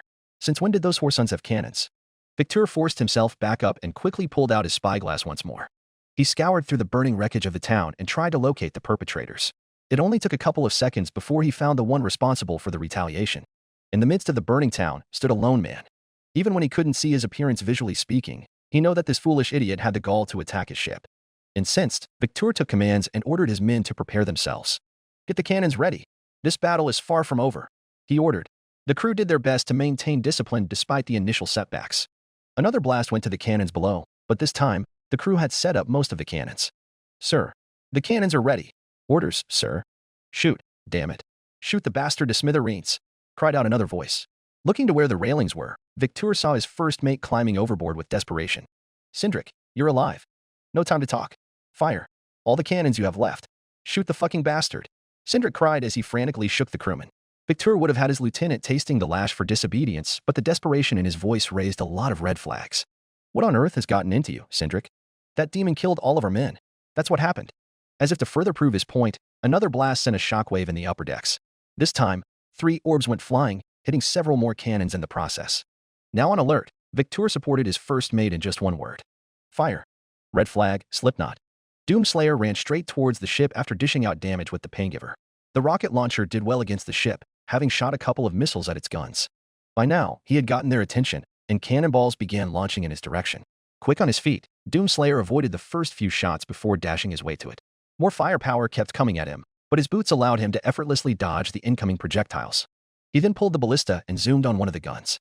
The arbalest found its targets and shot a few rounds before giving chase again. The darts themselves exploded on impact, damaging the ship even further. The last boat had zero time to get off land, having only been drifting about at least 10 rows off the beach. Pulling it out his super shotgun, Doomslayer quickly activated the meat hook and latched onto one unfortunate soul who got caught on fire by it. He pulled the trigger and reduced what's left of the pirates on it before hopping to the next boat and then after. The cannons took aim at the boats, not even caring for their comrades as they obliterated them to oblivion just as they desperately fired upon the elusive Slayer himself. Darshards attempted to shoot him, but the bolts did nothing as they bounced off his armor harmlessly from him. It only served to irritate him more than outright piss him off. Jumping from boat to boat, but not before killing the pirates on board, the meat hook finally cooled down and Doomslayer instantly shot it again at one of the Darshards near the railings. With one final pull, Doomslayer reeled himself towards the main deck and pulled the trigger, giving one hell of an entrance by killing the crossbowman. Landing on one poor soul as he smashed his head and upon landing, Doomslayer surveyed his surroundings. Every single Drukei on board looked upon him with fear and anger. Their swords drawn but not moving from their places. Only did the voice of presumably their leader, who wore an odd-looking helm resembling a squid, called the crew. Don't just stand there. Kill him, he yelled. Drukei began swarming in on the Slayer. Doomslayer began charging to one group, blasting them with the super shotgun to pasty gore, followed by a charged blood punch to another. The rest quickly backed off as they witnessed the brutal display he delivered. More Darshards began reloading their crossbows and took aim for him only to be struck with arrows embedded into them from their left field of view. Doomslayer glanced at the downed Drukei to find Alith Anner and his surviving Shadow Warriors on board. For Nagarath, cried the Shadow King, and a skirmish on the ship soon began. Both Drukei and Asur clashed. Alith shot an arrow into one of the pirates, before standing next to Doomslayer. You seem to be handling this quite well, Alith remarked. Leave the captain to us. You handle the pirates, Hayden said. If you insist, the Shadow King replied. Doomslayer aimed his shotgun towards the leader, but was struck by a bolt of purple lightning as it sent him flying backwards. He didn't lose his balance, however, and gripped with his palms to the floor beneath him. He stood back up and searched for the perpetrator. Standing between him and the captain was a scantily clad woman wielding a staff that looked overkill in design. Like some razor-sharp Christmas ornament. She had a dagger of similar quality, but that was smaller and safer to carry at least. "You will pay for your indignation," she snarled. Purple energy around her began glowing menacingly, and Doomslayer was back on his feet in no time. He evaded her just as she casted more bolts of lightnings at him again. Each shot exploded upon impact, hitting several unaware Drukei with bloody results. Doomslayer pulled out the plasma gun and started shooting back. Each shot was deflected as the sorceress pulled up a magical shield around her. He groaned as it reminded him of his fights against Archviles. At least he didn't have to deal with her spawning demons. That would have been a total nightmare. Doomslayer jumped down to where the main sail was located, and where the fight had become the most concentrated, and switched back to the Paingiver. This time, he switched to the remote detonate mod. He was interrupted by a couple of Drukei, but made short work of them, with one having his arm bent to unnatural degrees before the bone shard impaled him through the face, the other getting a quick slash to the throat with the Doom Blade. He aimed high to the sky and waited to reach atop the tallest sail and then detonated. It exploded in the air, signaling the lore master to his presence. Switching back to lock on burst, the sorceress teleported to his presence at a good timing, allowing him to lock on her. 3 rockets propelled towards her. She instantly raised her shield again, although pained upon impact, as they cracked through her defenses. "Gah! Damn insect!" she snarled. Distracted, Doomslayer launched himself towards her and landed a blood punch against her crippled shield. The ripple from the impact exploded the shield, and the sorceress was sent flying across the floor. Doomslayer charged towards, pulling out the super shotgun again and taking aim at her head. A dark shard interrupted him, however, and landed a bolt on his right bicep. Enraged, Doomslayer took aim and launched an ice bomb at him along with his comrades. The bomb exploded and enveloped them with ice and snow, leaving them at the mercy of the Shadow Warriors while breaking the bolt before pulling it out. The sorceress wasted no time with him distracted and teleported away. Doomslayer noticed and shot a full round at her, only to hit nothing. She reappeared on the highest position of the ship and glared down to where Doomslayer was. "Fool, you will now see the full might of my true powers," she gloated. Raising a hand up towards the sky, a storm was brewing above the boat, and purple lightning began striking down on the ship, heavily. Both Aesir and Drukei were caught unaware and found themselves flying off the floor or being electrocuted from lightning. Many proceeded to take cover to avoid the sorceress' elemental fury. Doomslayer stood his ground, however, and remained undaunted by the intimidation. One lightning was ready to strike down on him, only to be blocked by a magical shield above him just as a flash of light appeared behind him. Glancing back, he recognized the twins alongside Corhill and the Lady Knight and several of the Sea Guard appearing. "For Althuin," Tyrion yelled as he pulled out his flaming sword in the air. The Sea Guard charged and clashed with the ever-dwindling Drukei on board. Doomslayer kept his eye on the sorceress, who was now fuming with rage by the side of the Aesir. A flash of light appeared behind him, and standing next to him was Teclis. "Need of any assistance?" Teclis asked. "Not really. Just dealing with a mild hindrance," Hayden answered. "Then allow me to help, regardless." Doomslayer reloaded and began to give chase while Teclis stood back, downing another elixir as he began preparing his spells. The sorceress, meanwhile, grew frustrated and began recklessly throwing all of her magic just to destroy the Slayer. Seeing the danger he was heading, the High Lore Master casted the Shield of Sapphire onto the Slayer's armor, allowing him to continue on without harm as the dark magic made contact. A pirate attempted to sneak behind Teclis, only for Tyrion to stab his brother's would-be attacker in the back. "You should be watching your back," Tyrion yelled. "That's why I have you for that," Teclis replied. His brother groaned as he continued to fight the Drukei. Seeing how capable Doomslayer was handling on his own, Teclis left him to his own device and aided his brother finishing off the pirate crew. Victor stabbed a sea guard into the exposed throat as he defended for dear life.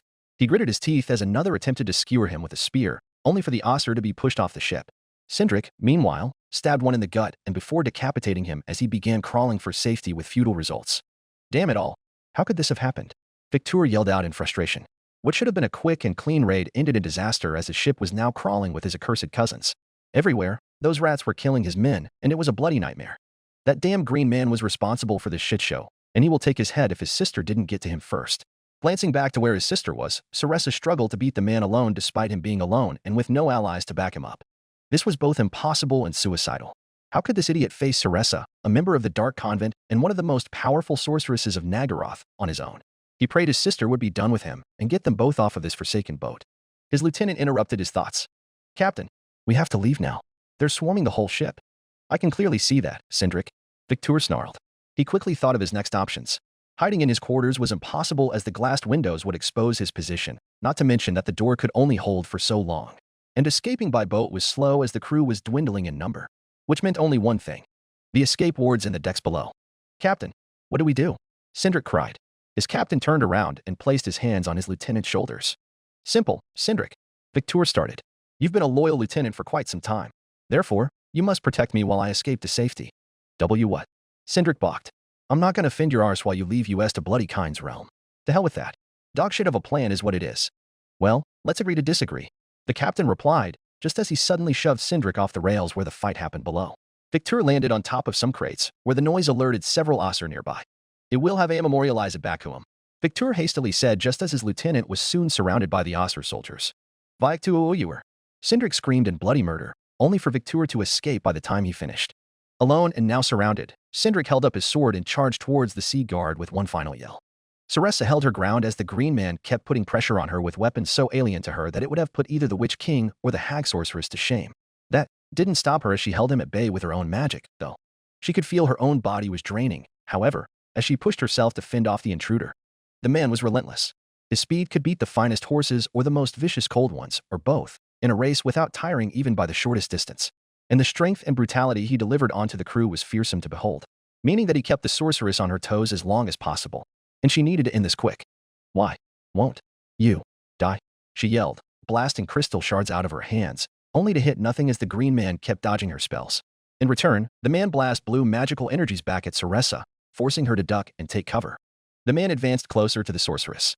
Desperate and already losing both her ground and willpower, Saressa looked to a group of pirates with command in her voice.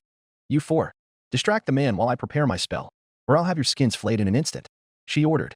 They did without hesitation in fear of their superior as they charged toward the Green Man. Wasting no time, she made one last attempt in a ditch effort to win. Reaching her staff towards the sky and calling upon the magic of Thar once more, a blinding flash of purple light struck the staff's decorative head and surged into her body. Feeling more powerful than ever, she quickly focused on the man, who had now just killed the last of the pirates used as distraction. She raised a free hand towards him as a beam of dark energy was shot out of her. Seeing the dark energy aimed toward, the man in turn shot his own beam in return.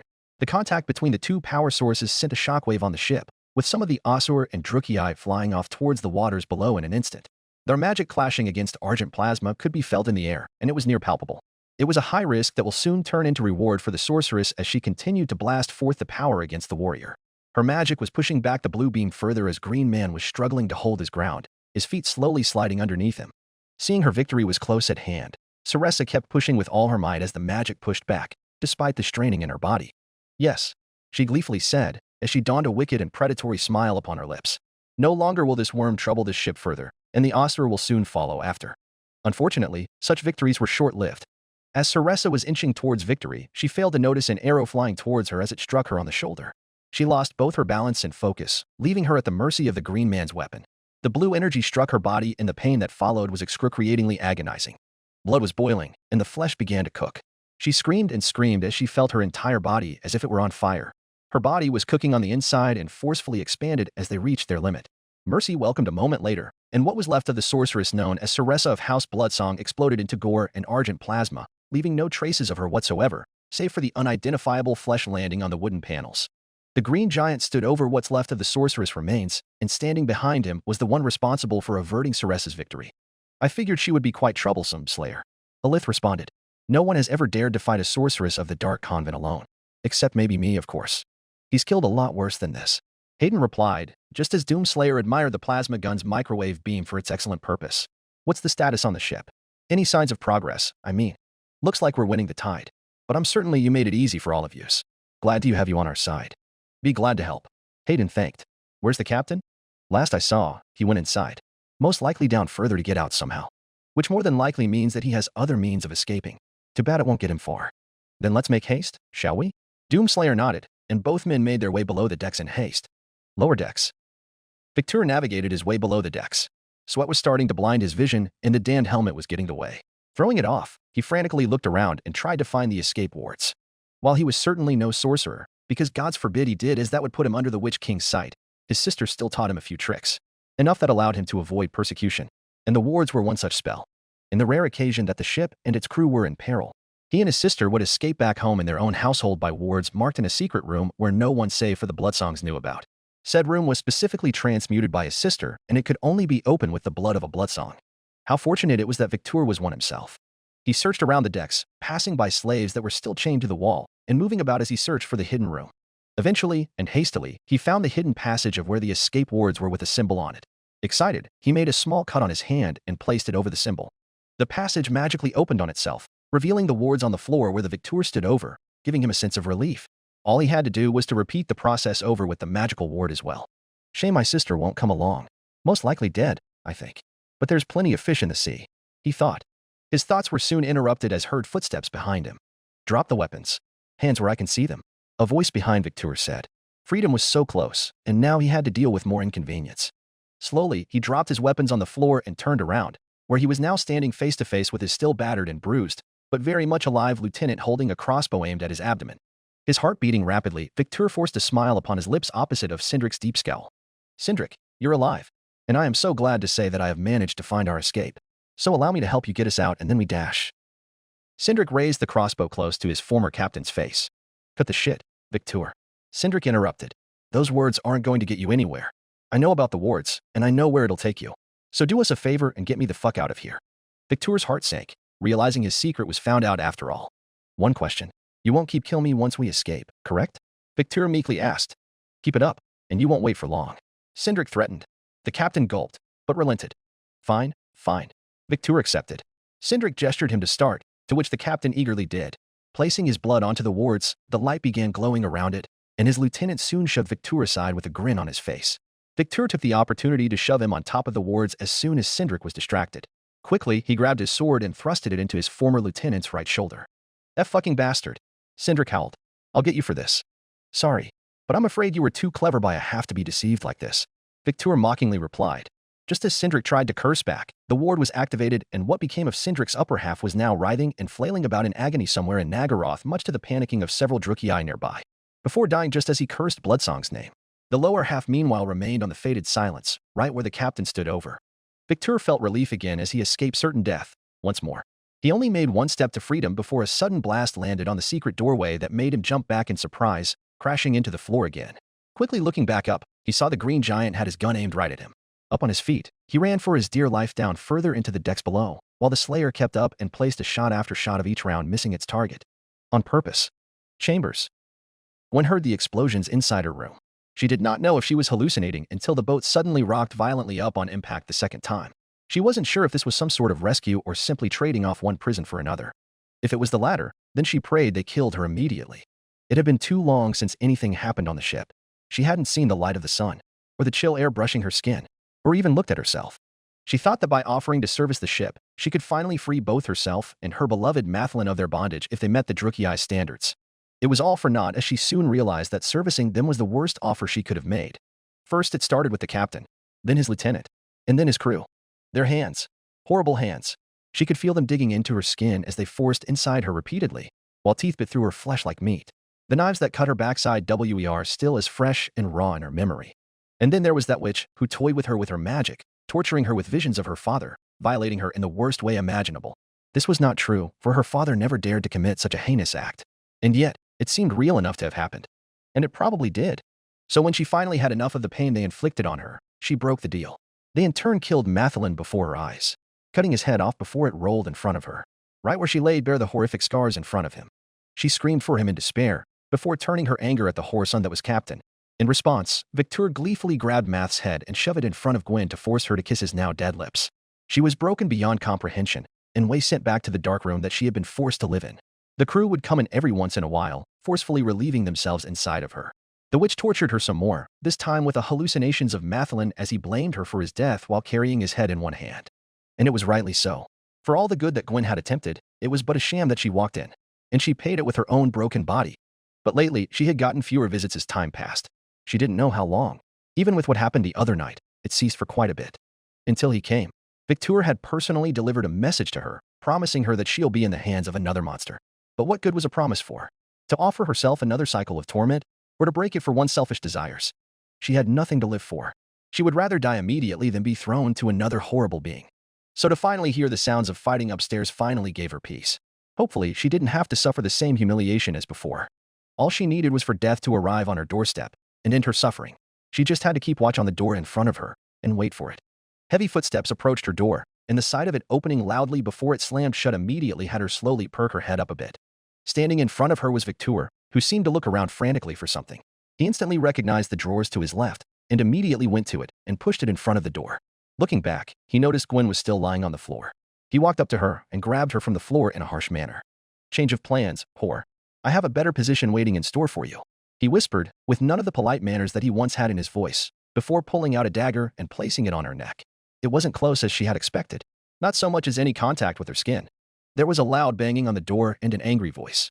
It was Taryn's voice that was yelling outside. Damn it, Captain. Let me fucking in. W wait. Wait. Let me live. T the captain's inside that room. W with a whore in there. That's all I know. B but you can arrest me. Please. I can chaw. Wait. What are you doing? P please. And no dash. Bang thud. The sound of what was presumably a gun could be heard from the other side of the door, which meant two things. Either it was the men of the Empire, or more pirates. If it was pirates, then she hoped they were merciful and give her the killing blow. Silence came, and then footsteps came. They were slow but loud to intimidate on their own. Another brief pause of silence followed, before the door swung open with so much force that the drawer broke in half upon impact as both parts flew off in different directions. It made the captain jolt and almost pressed his dagger to her throat. Despite very little light entering her prison, Gwen had adapted to the darkness for so long that she could even see the dark corners of her confinement. And what she could see standing before her frightened her. Standing in front of the door was a man whose size dwarfed the captain in comparison. Adorned in perhaps the strangest armor, the man's appearance could be akin to that of an otherworldly Grail Knight, with the height and musculature of one of those savage Northmen she had heard about. Looking to his hands, Gwen noticed an equally strange weapon, yet he carried it much like a gun. It had a reddish copper hue, with bulky attachments unlike anything she had seen. It looked far too heavy to be carried by any ordinary Empire men. But what was most unusual were his eyes. She could clearly see his eyes underneath his helm, and they were angry, unblinking and perpetually blank. The man didn't even so much as shift his brows to any other emotion except for rage. Her heart sank deep as she now realized that the warriors of chaos had invaded the ship, and she was going to be a prisoner under her new wardens, and hoped that they killed her shortly. Stay away from me, or I'll kill the bitch, Victor threatened with futile effort, his voice cracking under pressure, desperation, and fear. I see Ceresa didn't get you. First my glory, then the men, the ship, and now my sister. What do you want that you've already taken from me? The man stood motionless, not even wincing under the captain's panicked yelling. It only frustrated the Drukei further. Answer me, damn you, Victor yelled. This time the man moved suddenly and so quickly as he now aimed the weapon at face level. Fear gripped the Drukei's heart and pressed the dagger deep against her throat. Guinevere could feel the cold steel push further down her skin, almost to trickle droplets of blood under a shallow cut. I mean it. She will die, Victor yelled. It was at this moment that Guinevere Sanguine would die on this day, and her passing had finally come to her. And for the first time since she had become a prisoner to these monsters, she found her voice. And pleaded, PL please, kill me. The man seemed to understand her. Whether it was out of pity or not, he granted her wish. And pulled the trigger. Bang. A scream came after, but not from her. She thought that she had finally passed away from the mortal world, screaming all the way as she entered. But it was not to be. Gwen felt hands on her. Not the hands of those twisted monsters that forced themselves onto her repeatedly, but one who held her with delicate care and tenderness. She opened her eyes and realized that the man had been holding her. Confused, she looked back to where the screaming was. And lying on the floor was Victor Blasong, wailing in horror as he clutched onto what used to be his sword arm, now turned into a bloody stump at the elbow, with only sinew and skin flaps still connected to the forearm. The armored man soon set her aside in the hands of another person. This time, it was an elf, a Drukei. However, unlike the pirates, this one had much more noble features and wore armor befitting of a knight. His skin was pale but more natural unlike his barbaric kin. Are you all right? He asked in Reichspiel. It was a language she recognized but not in her native tongue. Still, it did not matter. She was speechless, but then noticed something in the corner of her eye. She glanced over and saw 4 figures walking over to her. Each of them wore the same suit of armor, with several types of heraldries adorned on their mantles. And then she noticed their hair and ears on 2 of them. They were the High Elves. And she realized now that they had come to rescue her from her captors. One walked forth, he wielded his staff, and seemed oddly frail and weaker compared to the others, especially in comparison to the one with a lion's pelt over his shoulder. You are in safe hands, sweet child, the elf assured, his smile easing her as did his voice soothe her. Do you speak Reichspiel? Or Britannian? He asked. BR Britannian. She answered. The elf nodded curtly. I see, he said simply. Another howl of pain followed, and everyone looked back to see the armored man now standing over Victor, who this time found his left leg bent to unnatural degrees. It seemed like he was trying to get away only for her savior to stop him from doing so. I believe you should be elsewhere, the frail elf suggested. Gwen kept her eyes on the downed pirate before slowly looking back to the Osir. And no, she answered. I need to see this, once and for all. The Osir looked with uncertainty, as did the others, but relented. If you insist, he said, respectfully. The dark-haired elf helped her walk towards the scene. Now, the event was starting. Her knight stood over the now feebled pirate with little resistance. He soon pulled out a gun seemingly out of thin air. He aimed it towards Victor's face, who was now begging and crying for mercy. He pressed the barrel against the Drukgyai's forehead, slowly. Victor kept pleading for his life as he was now at the mercy of the Green Knight. After a few tense moments, the knight took the gun off of his face for no reason. Suddenly, he spoke up with a coldness in his voice. "You're not going to die with a bullet in your head," he said. Victor looked surprised and seemed relieved at first. "But you're going to wish it did." Soon after, the knight pulled out something far more vicious than anyone had ever seen. It had the markings of a sword, but bulky like his previous gun and far more brutal to behold. The handle was a large yellow box with a blade sticking out at the front, while the blade itself had teeth on its edges. The knight pulled something on the side of it, which soon made a growling noise akin to that of a wolf's snarl, which then roared in anger just as its teeth began moving at horrifying speeds. Victor reeled in horror at the fate he would receive. Wait. No, H. Raising the weapon over his head, the knight quickly slammed it down onto Victor's stomach, and what followed would haunt everyone's sleep thereafter. Screams followed as his sword began ravaging the Drukgyai's innards. Victor attempted to claw his way out, but found his nails gone as he scraped too hard on the floor. He attempted to push it off with his one remaining hand, only for it to be eviscerated as well as the teeth sliced off his fingers to oblivion. The knight then pulled it up towards his chest, tearing the flesh and organs along the way. The pain must have been so unbearable that Gwen could see Victor biting off his own tongue, before his teeth shattered under pressure. His voice went from screams of agony to something not even human. It was too similar to that of a swan, and it went on like that for what felt like hours despite seconds passing. The blade came up towards the neck, which ceased the screaming entirely, before the knight went up further towards the chin, and then the head, obliterating everything in the process. The sword ceased roaring and the knight yanked it off, leaving behind what was perhaps the most gruesome scenery put on display. Every single osser present displayed so many emotions in what they had witnessed. Fucking hells, Slayer. The tallest elf muttered, trying his damnedest to comprehend what he had seen. The female osser put a hand over her mouth, attempting to control her breathing even as she began tearing up. The one with the golden armor behind Gwen soon began vomiting at the revolting display. The only ones who showed little emotions were both the kind osser and dark-haired fellow. The former visibly shaken based on his hand on his staff, and the latter giving no more than an eye twitch. As for Gwen, her simple response was to simply walk right up to the displayed carnage. She simply ignored the warrior and stood before Victor's corpse. She gazed upon her former captor's ravaged body. All the time she spent on the ship, being the plaything of those pirates, being humiliated with so much depravity scarred onto her body, and forced to watch Math die for her cowardice. It was finally over. She knelt down on her knees. She continued to stare at the corpse, before her eyes trailed off to the dagger once grasped by Victor's hand. Not missing the chance, she quickly grabbed it off his hand and began stabbing onto Victor's remains repeatedly. Each strike she felt her emotions ramp up immediately. All the rage that faded from her returned with a vengeance. The first few stabs were done in grunts, then came the yelling and then the screams. All of her anger, now channeled into her fists as she continued to stab into the monster she forced herself to bargain with. Herself, Mathelin, their love, their future, all gone, save for the rekindled vengeance. Eventually, her screams turned to that of wailing. Tears poured out of her eyes as she began crying, and her innate need to lash out on the dead Drukgyai faded.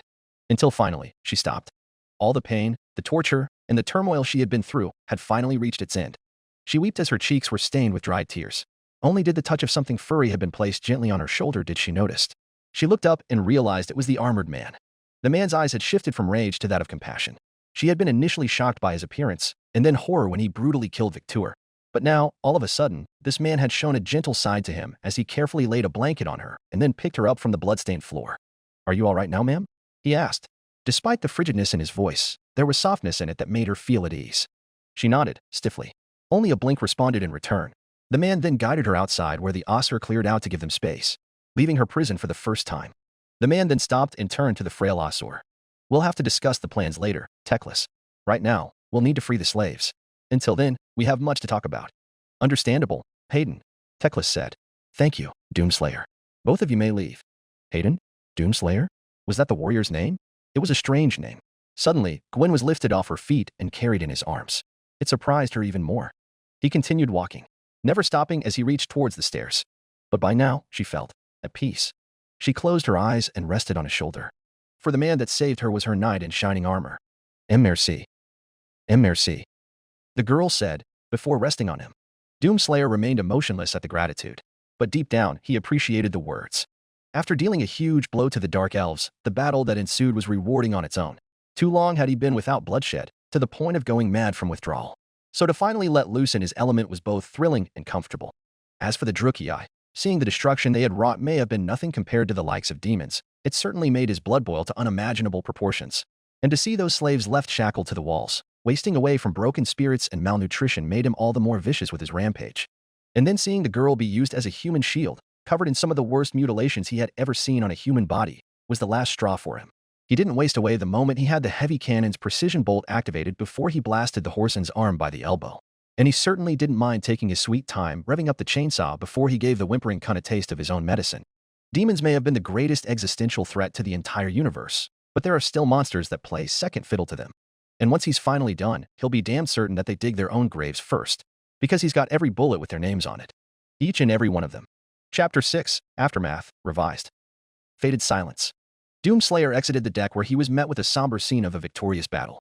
The Sea Guard was able to suppress the pirates to submission, with many of them now at the mercy of the Osir, their hands tied to their backs. Several of the guards gave leeway for him as he carried the Britannian towards safe shores. The defeated pirates, or what's left of them, looked at the Slayer with fear in their eyes, some averting their gaze when he stared back.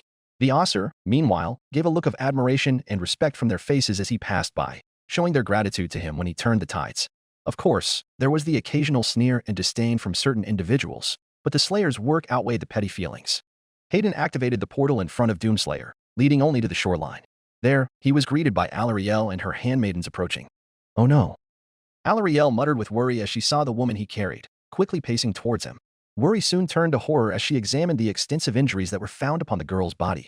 Alarielle looked back up at Doomslayer's face, which now revealed sullen but still angry eyes behind his visor. There are more back on the ship. Hayden chimed in. We will be heading back to town now. I take it that there are healers established over there. Why yes, Hayden. She answered with composure. We have set up tents and resting areas for the wounded, but we'll take her from here. Doomslayer nodded. Carefully, he took her off his hands slowly, allowing her to stand up a bit. The girl understood the gesture, but kept her hands on him as she pulled herself together and took some steps in. She kept her hand on Doomslayer's even as she was capable of standing up for herself before she hesitantly let go, and was soon embraced by the Everqueen. Alarielle greeted her first with a warm smile. It's all right, little one, she assured the Britannian. Here, you will suffer no more. The girl nodded before Alarielle looked back to some of her guards. I will need volunteers to retrieve any survivors from the boat. Any willing to take up the task? A couple of them had stepped forward with duty in mind. See to it, then, Alarielle ordered. The few handmaidens detached, while the others remained to their Everqueen's side. Alarielle gently caressed a hand on the girl's cheek. The girl shuddered at the touch but remained passive, knowing Alarielle was no Drukei. What is your name, little one? Alarielle asked. The girl was straining to form the words in her mouth, but Alarielle remained patient for her. G. Guinevere. Guinevere Sanguine. The girl answered. A Britannian, then, Alarielle remarked. Well, Lady Sanguine, you will be in good hands. Until the day comes when you are ready to leave, you will be under my care. Alarielle comforted. Gwen nodded again. This time, she donned a small but faint smile on her lips. I thank you for defending our home, Slayer. She thanked.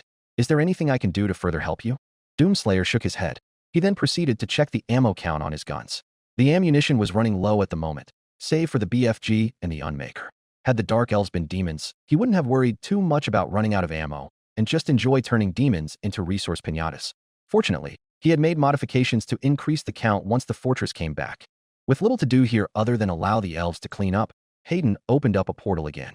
This time, back to the fortress. Thank you, Everqueen. We'll take our leave now, Hayden said. Have a good evening, Hayden. Alarielle replied. Doomslayer soon departed, but not before taking one last glance back at Guinevere, who soon took notice and a sense of longing had been reflected on her expressions. Eventually, he entered and the portal closed behind him, disappearing without a trace. This left Alarielle, Guinevere, and the handmaidens on the beach. The Everqueen looked back at the fragile Britannian with concern. Come, Alarielle suggested. We'll see to your wounds. Guinevere nodded and complied, both now walking back to town followed by handmaidens. The Tower of Cold. In the land of chill, neither blade nor arrow could match the penetrating power to pierce the souls of the weak-willed than the Witch King's gaze. And his gaze set themselves upon the laughable skirmish that occurred on a small town in Ulthuan. The demon inside Malice was quite descriptive and informal, albeit agitated, when prodded about for information on this mythical warrior. And what he received from the demon matched the very description of the so-called Doomslayer. Just as Malekith watched the knight cut through the corsairs with ease through his witch sight. The warrior was certainly no pushover. The damage he inflicted was devastating to those wastes of skin, but what caught Malekith's attention the most were the bizarre weapons that the Slayer wielded in battle. No doubt they were guns as he recalled, but the fact that they could hold so much ammunition, without the need to stand idle and refill in one sitting, was a testament to both dwarfen and human advancements in technology. And even without the guns, the warrior's battle prowess was unmistakable and far more brutal than even those Norscans that attempted to raid his kingdom from time to time. The fighting style reminded the Witch King of his youth, when he was still a son of Ulthuan, dedicated to eradicating the hordes of chaos from his ancestral home.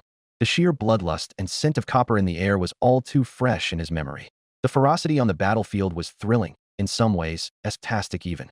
Not of the accursed Slaneshi variety, but a rewarding feeling no less.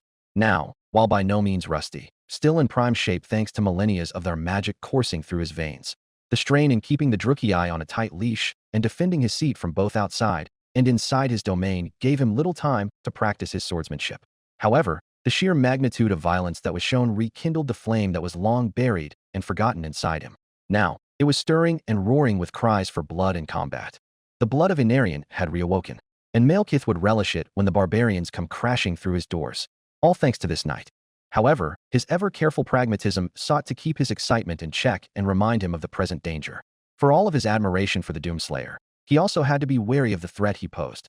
On the one hand, the provided evidence he had witnessed could potentially be used against the demons of chaos. Based on Archon's reaction and madness, this warrior would prove himself valuable to the Witch King's army. On the other hand, it was clear that the Doomslayer was no friend to the Drukei. What's worse was that he made himself clear that he already made himself a clear-cut ally to the Asur, much to Malekith's disdain. This would prove difficult to have the Slayer switch allegiance to Malekith's side. And if the demon's words to go by, no amount of riches nor woman will sway him to the Witch King's cause. Which meant that he'll have to resort complete domination over the mythical knight, whether through strength or magic. Malekith could only stroke the chin of his mask as he watched the aftermath of Doomslayer's rampage. Such anger and hate in his movement would nonetheless be useful provided that he could tame him. For every beast captured would come to break and submit to his will, eventually.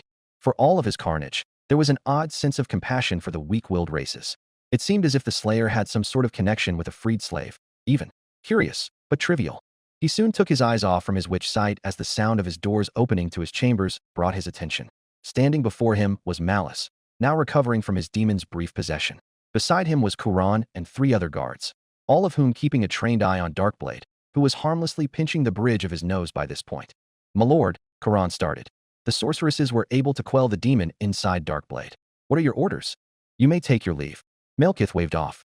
"I will deal with Malice from here." Kuran bowed with his usual stoicism, though Malekith could see him faintly attempt to protest, but knew better than to question his lord. The rest of the guardsmen followed suit and left. Only Malice remained in Malekith's presence, visibly strained from the possession but attempting to shake it off. "How is your head, Malice?" Malekith asked, showing no hint of concern except only for loyalty. Malice continued to clutch his head, but responded well. "Feels as though I had been rammed through a wall more times than it is reasonable, right after getting pissed with black wine." Malice responded, followed by a short apology. Malekith could care less about verbal vulgarity, except when it's too far, and ignored it completely. "Good.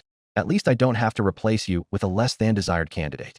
I can only imagine the number of successors I have to keep replacing before I fully absorb Hag Graft to my own," Malekith commented, hiding little in his condescending attitude towards the Dreadlord. Malice could only grumble, but remained tight-lipped about it. "Forgive me, my liege." Malice apologized, albeit half-hearted. "This is not the first time the demon wrestled for control and won. But I have never had this complication before compared to other times." Malekith could only let a slow breathe escape his mouth. "Don't torment yourself over such." Malekith replied, "I don't expect you to be rid of the demon so quick. You've managed it before, and you'll manage it again. What I do expect, however, is to make this be the last incident that involves callous missteps. Remember that, Malice." "As you will it, my king," Malice replied. Malekith turned away and walked to the balcony. "You are dismissed," Malekith said. Malice soon departed immediately, not wanting to be the target of his king's ire. Malekith was now by himself.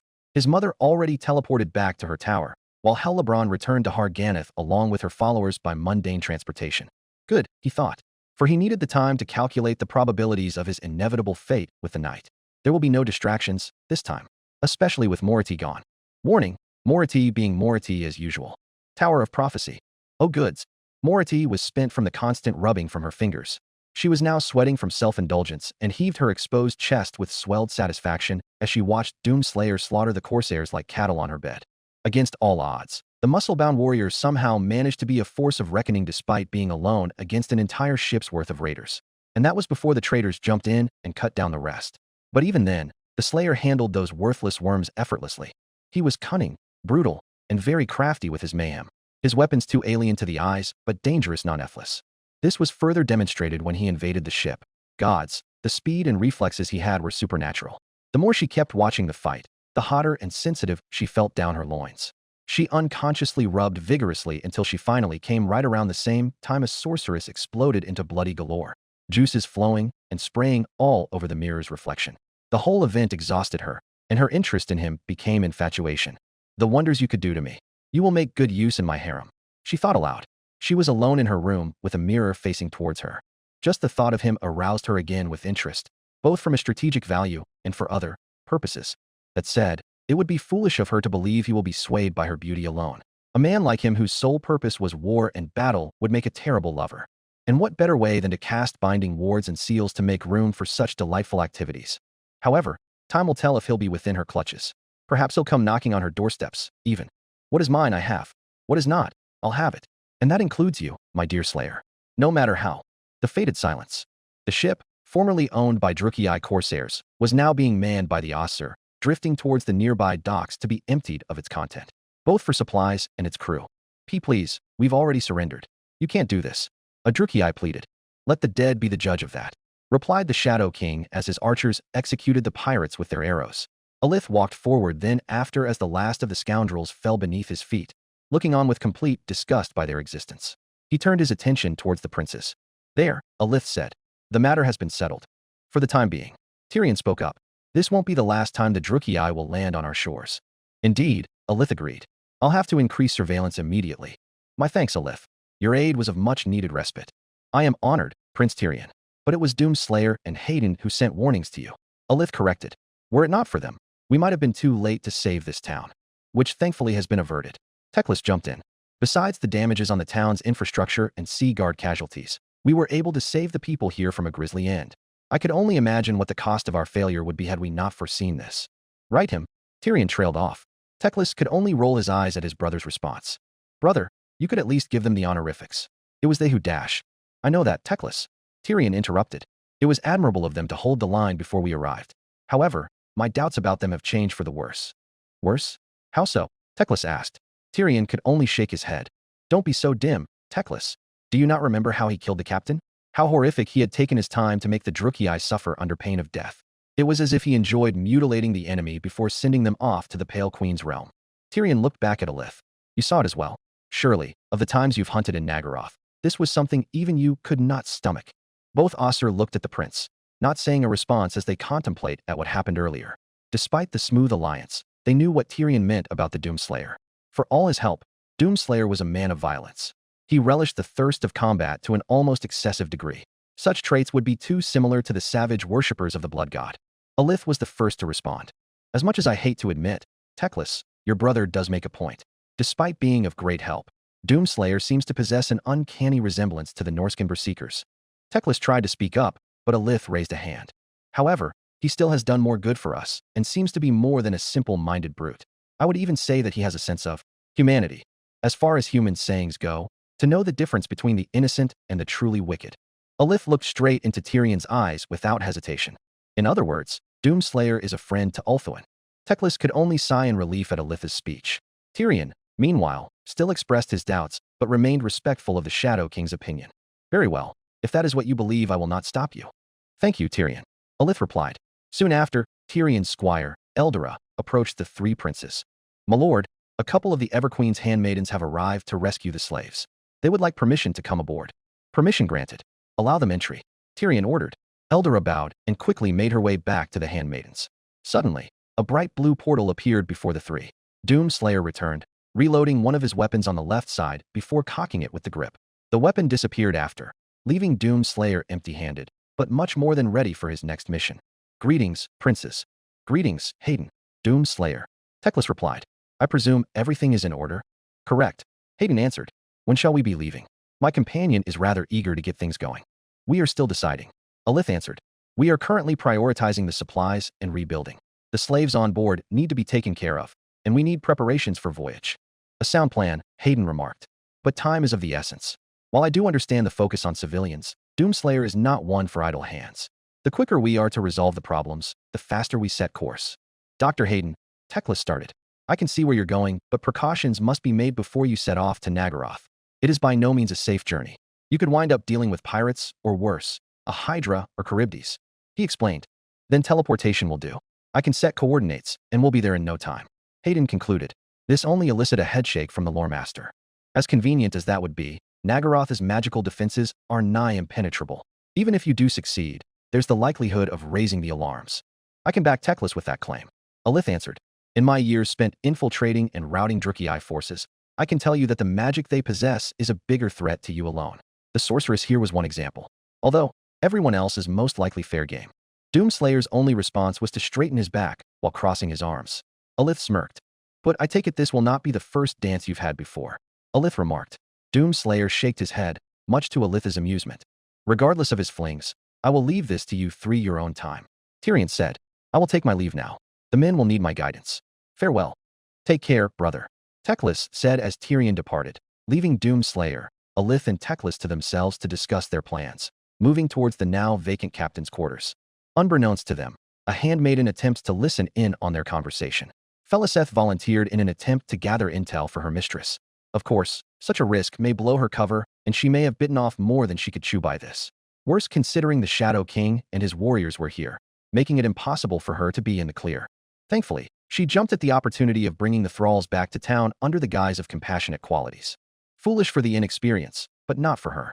If she could just remain inconspicuous and avoid suspicion, she'll be able to scrounge what she could find. Meanwhile, another assailant watched intrinsically of the 3 men conversing, remaining hidden in darkness.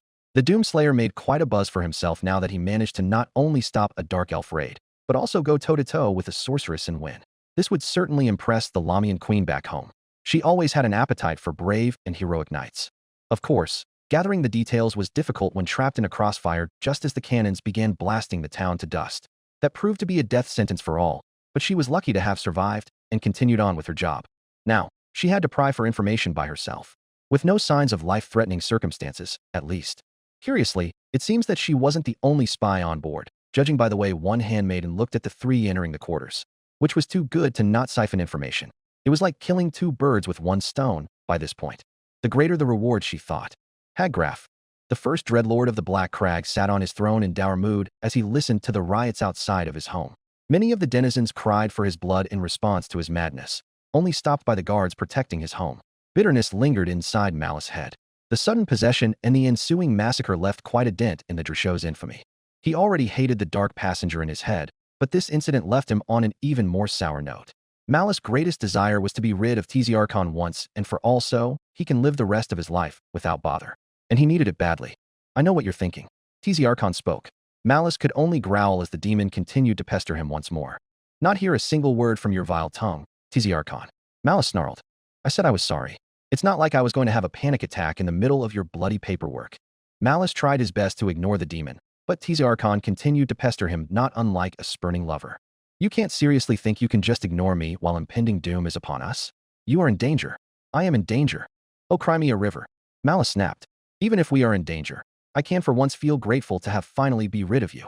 You are not grasping the dire situation we are about to be embroiled. The demon retorted. The Hellwalker is here, and we need to leave this frozen hellhole far away as possible. Malice snorted at such cowardly compulsions. He'll never admit it, but it was unlike Tiziarchon to suddenly be so afraid of some unheard nobody. Rather than be fearful, though, Malice couldn't help but feel amused by Tiziarchon's ramblings. Don't you even dare think of laughing while I am warning you of our safety. Huh, safety you say? When has safety ever been your favorite word?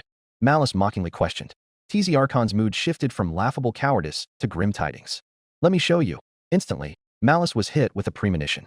Fire and blood filled his vision, and the screams of a billion souls were singing in his ears. But his ears did not pick up the screams of inferior races, but that of a Tiziarchon's foul brethren. All of the most abhorrent beings to have existed unified as one. Each of the 4 corners of the servants of chaos gathered in an endless horde. But there was something wrong with this picture. Many of their faces did not reveal malevolence and wicked delight. Instead, they expressed a sense of fear. This was a first for the Dreadlord. None of the demons he had faced, save for Tiziarchon, could express such primordial fears. The vision soon shifted to something else entirely. It was only then did the truth unfold in the next vision. Standing opposite of them was not an army, but a man. A warrior. alone and surrounded by uncountable demons, with nothing but a sword and armor on his back. He wore a dark green armor that was completely unidentifiable by design, and carried a blade made of what could be described as solid fire made manifest. Yet, this same man exuded the sense of dread that even a bloodthirster wouldn't dare cross paths. In moments, the horde began rallying themselves to a fearsome battle cry before charging towards the man with malice. The man, in turn, did as well, charging in what would surely be his foolish demise. Instead, a spray of limbs and blood came, not from the man, but the demons. One dead demon turned into 10, then 100, 1,000, and not long after, 1,000,000 dead. By the time the battle ended, a sea of corpses had covered the lands, not leaving a single inch uncovered without mutilated guts. And standing above the Red Sea was the lone warrior himself, covered not in his blood, but his enemies. And behind him glowed a blood-red symbol, one full of rage and hate, an insignia of destruction. No one in recorded history save for Inarian could stand against chaos unless united as an army. None but him. The visions soon stopped. Malice felt his head was about to explode as he suffered one hell of a migraine just going by looking into the visions. He almost lost his footing once he was back to reality, but kept his balance on a nearby wall. His blood was running down one passage of his nose before wiping it off with his own gauntlet. "Now do I have your attention?" the demon rhetorically asked. "Clearly," Malice responded. "But so what? Any brave fool could stand against your cousins with such iron will." "Not just any brave fool." Archon spoke with emphasis. "This man is responsible for untold eons of torment for the realm of chaos. Long before even you and your kin existed. And before that, he had slain trillions of other demons outside of chaos. Far more than you could ever imagine. And I am supposed to be riddled with fear? Those visions mean nothing. If anything, this man is more than likely one of several misguided worms that crawl upon this wretched realm. And if we ever were to cross paths, I will cut him down with the warp sort of kind with hate. And with hate dash. All things are possible blah blah blah." Archon interrupted with a mocking imitation of his vessel's creed, much to Malice's ire, before sighing with bored annoyance. "Really, Malice? Do you have to keep repeating that? Come on now. And by the way, your hate is but adolescence's hormonal phase to the likes of the Hellwalker's rage. See how that goes when you're alone in a room with him. I'll wait." Malice's skin went from pale to slight red in outrage. However, there was no way he would be able to lash out at the demon, physically, so he simply resorted to his most common comeback. "Shut up, demon. When has that ever stopped me?" Archon proudly retorted. Malice had gotten up from his seat and made his way down the halls to where the riots were being held. Archon sighed with sincere defeat at being ignored. "Sigh, Malice, the Doomslayer is not someone you could easily trifle with on any battlefield. Chaos had the misfortune of dealing with him. And look at what's happened to us. We are but a fraction of our power and stuck on this backwater realm." "Tragic," Malice sarcastically replied. "And what would you suggest? Have me run off to some foreign land, holding my tail between my legs? Better you did than die a fool's death. Besides, it's probably better than pleading for your life. I've seen several dimwits try to negotiate with promises of power and pleasure. Even controlling him is a total death wish. I pity the fool who tries to ever think of using him for their own ends." Malice snorted with disdain, passing by a couple of guards who paid little attention to him just as he continued his way. He climbed down the steps of his home and prepared himself. "I grow bored of these old wives' tales," Malice complained. "Perhaps quelling the mob should mend my mind for a bit. If you think that helps, be my guest." Malice soon exited his home, where a mob had formed in front of the entrance with outrage in mind. But the Dreadlord did not seem to mind it. Whether words or blade guided him, Malice remained confident in his abilities. Or as the saying goes, with hate, all things are possible. Captain's quarters.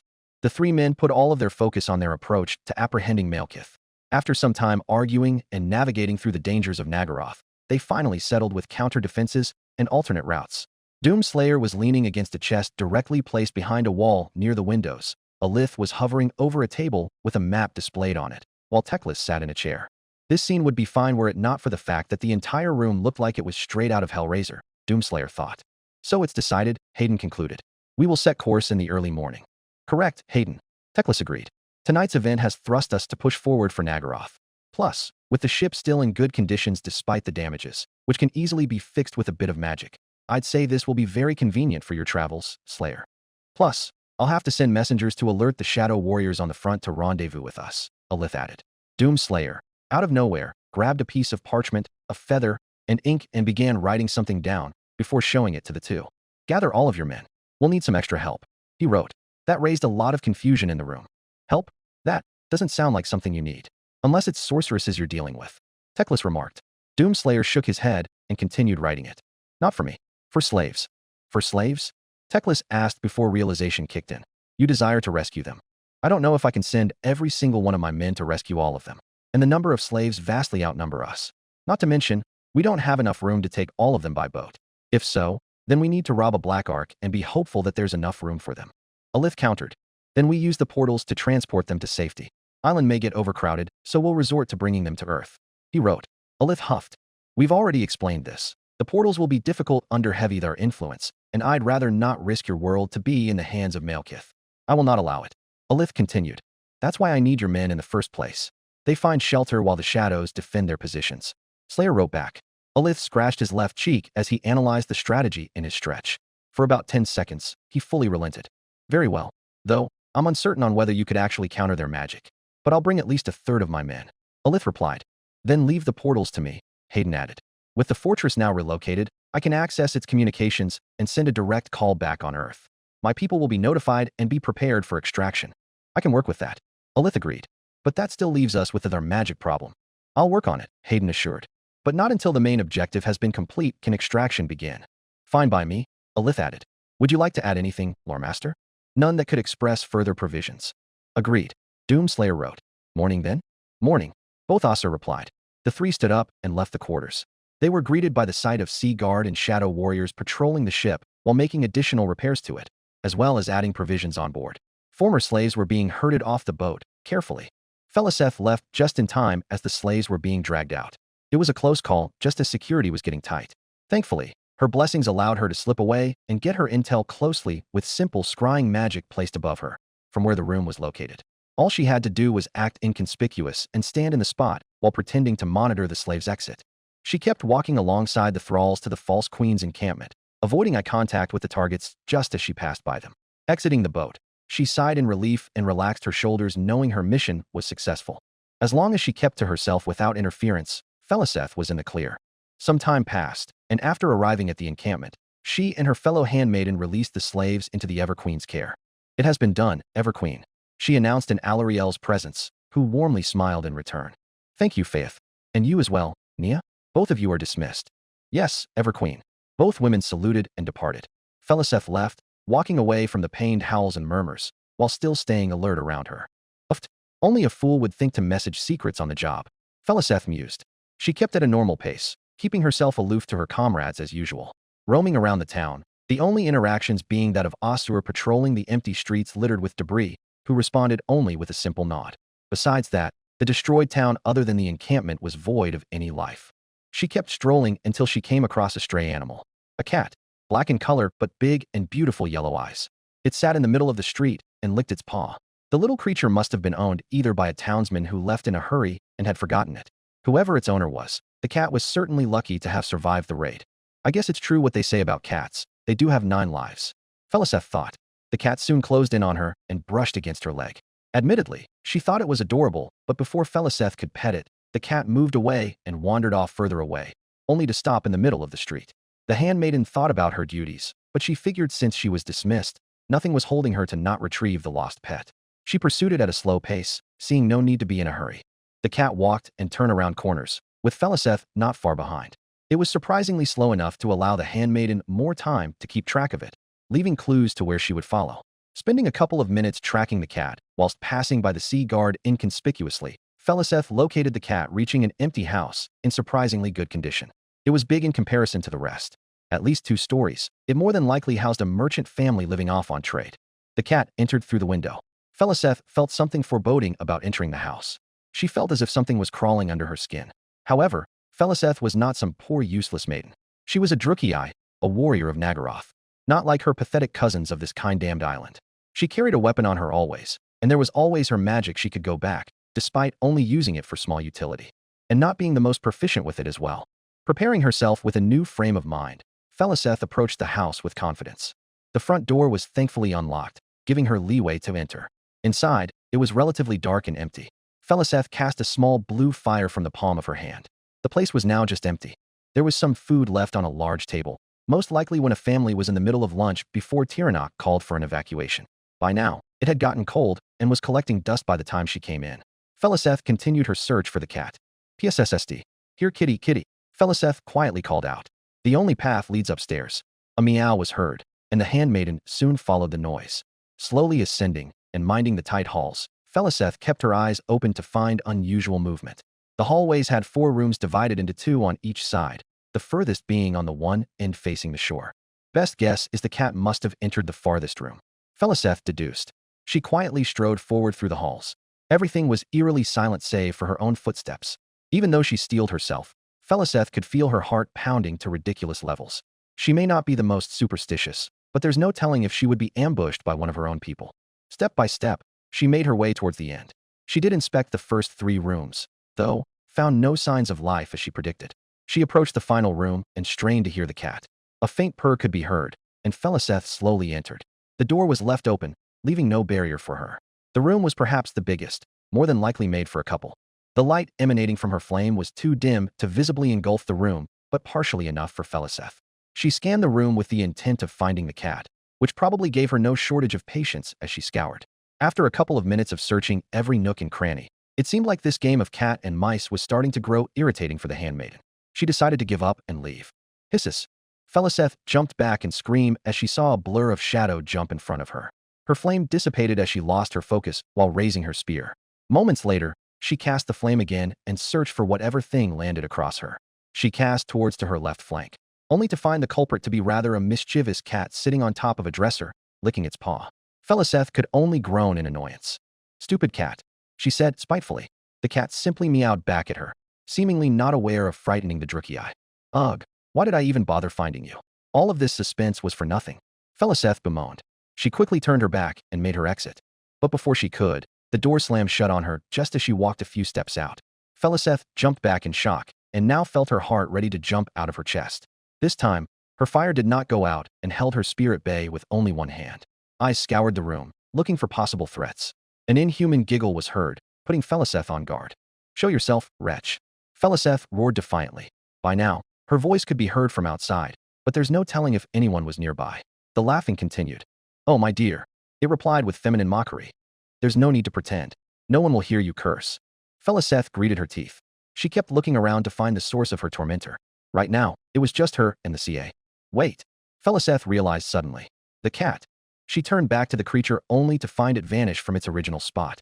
Feliceth tensed up, realizing that she had fallen into a trap. My, you've grown quite careless. To think someone like you could be so complacent in her duties. But then I suppose a spy wouldn't make such a great handmaiden." The voice continued, much to Feliceth's shock. But the words soothed strangely to her ears, followed by a sickeningly sweet smell of berries and crushed flowers. The scent repulsed her, yet clouded her thoughts. It disoriented her.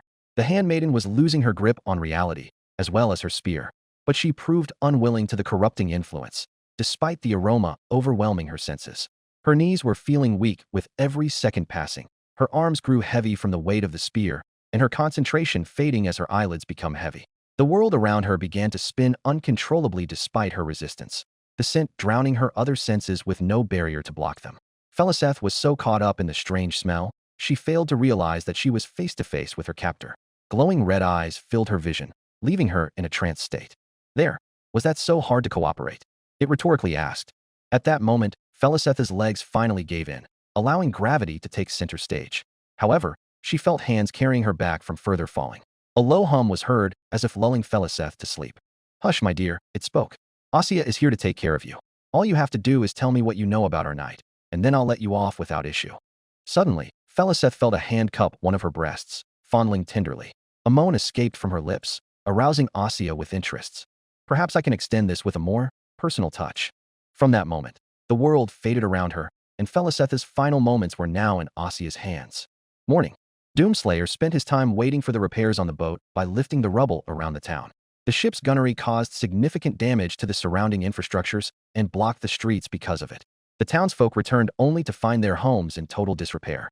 However, many of them were grateful for Tyrion's actions and gave thanks to him. He remained and coordinated relief efforts to the Everqueen's camp with Eldra at his side. Alarielle and her healers made quick work to help wounded soldiers and the newly freed slaves at the medical camps, while Corhill and his White Lions searched for survivors trapped underneath the rubble. A few dwarfen engineers that volunteered worked to rebuild the infrastructures and rescue their kin when the news was brought to light. Doomslayer, however, made the headlines when he began lifting the heaviest of rubble without hindrance. Spectators watched in awe as he began pulling and dragging concrete blocks and wooden beams to the side of the road unencumbered. He worked tirelessly and pulled through, allowing other Asur to rescue what's left of their comrades underneath the destroyed town. Damn, Slayer, Corhill admitted. Seems you're full of surprises. The first of many you'll see should we stay longer. Hayden added, eliciting a smirk under the Slayer's helm. Corhill chuckled at the boast. Well, try not to make us look useless. Corhill jested. Can't hog all the women to yourself, you know? Doomslayer shrugged. Teclis approached the two men. Good morning, gentlemen. Teclis greeted. The ship has been repaired. Alith is awaiting your appearance, Slayer. Doomslayer looked back at the White Lion. It's all right. We can handle ourselves here. Besides, you've done enough lifting around here. Time you went off. Doomslayer dropped whatever was in his hands and began his leave. Teclis walked alongside him. Wait. Both men stopped in their tracks and looked back to see Corhill catch up to them with an axe in one hand. Since you're going there, you might need something handy to deal with, Corhill said as he passed the axe to Doomslayer. It might not look like much, but it may come in if you're feeling desperate. Plus, consider this as thanks for saving the people here. Doomslayer took the weapon off his hand and inspected it closely. For one thing, it was beautifully crafted. It was the shorter axe of Corhill's dual weapons. The axe head was pretty damn large, but possibly had enough force when swung, he thought. He hadn't used melee weapons for a long time save for the Crucible and Doomblade. And even then, he always relied on his guns and fists to get the job done. However, he felt appreciative of the gesture. He nodded back. My thanks, he says. Hayden read out his response. Anytime, Corhill replied. And don't worry about me. I have a spare back at the armory. Doomslayer nodded, and both he and the lore master departed again. Enough time has been wasted, and we will have you sailing on course. The time has come for Malekith to be put on trial. Teclis trailed off at the last word. Doomslayer recognized the hint and knew full well of the disgust in his tone. He hated it as much, but Teclis seemed to struggle with his conscience. I assure you, Teclis. Hayden spoke up. We will make the best of the situation. However, the chances of a peaceful negotiation will be slim, and I'm afraid that brutal companion will have to bring the king by force should this meeting go south.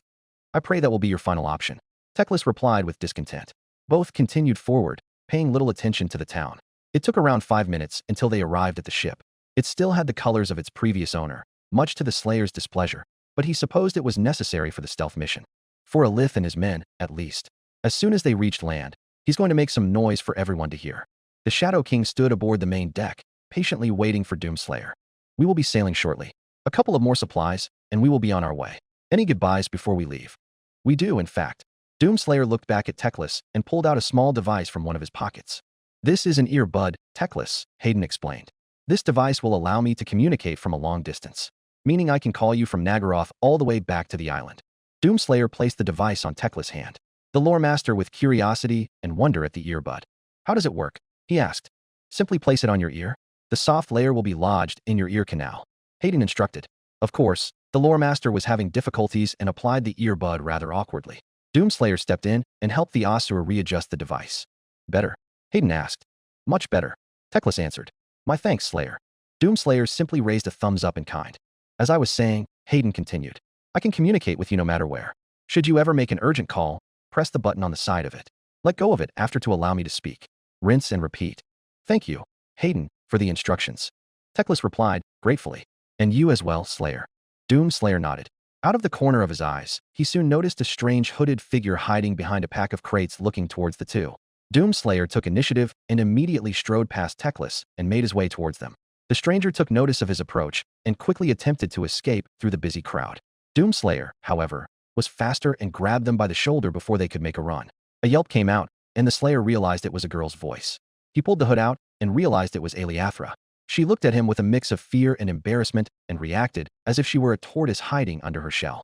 Doomslayer let go and calmed down, easing tensions between one another immediately. Teclis caught up with the two and immediately recognized the Everchild. Eliathra, what are you doing here? He sternly questioned. Eliathra winced at the lowered tone she received. I heard about the attack and decided that I volunteer to help with the survivors. She answered. Of course, that was a lie and both adults looked unimpressed with her. Doomslayer crossed his arms while Teclis shook his head in disappointment. Right, Teclis said. Then I suppose the guards have turned the other way while you freely walk around without supervision, correct? Yes. Ollie responded. More or less. Teclis pinched the bridge of his nose with an air of annoyance. Ollie, you know you're not a child anymore, yes? You are expected to uphold your duties as the next Everqueen right after your mother. No more lies. The truth, Ollie. Eliathra pouted but sighed in resignation. All right, I snuck over here right after hearing about a slayer striking back at the pirates. I wanted to see the aftermath of what happened. And Teclis drew out. Aliathra rubbed her arm. And I heard about Slayer leaving today. Wanted to say goodbye before he left. I wish we got to know each other. Doomslayer rolled his eyes, but relaxed his shoulder. Damn kids, he thought. Teclis, meanwhile, sighed. Then I'm afraid there isn't much to see. Rather fortunate, really. And while it is kind of you to say goodbye, you should at least come here with proper security. He lectured. Come, we'll have to return you to Luthern before your mother finds out. That won't be necessary, Teclis. A voice spoke, grabbing the three's attention. I have already been informed. Doomslayer and Teclis turned back to see Alarielle, alongside her handmaidens, and Tyrion standing behind them. Although, this time, the Ever-Queen was the one to speak, while Tyrion remained uncharacteristically quiet. Alarielle approached with a stone-cold expression. While nowhere near as menacing as the Slayer's hateful gaze, he knew better than to go between a parent and her child. Aliathra stood there sheepishly, twiddling her fingers as her mother neared. Suddenly, Alarielle pinched her daughter by the ear before dragging her out. Ow wow. Mother, Aliathra whined. I can explain. Nonsense. I already know enough. Her mother replied. You left home without any supervision, thus causing a stir among the maidens. Then you decided to come here despite the hazards around here, as we have still yet found all the remaining pirates. Actually, we've found all the pirates. Tyrion corrected, earning him a hard glare from the Ever-Queen. But I'll double the patrols to keep searching in case. He sheepishly said. Doomslayer found that to be odd considering his bombastic attitude. Alarielle smiled. Good. Now where was I? Alarielle continued. Ah yes. Thirdly, you've decided to snoop around under false pretenses that you were here to help. What do you have to say to yourself, young lady? Aliathra whinnied a bit under the pinch. I am sorry, mother. Will this be the last you'll ever try that again? Why yes. Good. Alarielle released her grip, letting Aliathra rub her ears, tears almost swelling in her eyes. The Ever-Queen looked back at Doomslayer with a bright demeanor. Apologies for the scene. I was told you were to leave soon. I am here to give my farewells. Thank you, Alarielle, Hayden answered. It was a pleasure to discuss your people's culture and magic, as it was with Teclis. Oh, likewise, Hayden, she replied. However, she soon dropped the smile. However, I fear that the voyage will not go accordingly.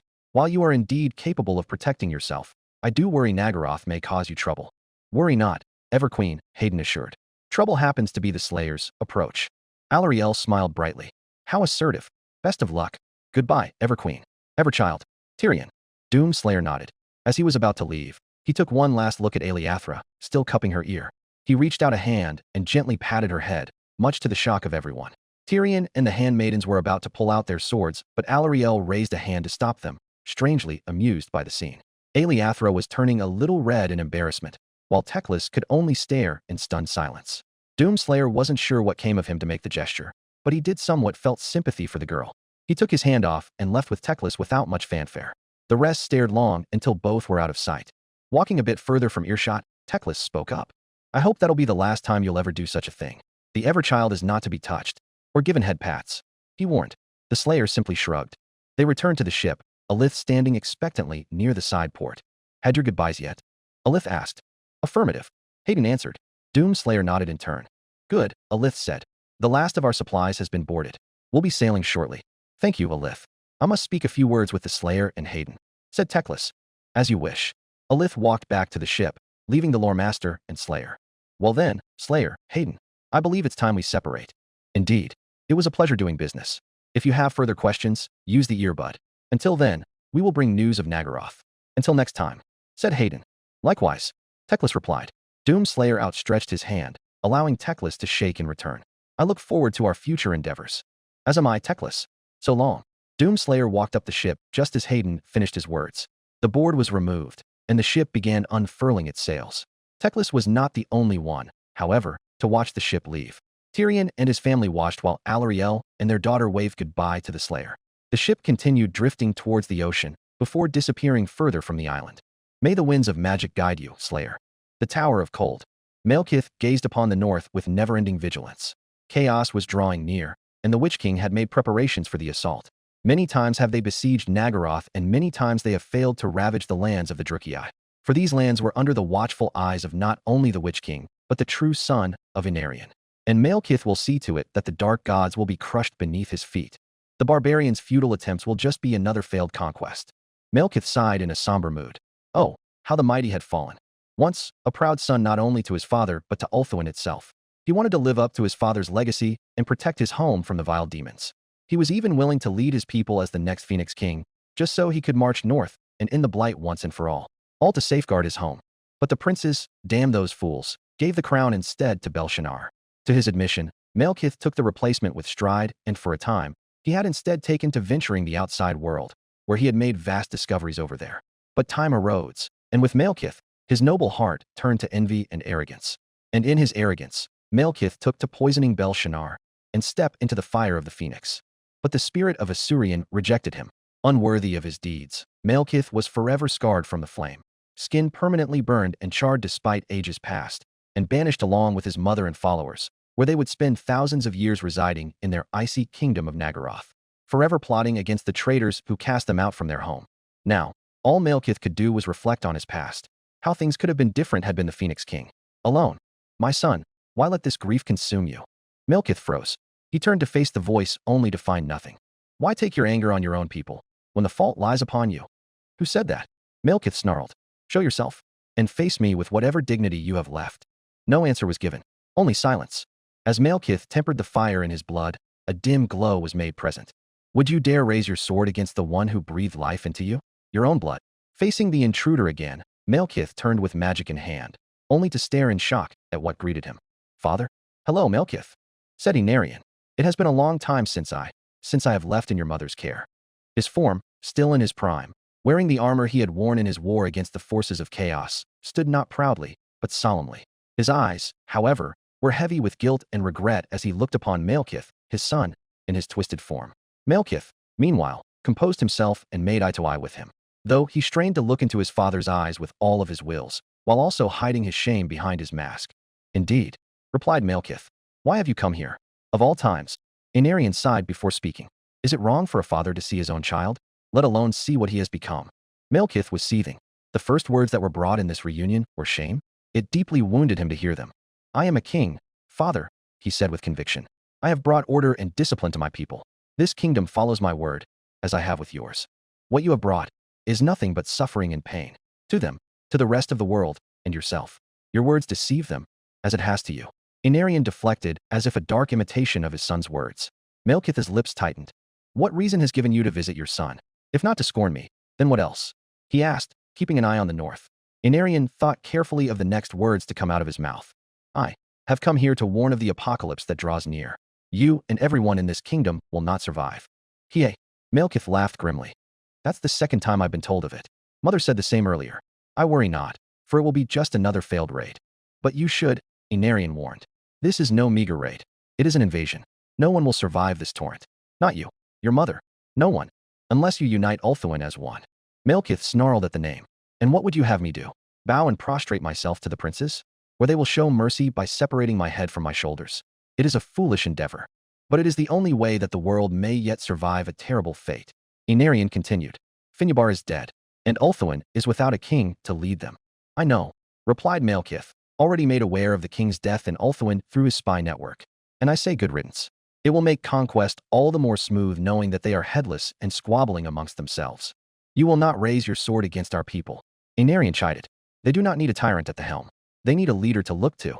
Yet I was the one that protected them from the creeping darkness that plagued them thousands of years ago. While Ulthuan grows bloated with their own petty squabbles and poetry, I remain here tirelessly vanquishing the enemy to preserve what is rightfully mine through conquest. And what of the innocent? Of those who you send armies in retaliation when they could not defend themselves? Why shed the blood of our kinsmen? Inarian questioned. Because they denied me. Malekith lashed out. They denied me as their rightful ruler, the son of Inarian himself. Who was there to defend them when the defender himself vanished? Who protected them when chaos returned and ravaged their home? It was I, Malekith, the true king. I was the one the court should have chosen, the one who should have been embraced by Asuryan himself. They denied you because you killed their king. Inarian retaliated, poisoned him when he was to be the next in line. Asuryan rejected you because of this monstrous act alone. You think of me as a monster? Malekith replied, wounded by his father's words. I did all of this to make you proud, to live up to your name. Before his father could speak up, Malekith ripped off his mask in rage. And whatever anger Inarian felt was washed away as he could only look on in horror at what was left of his son's face. Skin blackened by the fires, crumbling and oozing with painful blisters. Half of his nose was missing and the lips were almost gone, leaving a near-permanent grin behind. The only ones that barely changed were his eyes. eyes as green as emerald that burned brightly with hate and torment. And through it all, Inarian could see the heavy burden and pain his son had gone through all these years. "Tell me, father," Malekith started, his voice almost cracking. "Do you still consider me a monster? For trying to measure up to you? For believing that I alone could protect my homeland?" Inarian was speechless. He closed his eyes, pained by the sight of his son's scars. This only angered Malekith further. "Tell me," yelled Malekith. Inarian slowly opened his eyes. No longer did anger consume him, only remorse. "I taught you in the way of the sword so that you may one day protect not just yourself, but of our most sacred home. Your mother, despite the darkness in her heart, taught you magic because she believed that you were gifted with the blood running through your veins. But what I should have done, was to raise you as my son." All of the anger inside Malekith vanished, but the bitterness yet remained. He cast his eyes away from his father. "Leave now," he simply said. "We are done here." Inarian remained still until he found his voice. "A harbinger will come, and he will give you an offer. Accept it, for there is no other choice but oblivion." I said leave. In the midst of it, the door to his throne swung open, and approaching was his loyal guard Quran. Blackhand stopped in his footsteps, initially confused by his lord's order. Malekith was facing directly to the north and stood still. It unnerved the blackguard, but there was an urgency that needed to be addressed. "Sire, were you speaking to someone?" asked Quran. "I have urgent news, but I can return another time." "No, it is nothing. I was simply alone with my thoughts." Malekith responded. "What news do you bring?" Quran gulped but cleared his throat. "Sire, I have received news from the shades that the watchtowers from the north have been destroyed. The warriors who've attacked them bear the symbol of the blood god. They outnumber us, my lord. Shall I raise the alarms?" His king hummed. Malekith placed his mask back on and turned to Quran. "You have my consent. Have every soldier armed and ready, and alert the other towers. Tonight, war comes to us." Quran nodded and bowed respectfully before. Malekith called upon the destroyer and made his way out. "On this night, I will show Kine that I am worthy, and sing to him with the screams of my enemies." Bloodfest, Danheim, north of Nagarond. A Darkshard screams in agony as the spear, Slopner, is pushed further into his guts. Valkia could only look in disgust at the wretched elf beneath her. "Ugh, a skull unworthy to Karnith. How meager of a gift to send," she said before wrenching the spear out and taking a wide arc to the neck. The scream ceased, and the head went flying off elsewhere on the snow. The bloody skirmish around her was dying down now. What few dark elves there were made a run for the trees. Cowards, they were. She would have sent her most precious hounds to go after them, but she quickly reconsidered it to be a waste of time. Besides, this was a much-needed exercise for the berserkers. The time spent chasing across the south has made her army restless and hungry for combat. And with the cowards retreating, that meant an even bigger battle, meaning more worthy skulls to gift to the Lord of Brass. Valkia smiled at the prospects. The end times draw, and the world will drown in the blood of the weak. She surveyed the battlefield. The latest watchtower was engulfed in flames, while marauders and berserkers continuously searched for bodies to sink their axes into, screaming for the glory of Khorne himself. However, rather than join the revelry, the Gore Queen set her sights on the black towers beyond the tree lanes. The tallest could be seen several miles from where she was, the tip almost piercing the heavens above. However, she knew fully that it was a mere illusion of the distance they were in. In truth, they were still a long way to go arriving at the gates. Valkia was ever annoyed with the reality of the distance between them and glory. At the very least, her shield shut up for once. "Brothers of Slaughter." A voice rang out. Valkia turned to see Wulfric gathering the attention of every warrior in the midst of slaughter. "We draw close to filling the hound's cup with blood, and within it, the blood of the elves shall sake Khorne's thirst. Those weak milk drinkers hide behind their thick walls for comfort. But no wall will stop us, for Khorne has given blessings to our cause. Praise to the blood god." The warriors cheered on with reckless abandonment. Valkia snorted sharply at his speech. Although, to her admission, he sure knew how to boost morale from time to time. And a party as well. Suddenly, a shadow loomed over her from behind. She looked up to see one of Khorne's most prized champion and fellow butcher. Arbel the Undefeated. He sat still on top of his mount, a prized fleshhound bred by none other than the brass god himself, and looked down on the Gore Queen. "Do you not wish to join the slaughter, Valkia?" he asked, not out of concern, but more questioning in her odd behavior. It pissed her off to know and that he was staring down at her from his position. "Arbel," she greeted first, barely hiding the contempt in her voice. "Still surprised that you would join my army. I figured you would be an IND like Wulfric. With the rest of the north still in disarray, such opportunities are now limited." He answered, to which Valkia agreed. Agreed," she said. "And to answer your question, this slaughter is not fulfilling enough. Each watchtower we go, we have so little blood to shed in his name. The prize is not within our reach, just yet." "I can agree to that." He hummed. "The elves, despite the Wanderer's claims, are worthy tributes to Khorne's name. but I am eyeing something for Korn's attention. Oh, and what would that be? She asked accusingly. Despite the helmet being in the way, a smirk resonated behind it. You know what lurks beyond the dark elves. In the realm of Alfheim. You're not the only one seeking it. She grimaced. Then you understand the threat, haven't you? A dark chuckle was heard. Has the Gore Queen herself suddenly feel so easily frightened by superstition? Careful with those words, Arbel. She snarled, her spear now aimed at his throat. Unless you would like to be unseated and be fed to your own hound, then I advise you to be extremely cautious of the next words that come out of your tongue. He looked impassively at her, but his hound made the lowest of growls at the perceived threat. I meant no offense, Gore Queen, he said with barely an apology. I meant it in healthy competition. We both wish to please our master, and I intend to give the greatest of prizes in his name. And I intend to make sure that you do not insult me again. She threatened. Piss me off for the final time, and your skull will be his ashtray. I understand, he concluded, before riding off elsewhere. Valkia was irritated by the conversation, but eased herself with another stab on the corpse. Gore Queen, a voice called. This time, it was Wulfric again. She could only grumble again at the witless warrior. What do you want, World Walker? Asked Valkia. No reason but to give thanks, of course. He proudly said. With you at our side, our army shall see glory when you lead at the front. An honor, I suppose. She faintly thanked. Any other reasons to bother me? Saw the argument from afar. He said indignantly. Not getting along, I take it? What business do you have invading other people's privacy? Seems there's a bit of rivalry going on between you and the undefeated. I take it has something to do with you-know-who? He answered, indignantly. This did not impress her one bit. Leave such matters to me. We will keep marching until we are at the gates of the Witch King. She commanded. This skirmish is only a taste of what comes next. Valkia soon ascended towards the sky, her wings spreading in their crimson beauty. She could see every face looking directly at her as she took to the skies. Even the undefeated could not help but stare directly at her from above, which left no shortage of superiority for her. Norscans, you have all heard the World Walker's speech, and I can say that to be true for Korn's followers. But we are not even close to fulfilling Korn's horn. Nagaroth still stands, and I still see the eyesore that is the Black Towers. Tonight, the rivers of Korn shall flow endlessly with the blood of elves, and we will be the ones to shed them in his name. Blood for the blood god, skulls for the skull throne. The warriors roared in anticipation. Wulfric joined in on the revelry while Arbel remained silent even as his hound howled with the crowd. Valkia could feel no shortage of pride and bloodlust. Forward, Valkia ordered as she aimed her spear to the south. The warriors ran forward with bloody fervent and tirelessly marched down south. No longer did she plague herself with worries. Only did the love of Korn fill her mind. The world calls, ripe for our taking. Chapter 7, Black King, Red Queen. The Warp. A meeting was called among the dark gods themselves. Korn was the one to uphold it as he realized that the others remained distressed and hysterical with the Hellwalker's arrival. He was immune to his presence, of course.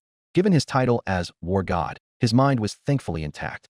And as much as could laugh at their misery, it was becoming detrimental to their followers and were needed for the ever-chosen schemes. All the gods sat in their respective seats, and what the blood god witnessed was completely laughable and somewhat pitiful. To his right, Sinch was jittering and shaking in his seat, constantly clattering his teeth while shifting and morphing his form exponentially than usual, all the while scribbling notes on his paper before throwing them over his shoulder.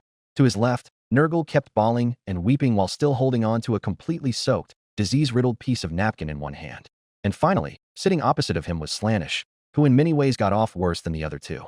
Still in here ridiculously pink bathrobes, with countless empty bottles of elixir alcohol lazily strewn on the table, she looked absolutely miserable compared to even the Plague Father himself, glaring back at Korn who was nonetheless unfazed. Seeing the state of things, it was high time that Korn himself had to step in and get the others back in shape. It appears that there has been distress in our realm. As you all know by now, the Doomslayer has come to this world, which most likely means that hell has failed to contain him. However, I believe it's best that we enact with our business as usual, and that all of us presume with the current present. Korn suggested. This earned a snide remark from the Dark Prince. Of course, the warmonger has the brains to be the diplomat while Titsnitch here is sniveling and trembling with fear. Slaanesh sneered. It's Tsench, and I am not sniveling. Tsench snapped. I just need to make calculations and contingencies to avoid further derailment from existence. What's the point? Nurgle wheezed. The destroyer has returned. We should just give up and pack everything we have and run. And where to? You waste of flesh. Slaanesh snarled. Do you honestly think we can just up and leave like last time? We have lost the means of opening up another dimensional gate after those bastards tricked us and threw that rabid dog in our direction. W8. Sinch jumped.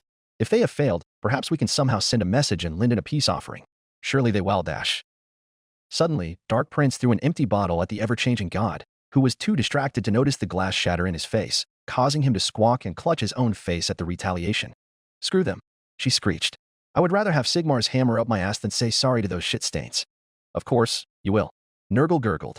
"It's the only thing you're good at." "Still hung up on Isha?" she retorted. Nurgle jumped out of his seat and began hurling literal garbage, which was met with an even more repertoire of insults from his fellow god, followed by Tsinch joining on the three-way battle. Korn watched in silent annoyance as he listened to the colorful language involved. Tired of their childish tantrums, Korn stood up from his seat and slammed his axe onto the table before them. "Enough," he yelled in command. The impact from the axe was enough to disquiet the other three, forgetting whatever argument they had earlier. The axe disappeared and the table began to reform after. Tensions had lowered, but not eased. Korn spoke up once more. "Let me remind you all that our current Ever-Chosen is heralding the total annihilation of this world. If he succeeds, we are free from this realm and granted the means of conquering stars yet again. However, to do so, all of our followers must be in proper mind. I am the only one whose loyal subjects haven't been affected by the same madness you three have subjected yourselves to. And as a token of gesture, I will be the first with the most casualties. The three of you have yet to face him, so take this time to bring your followers back up to speed." "And what does that make you, brute?" the designated leader, Slaanesh questioned. "You, of all gods, benefit from this whole drama. Why should we obey you?" Nurgle and Tsinch oddly enough agreed and looked at the blood god with suspicion. Korn said nothing at first, only leaning slowly on the table. "I never said I was. However, I am the god of war, and it is my purpose to lead the front. You three need to lick your wounds and get your shit back together. If not, then I'll die first, leaving the rest of you headless to fend off the Hellwalker's rampage. But with all four together, we may have the chance to end his pursuit of vengeance. That is, if we cooperate.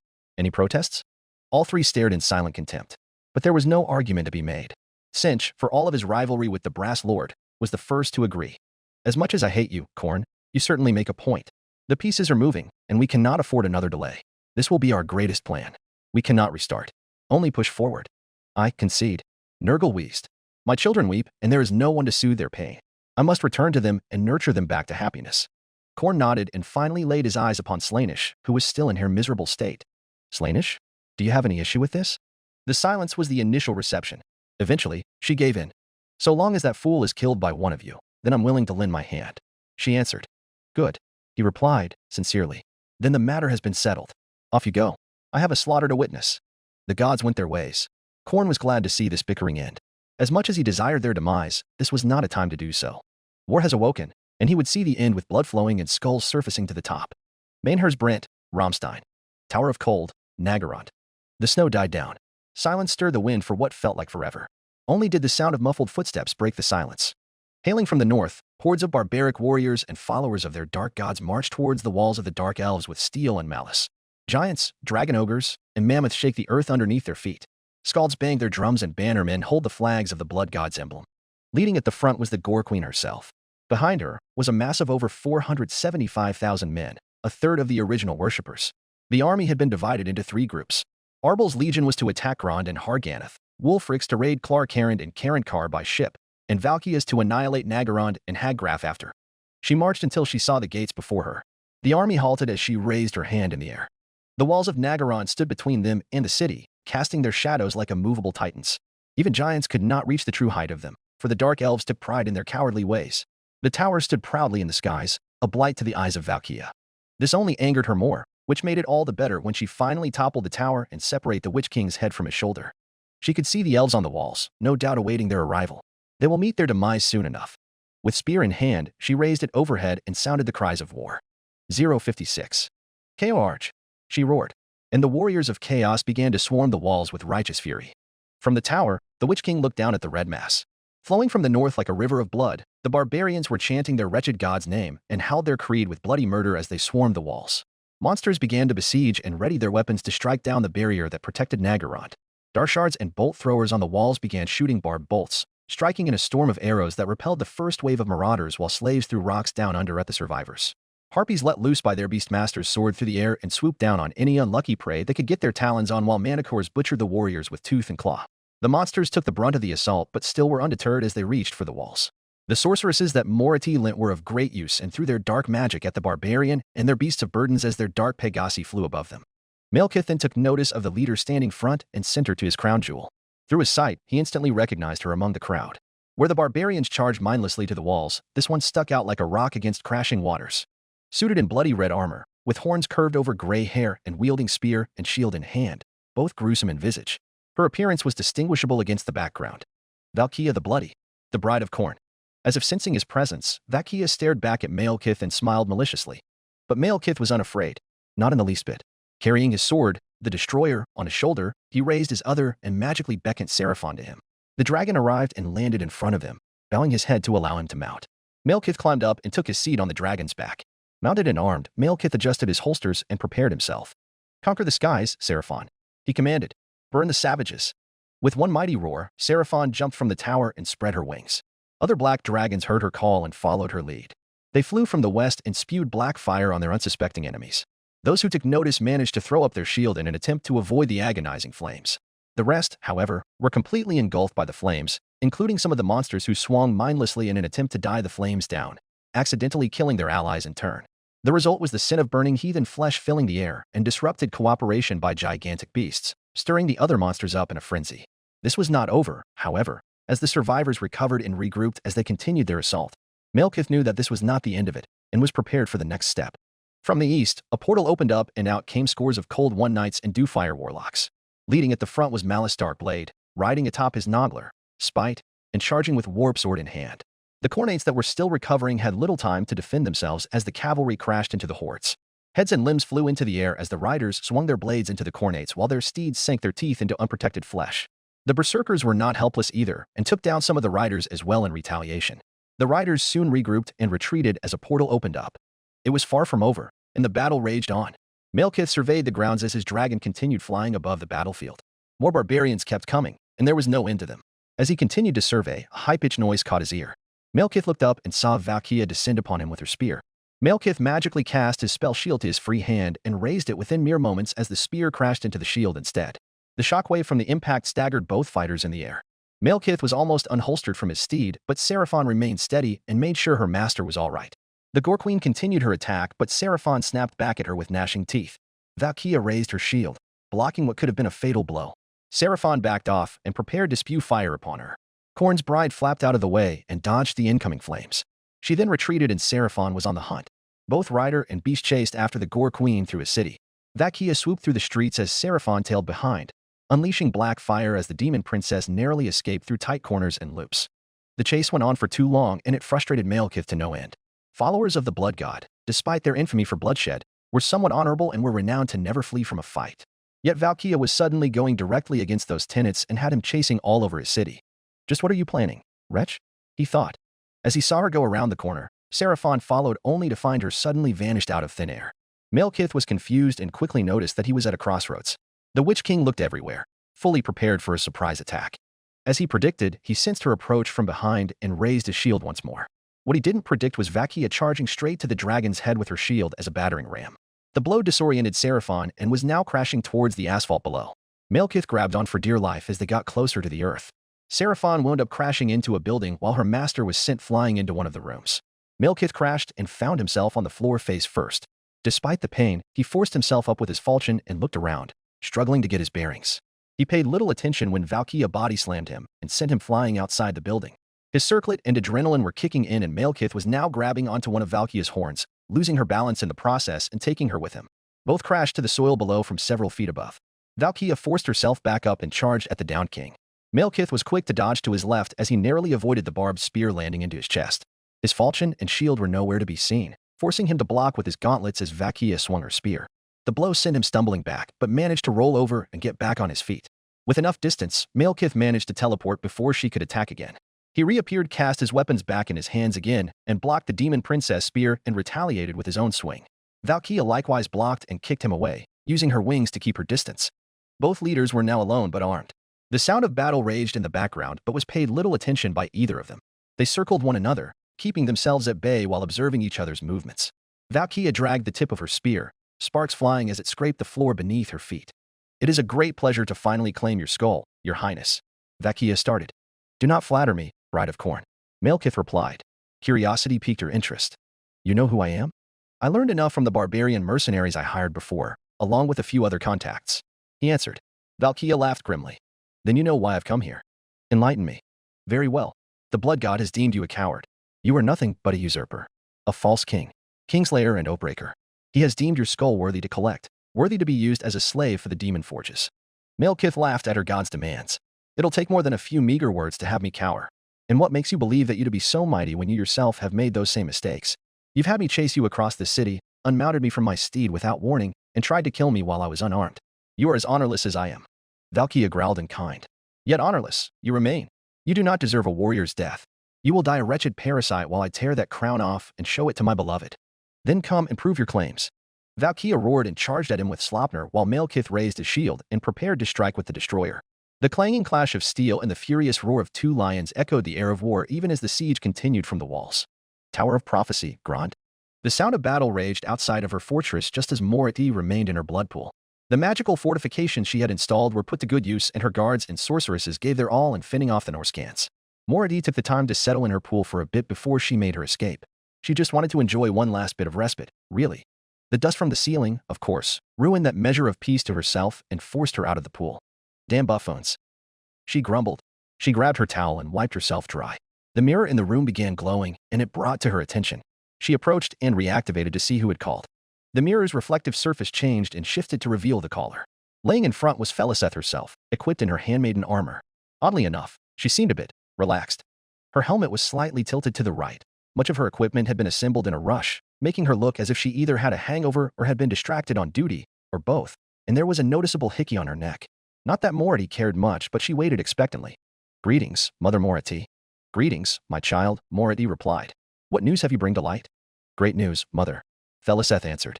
The warrior you seek is on his way to Nagaroth. Morati blinked in surprise. I beg your pardon. He's heading to Nagaroth, milady, Feliceth repeated. He'll be arriving in a week from now.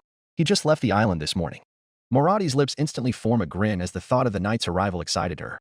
She didn't have to lure him after all. Just let this man travel by his lonesome, and he will surely land in her clutches the moment he set foot on Druchii shores. Good, good, she exclaimed. Such wonderful news. This will speed up my plans. Care to explain why he wanted to go there? Yes, and Mother. He intends to arrest Malekith. Her spy answered. Morati's grin remained, but her eyes widened again. Come again, she flatly said. He is planning to arrive in Nagaron with the intention of bringing the king to Ulthuan on trial. He is with the Shadow King as we speak. What? She screamed. Morati fumed in rage, earning a wince from Feliceth. That cursed Alith was heading with the Slayer as well. She hadn't forgotten that time he snuck into her fortress and stole the Stone of Midnight. The nerve on that man. She ended up getting an earful from Malekith for her incompetence. How was she supposed to know that the party she was hosting had been infiltrated by Alith in disguise as a guest? Just the thought alone flared up her wrath all over again. At the very least, that Slayer was coming, so not all was lost. But the problem still remained. If they planned to arrest her son, however impossible that task would, then she needed to prevent that fruition to come. Morati stared back at Feliceth as she waited expectantly of her mistress, eyeing worriedly of her fickle temper. You have done well, child. You are free for now. The girl was surprised but relieved to hear. And most generous of you, your ladyship. Yes, yes. Shoo. Before I change my mind. Morati hissed. The mirror changed back to its reflective, the sorceress back to her thoughts. Now to warn Malekith of this news, or perhaps swoop in at the last minute. My son has enough worries for today. Just then, a loud crash came in. Marauders had now breached her fortress and a trio of them had just crashed into her privacy. You will die, witch. The leader screamed in his ugly tongue. Blood for the dash. Morati telepathically sent her dark sword into the exposed throat of the screaming barbarian. He died choking on his own blood and Morati's steel, falling into the pool without fanfare. The other two were taken by surprise but quickly rushed in on both sides, knowing Morati had lost her precious weapon in combat. The second closest charged in before Morati summoned a portal in front of him, where he fell from a great height, screaming as he plummeted to his death outside of her fortress. The third was in reach of her but magically froze as she reacted quickly on her heels. The man was in mid-swing but was now helpless. She summoned her blade again to her hand and slowly slit his throat. He would remain there until the magic would fade, where he will bleed to death by the time it ended. That is if he died hitting the floor. Morati sighed in annoyance. She quickly summoned her armor and then heartrened her as she prepared to make her stand. Idiots. She huffed. Can't even do so much as defend my own home. Morati took one last look at her crystal ball. Scrying yet again, she located the ship that was now heading to Nagaroth. A week, she said. Why don't we speed that ship up a bit, she said. With a slight gesture, the wind that blew the ship was now picking up speed, guiding the crew to their destination. Morati smiled at her small accomplishment. There we go. Now to wait as I spill barbarian blood in my home. Walls of Nagaroth. Keep firing. Karan barked. Sons and daughters of Kine. Do not rest while the enemies still stand. We are Druchii. We do not know defeat. Only victory and death. Druchii. Druchii. They roared. The dart shards and Reaper bolter throwers continued firing at the enemy down below. The numbers continue in their attempt to break through the walls even as they fell beneath a storm of bolts. The monsters, on the other hand, were a bigger issue. The harpies and manticores did well harassing the gigantic beast of chaos, but few managed to get through and approach the bastion. Bolters, aim at the monsters, Quran ordered. The arbalests took aim at the beasts, but the sheer mass of the giants meant their thick skins would be able to be penetrated their barbed bolts. Chaos giants and dragon ogres used their mighty clubs and hammers to break the thick walls. Some dragons began attacking them and caused enough delays to give the Drukei more time to cause significant damage to the titans. Quran hoped the walls hold long enough that they could repel chaos invasions once again. But the biggest worry he had was his lord. He had last seen him chase off what was presumably the leader of this force somewhere in the city. Quran had sent several black guards to aid his lord and prayed that they make it in time. While he doubted that Malekith will be in serious trouble considering his fortitude against impossible odds, crucial moments like this would be too risky to be unconcerned for his highness. As Quran was lost in thought, the giant shadow of something large was coming dangerously close above him. A black guard threw him to the ground, saving them both a grisly fate as a chimera swooped down and wreaked havoc on the wall. One of the beast's heads spewed fire into a group of Drukei and slaves misfortunate enough to be in its vicinity before flying off with a dark shard clamped down in one of its mouths. Both Quran and the black guard stood up, but this was interrupted as blasts of burning iron balls crashed onto the walls. The black guard that saved him was caught in the blast, writhing in flames before falling to his death down below the wall. Quran had no time to mourn, for such was a weakness, but he did wish to give thanks before his demise. Another hit to the walls and Quran stayed to the floor until the barrage of hellfire stopped. Moments later, he stood back up and looked over the walls. Hellfire cannons manned by chaos dwarfs began assaulting after. Barrages of them spread throughout, causing considerable damage and taking a heavy toll on the crossbowmen. Drukei scrambled for cover, some falling off the walls as the blast reached the top in flames. Some had even abandoned the Reapers, but Quran stood up and directed orders. Everyone, back on the Reapers. Concentrate all fire on the cannons. That's an order, he ordered. Bolt throwers made haste but took aim as commanded. Several struck true as the chaos dwarfs were skewered and impaled, some even destroying the hell cannons as well. However, such a victory was short-lived as the monsters were now closing in. A dragon ogre slammed the walls with its mighty hammer, trembling the ground beneath the Drukei's feet. A chaos giant uses the carcass of a dragon and threw it over the walls before heading towards the gates. Quran barked orders to aim back at the beasts, but with fewer Reapers manned, the damage they dealt was less impactful. Captain, a black guard alerted Quran. The shades returned. It's the Witch King. He's dueling with the warband leader. The black guard tried to support him, but she wiped them out. Quran stared in horror but was moving with instinct. Damn it. Damn he a kind sword. He snarled. He looked to the remaining soldiers.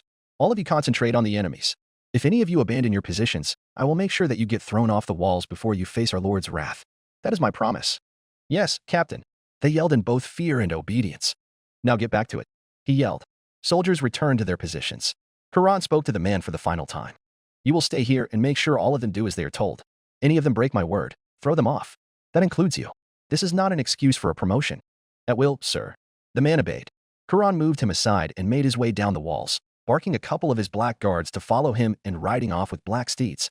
Damn it, I just hope I'll make it there in time. On the streets of Nagorond. Malekith gritted his teeth as he parried another blow from the Goraqueen's spear. Valkia raised her shield in turn as Malekith swung back his sword aimed at her neck. The battle continued for almost an hour as they traded blows. Both had not tired in the slightest, all too caught up in their murder prowess. Only briefly did the duel stop when the Black Guard to help their king, only to be cut down by the Bride of Corn herself. This did not even hinder Valkia at all.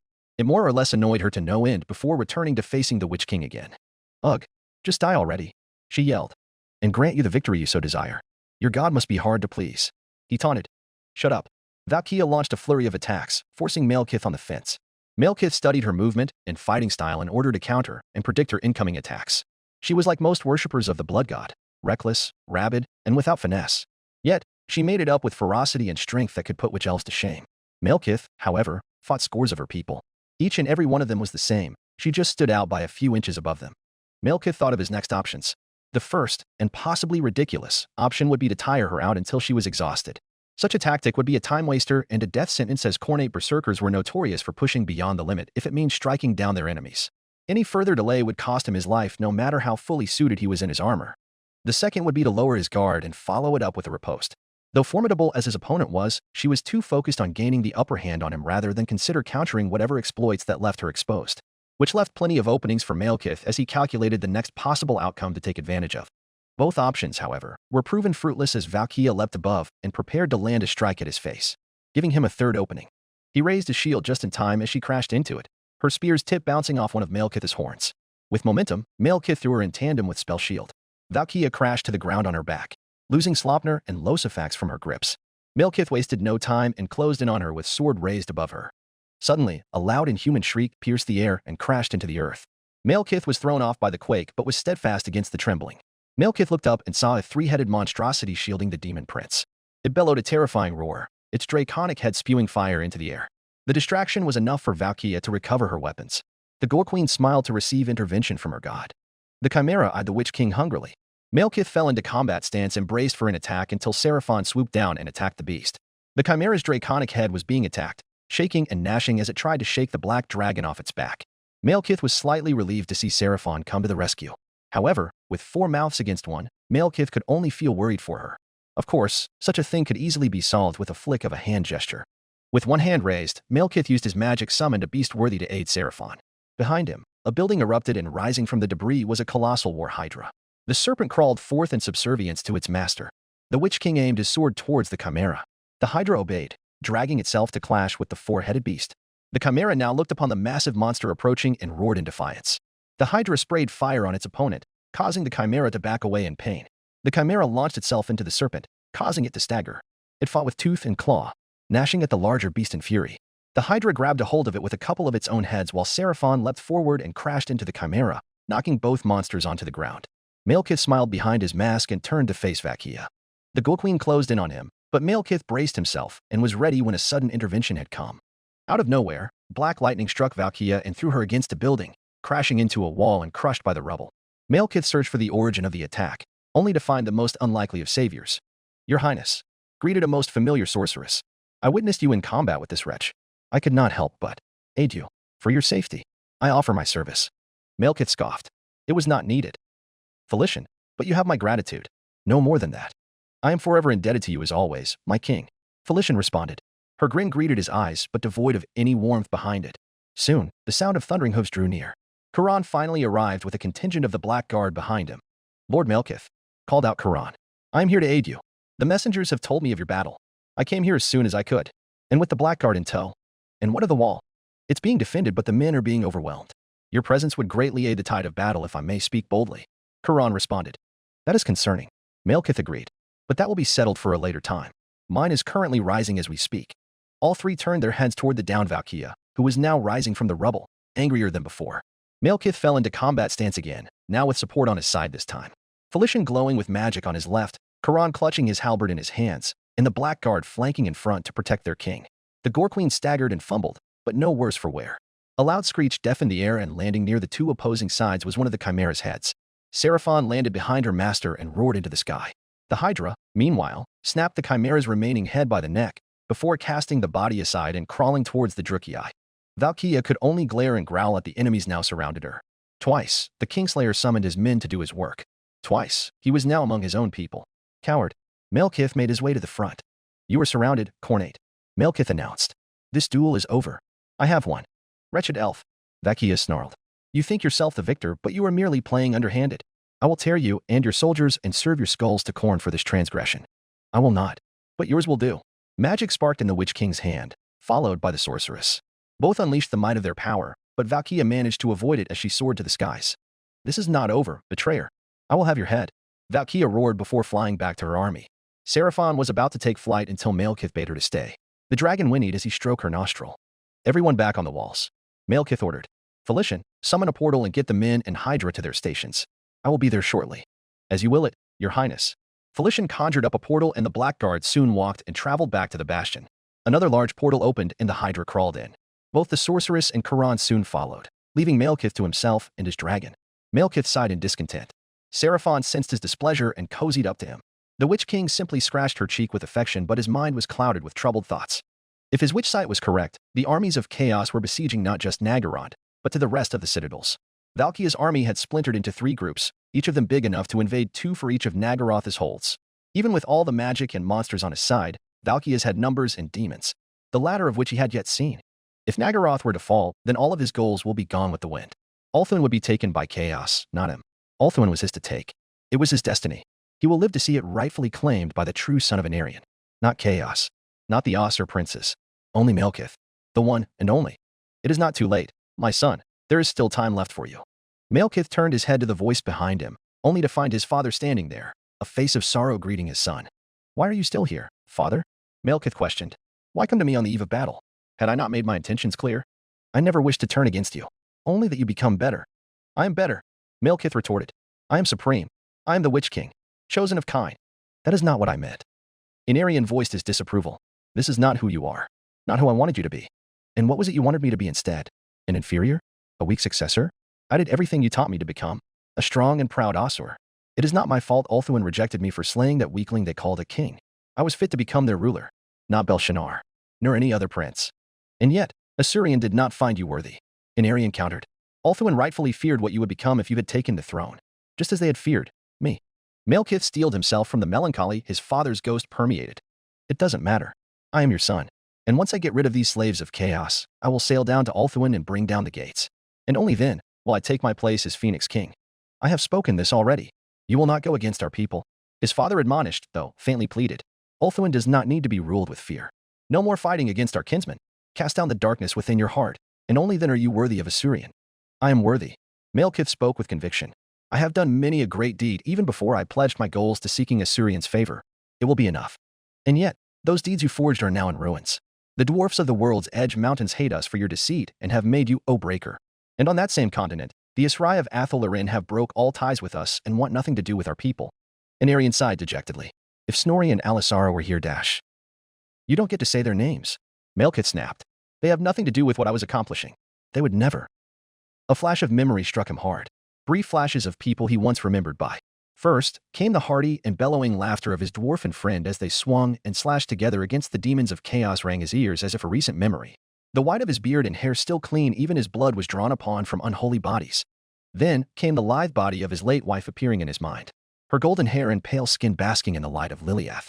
The warm smile she wore whenever they reunited, when they were just to themselves, free of any duties and content being in each other's arms. The touch of her flesh and the taste of her lips was all too fresh and painful for him to be reminded of. The loss of both his wife and best friend had been rekindled, and it hurt Malekith to think of them. He missed them dearly, and he was now alone. And never mentioned them again. Malekith wearily warned. Inarian nodded, pained to see his son's wounds reopened because of his words. Malekith, my son. Inarian gently started. There is still time to change. Let go of the path of the destroyer, and take the mantle of the defender. Malekith remained silent before brushing away and turning back to Seraphon, who watched her master curiously as he talked to empty space. Malekith climbed up to his seat and held onto the reins. The dragon obeyed his whims and flew off. The dragon and its rider disappeared above the clouds as they head to the walls, where blood and battle raged on. Will he follow the path destiny has forged for him? Or will he doom himself to repeat the sins of the father? Inarian glanced back at the apparition that now accompanied him. He was like the defender in many ways save for appearances. He stood taller than the defender himself, broad in shoulder and chest laid bare. His face aged yet stern and resolute in the face of doom. A king of a people long forgotten of their proud heritage, a fate that could perhaps one day befall elves, dwarfs, and the race of man, and perhaps the lizard men even. Inarian nodded in respect but felt dejected at Malekith's continued refusal of his true calling. Sigh, time will tell. King Novik, but I have enough faith that he will listen. But that is his decision, and I must respect the choice he will make after. Do not give in to despair just yet, defender. Novik comforted as he laid on the Asur's shoulder. He is strong-willed, but even I can sense the fire roaring inside him. He still has the nobility beating in the heart, and the strength to overcome the pain. I know. Inarian agreed. I hope to see him change for the better. Novik nodded in agreement. That is his decision, as you have said earlier. The defender laughed grimly but brushed it off. We can speak less about myself. Is the Harbinger making his way to his destination? Indeed, Novik answered. Your wife has made his journey relatively faster than expected. I can only fathom the reasons behind such hastened travel. Morati has not changed one bit since I departed from this world. Inarian lamented, fully aware of his second wife's eccentric lifestyle. Still, it is fortunate she has tipped the scales in our favor. Mayhaps you should visit her before your departure? To rekindle old flames, I mean. Inarian stayed silent on the matter, conflicted in his expressions. Nay, she has enough on her mind right now. I cannot bother her with more complications. Novik stared at him blankly but shrugged. If that is what you have decided on, I won't press further. Regardless, the world of Maluz is changing. The time of ending is coming. Titans will rise from the ashes of battle and steel will soon taste flesh and drown its thirst in blood. Chaos grows stronger as their dimension becomes ever closer to this realm. And with it, hell shall follow its scent, and bring down retribution and hellfire upon its traitorous spawn, and retake its place as the master of the endless seas. Yet, that fate shall never be written, For the Slayer cometh, and he will bring with him the rage of a countless fallen and drive his sword of vengeance into the heart of darkness. And he will crush our enemies, and cast down on those who lead us astray. Rip and tear. Until it is done. Rip and tear. Until it is done. Both warriors, proud and noble, even in death, recited the creed in unison, before scattering to the winds, and watch as the world awaited change. And what fate had in store. The fated silence. Doomslayer snapped out of his train of thought. A flicker of something inside his mind made jolt a bit. Something the matter, Slayer?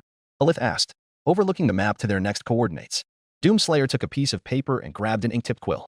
I'm fine, he wrote. Just making sure. Alith replied. Anyways, the winds have gotten strong. And if we manage to get there without hindrance, we'll be due to arrive a day sooner than previously estimated. Think you can handle the weight? Not really. No. Doomslayer wrote back. Need to kill. I'm rarely in one place. A soft chuckle resonated from Hayden. You'll have to learn a bit of patience. Hayden said. There's not much we can do but wait. And that is precisely how most of my operations work, I'm afraid. Alith added. My men will stay vigilant. We'll never know if we come face to face with a Charybdis. Sounds like a fun time to me. Doomslayer wrote, a smirk etching from beneath his visor. Alith took notice. I can back that up. Hayden added. Then be my guest. Alith dryly humored. Much of the trip after was quiet but quick as the winds blew them to the land of chill. A land where a tyrant on his throne awaits. The Silver Pinnacle. The next day. The trip was long and tiresome for Asya.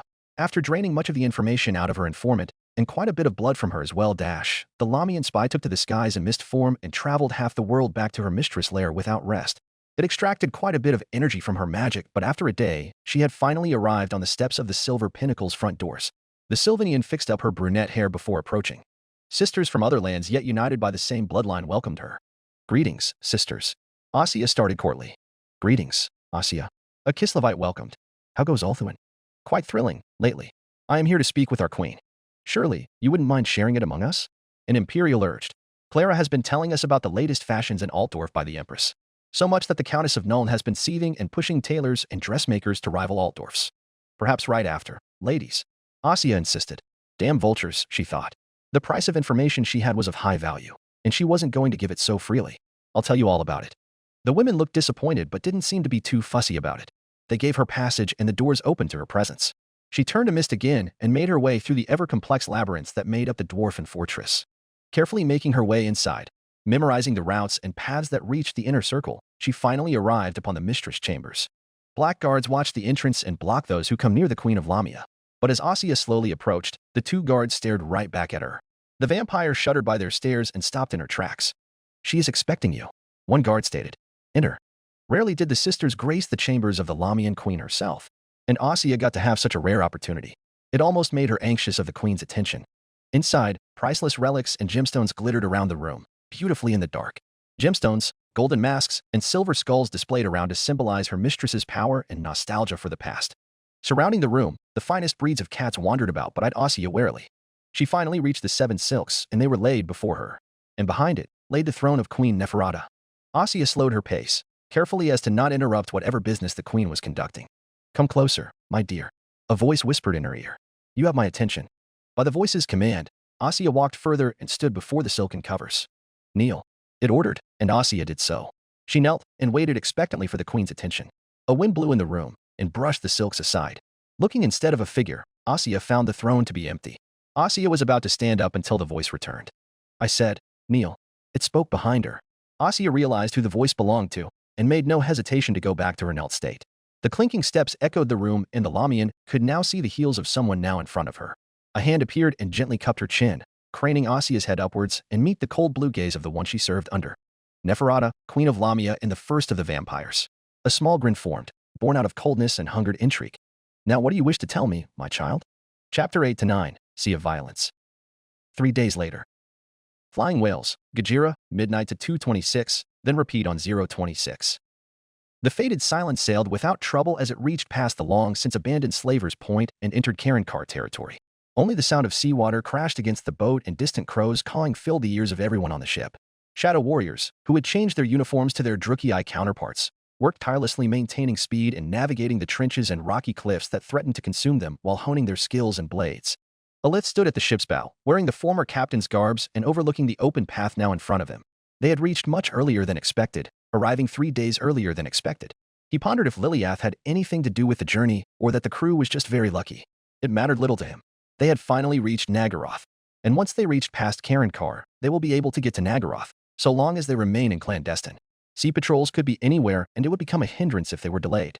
Alith headed back to the captain's quarter, where awaiting inside was an overly eager and violent recruit that accompanied him on his ship. His men saluted him as he passed by before going back to whatever they were ordered to do. Reaching close to the door, Alith opened to find the man sitting in his chair. In his right hand, a whetstone was used to sharpen his extended wrist blade. Sparks flew from the grinding, and the sound of heavy scraping filled the room. The man that called himself Doomslayer was visibly impatient to arrive on land. Alith noted the aura that emanated around, heavy with dread and terror. Even his shadow warriors deliberately avoided getting in his way whenever he walked around the ship. Alith could feel it but was unbothered by it. He knew why he was here, and the Druchii will understand soon. Doomslayer glanced up at the Shadow King with acknowledgement. He set the stone aside, his blade retracting, and adjusted from his seat. Alith, Hayden's voice entered. Is there something you need? Nay, only to inform you of our whereabouts, replied Alith. We will be arriving sooner than scheduled. We are fortunate to be without delay. Excellent news, Hayden noted. For days shorter than expected. Agreed. But be warned. Once we have reached shore, we will be facing multiple threats standing in our way. The Druchii aren't the only creatures that prowl these lands. Alith warned. Not that the Slayer was any bit concerned. A simple nod was given. Duly noted. Hayden replied. Footsteps approached from the doorway. A shadow warrior entered and saluted his superior. Lord, he greeted. A raven has come with a message. As you ordered. The subordinate soon brought out a small scroll. Alith took it from him and gestured to leave his presence. The scouts soon left. Alith unrolled the paper and read its contents. If Doomslayer could understand the annoyed expression on the Shadow King's brow, it meant something bad had happened. Just when I thought our trip was going so smoothly. Alith groaned. He looked up to Doomslayer with bad news in hand. Nagaroth is under siege by a massive chaos invasion. It seems we'll have to wade through the barbaric hordes just to get to Malekith. Doomslayer shrugged. Hayden spoke up from the helm. I don't see how much of an issue that could be considered a hindrance. I did say there were other creatures besides the Druchii, Alith pointed out. And we have the Slayer on board, Hayden countered. Odds between us and chaos is stacked against them. That remains to be seen, remarked Alith. He wasn't exactly skeptical, seeing how formidable this man was against the pirates. Alith sighed in disappointment. Were it not for Finubar's final request, I would have relished in the fact my people's greatest enemies were now being ravaged by chaos. And if Malekith ever managed to survive the onslaught, I would have placed an arrow through one of his eyes and claim his head. And we would join you, regardless of the king's will, Hayden added. Doomslayer empathized with the Osir greatly, pounding his chest with one hand. My thanks. Alith thanked. Suddenly, a shadow warrior barged into the room. Sire, a shadow warrior alerted. Something's happened outside. You have to see this. Alith and Doomslayer glanced at each other, and before looking back at Alith's subordinate. Alith was the first to move, with Doomslayer standing up and walking outside. What they witnessed outside was shocking. From the east of where the ship made its passing, Karankar was ablaze. The black tower that pierced the sky was covered in fire and smoke. Screams could be heard on the isle, as were the sounds of war cries. Above the city, monsters flew and swooped down to catch unlucky prey. Alith had no love for his sadistic cousins, however, but prayed for the souls of their victims that they had been given quick deaths. On the coasts, scores of longships, both Chaos and Druchii, smashed into each other as reavers on board began clashing against one another. The battles were bloody and vicious, and Alith's ship was close to being noticed by any of the armies east of them. Men, prepare yourselves. We'll be spotted soon. Target the Chaos warriors. Any attempts against the Druchii will only draw attention to ourselves. On cue, a war horn was blown in the distance. Verua. Verua. Longships were sailing from the isle. Alith and his men were caught, and everyone on board was taking up arms. Sons and daughters of Nagaroth, ready your bows. Take aim. On command, shadow warriors readied their bows, some wielding repeater crossbows, and prepared for battle. Doomslayer, on the other hand, had other ideas. Not wanting to delay any further, but still wanting to get a bit of action from another long period of withdrawal, took out a very special gun for the occasion. A very big fucking gun. Doomslayer, much to everyone's surprise, pulled out the largest and deadliest weapon in his arsenal. Alith and the men beside him looked, with eyes comically as wide as dinner plates, at the giant monstrosity Doomslayer was carrying and wondering just what exactly this one would do. What, an Assyrian's fire, is that? Alith asked in astonishment and dread. This earned a chuckle from the good doctor. This, my friends, is the BFG 9000. Hayden answered, intent on explaining further. It is the most advanced and deadliest weapon that my people have ever created. It can launch a powerful sphere of pure argent, the closest thing to what your people would call magic, and unleash a volatile energy that will cause a chain reaction and annihilate anything comes across its path. Think of the sorceress back from the coastal raid, but multiply it to bigger casualties. The thought alone made Alith shudder, yet made no protest about. Will it be enough? Alith questioned. Oh, Alith, it will be more than enough. I'd advise you all to take shelter, however, within the decks below. Even the helmsman. Hide, now. Alith looked to his men with clear intent. Men, into the decks. All of you. That's an order. He ordered. Immediately, men followed his words without protest.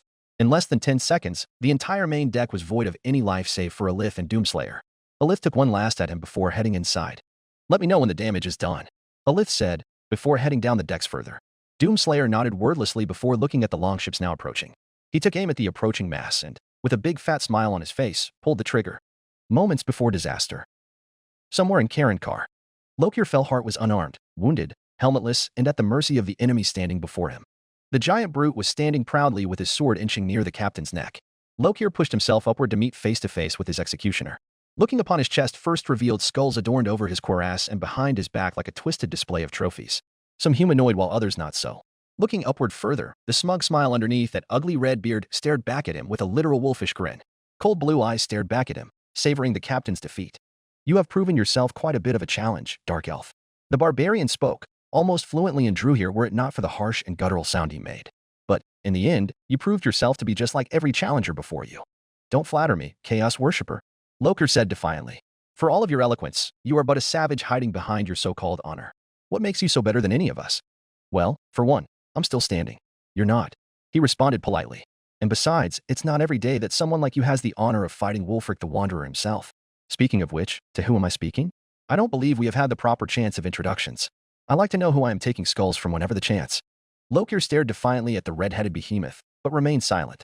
Wulfric, meanwhile, was simply bemused. He grabbed his defeated opponent by the neck, squeezing enough to allow some air to be gathered. The captain was struggling against the Norscan's grip. Come now. You're done. The city is no longer in your hands. The least you could is to go out with whatever dignity that remains. So tell me, what is your name?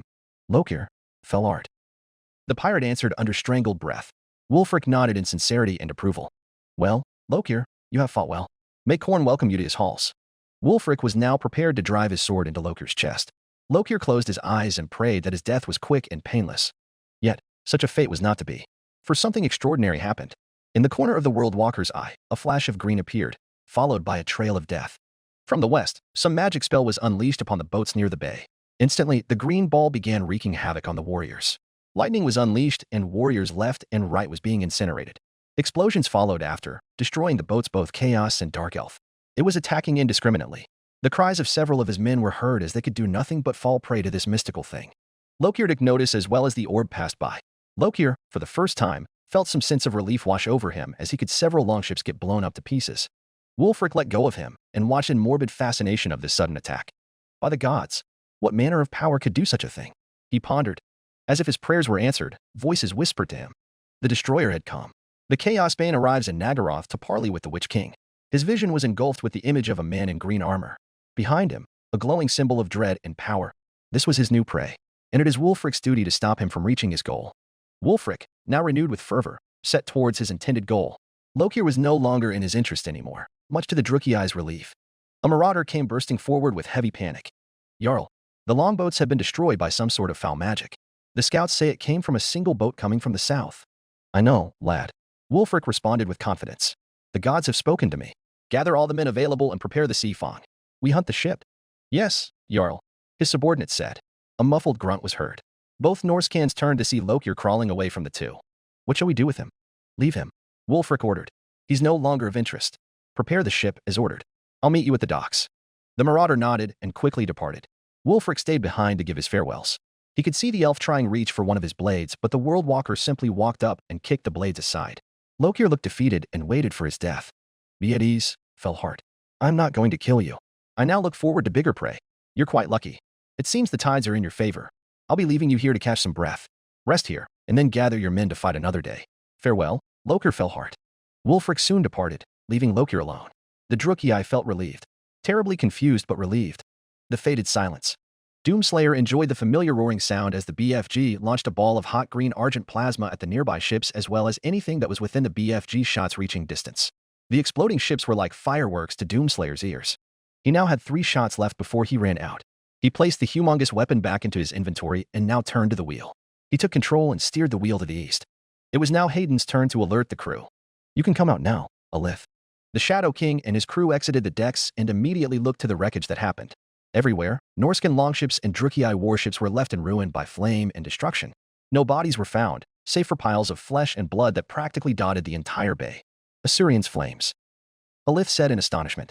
How could you even make such a weapon? It was experimental, which now turned out successful. Hayden admitted.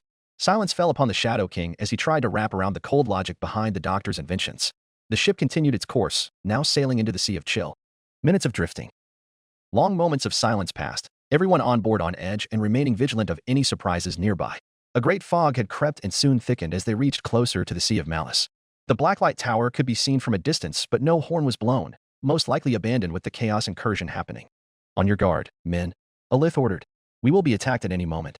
I can feel it. The men fixated their eyes on the surrounding waters. At any moment, the enemy was near. Doomslayer summoned the heavy cannon with precision bolt and looked through the scope. He could barely see anything with the fog on, but he was certain they were being followed. Hayden reached the Doom Fortress to pinpoint their current location and scan the surrounding using satellite imaging. Strangely, even with the advanced make technology online, he could not directly map out the fog that surrounded them. Only their coordinates. I can't pick up anything outside of this fog. It must be of magical nature. We'll have to rely on our Vistash. Verua. Another war horn had called. Alith was ready to take commands until a portal opened. And then came another. And then another. Exiting them, more longships had appeared and were intent on getting their revenge on their fallen comrades. The Norscans were nearing close to where Doomslayer was aboard. Alith and his men readied their bows while Doomslayer switched to the micro-missile and activated in anticipation. The first ship that came closest stood out compared to the rest. Its dragon head far more detailed and monstrous to look upon, and the banner of the 8-pointed star displayed freely on its sail. The sight of it greatly disturbed Alith and his soldiers. Doomslayer, however, didn't bat an eye to it, but he did sense a familiarity to it. The ship's raiders hollered at Doomslayer's company with war cries and raised weapons. One stood out amongst them and pushed the others aside. This one, as Doomslayer noticed, was tall, perhaps taller than him even. He was decked out in skulls and other skeletal parts and suited up in sturdy steel armor. The man's hair and beard were red, with his hair styled into a scalp lock. Doomslayer guessed him to be the warlord of this fleet. The red-haired warlord began shouting. Dark elves, prepared to be boarded by the great Wulfric himself. You will be sacrificed to the gods, and I will collect the skull of the destroyer. The gods have spoken. For chaos. For chaos. The raider cried. Alith immediately took action against the announced threat. Men, prepare yourselves. Prepare for battle. Alith yelled. The Shadow Warriors knocked their bows and wait for the enemy to come close. Doomslayer switched the heavy cannon's precision bolt to the micromissiles. But the raiders, as it turns out, were the least of their worries as the helmsman called out something much dire. Black Ark. 226. Appearing from the fog, came out perhaps one of the largest ships that Doomslayer had ever seen before him. The Black Ark reached as tall as the Black Tower from the now burning Karendkar, boasting impressive fortifications to its body. It was less a ship and more of a mobile fortress swimming. It practically made the galleon look like a gecko compared to its massive size. Steer. Alith yelled out as the ship was about to collide directly with the behemoth. The helmsman did as told immediately and steered to the right. The fated silence made a turn and everyone held onto something and braced for impact. The ship barely managed to avoid crushing itself flat at a head-on collision, merely scraping on the side. It did, however, cause damage to itself, but nowhere near life-threatening. It had done little to damage the Black Ark and was fortunate to be now out of its way. The other ships were not so lucky and crashed into the Black Ark head-on. However, as the galleon safely avoided its destruction, fleets of Drukei warships sailed alongside the massive ark. Passers-by watched the galleon sail opposite of them, wondering where this particular ship was going. However, they quickly ignored them in favor of attacking the bloodthirsty raiders invading their waters. The helmsman did his best to avoid crashing into the other ships, who in turn moved out of the way. The clash between two fleets was in utter chaos. Everywhere, raiders and crewmen boarded and slaughtered with unrelenting fury. A fight for survival came into play. Flying above, a black dragon and its master descended and scorched longships while Charybdises swam up from the depths and attacked the invaders. In spite of the massive blows, the Norsemen continued their onslaught with their overwhelming numbers. A Charybdis took to attacking Wulfric's longship, with all 5 heads now grabbing unlucky crew members. The Sea Fang's dragon head came to life, however, and began snapping its jaws on one of the sea monster's necks. Wulfric took advantage and began cutting the heads of the Charybdis with his sword and men. They made quick work of it, and, despite the losses of a few men, finished it off as all 5 heads were decapitated and the body slumped back into the sea. However, with the sea beast out of the way, now they had to fight swarms of harpies and fleets of ships that suddenly popped from the fog. Wulfric was furious now. His prize duel had to wait another time. Come on, you sea dogs. The sea serpent put up a better fight than you Nifeers. Come on and fight the World Walker himself. Alith's ship, meanwhile, traversed through the chaotic skirmish as destruction followed. Thankfully, the ships were sailing from the south, so much of the space from the north was available to them. Suddenly, a dark shadow befell the ship and landed directly on top of them. The dragon from before lowered itself to reveal a dark elf with a rather striking appearance. The elf wore a much perverted parody of the Aesir armor set. Jagged spikes with skulls and serrated edges, and a helmet with blades and a red plume to complete the evil overlord, look as Doomslayer noted. The dragon flew away just as the dark elf walked up to the crew with a sneer and an air of superiority. Who is the captain of the ship? Quickly now, before I feed you all the brachus. The elf threatened. With that, Doomslayer could just shove that prick into the dragon's belly and choke it to death. Unfortunately, Alith walked past his crew and announced his presence, not giving the Slayer the opportunity to do so. I am the captain, my lord. Alith responded. To whom am I addressing to? If I may boldly ask. The dark elf looked offendedly at Alith. I am Lord Rakarth of Karankar, greatest beast lord and your superior. And I would like to know as to why the ship is heading into the wrong direction, Captain Dash? Alith remained calm and coolly replied. Nacer Nyhand. And we had just returned voyage from Araby, Lord Rakarth. We were about to make landfall in Karankar when we found the whole damn place burning. We are forced to land elsewhere. And you didn't stay behind to help defend my precious city? Rakarth snarled in fury. Alith, much to Doomslayer's surprise, spoke in a similar manner to the prick before him, much to his surprise. TSK. I wasn't about to let those brutes take over my spoils. My men and I earned hard to get what riches we found. Not to mention we barely had any idea that an invasion was happening. Both elves stared down at one another, neither flinching nor blinking. The battle was still raging in the background, but the ship was further away enough to avoid any losses. Eventually, Rakarth's eyes drifted to Doomslayer, who remained stoic and unflinching in his gaze. And who is the stranger you have with you? Rakarth questioned. Alith looked back and realized who he was speaking to. A Sellsword. He replied. We hired him back in Araby. His services were quite expensive but worth the coin. Oomph. The Beast Lord hummed as he evaluated Doomslayer. A fine specimen. Where is he from? Don't know. Never says a single word. We just call him brute or animal. Doesn't seem that much bothered. A fitting name for such a debased animal. Rakarth remarked.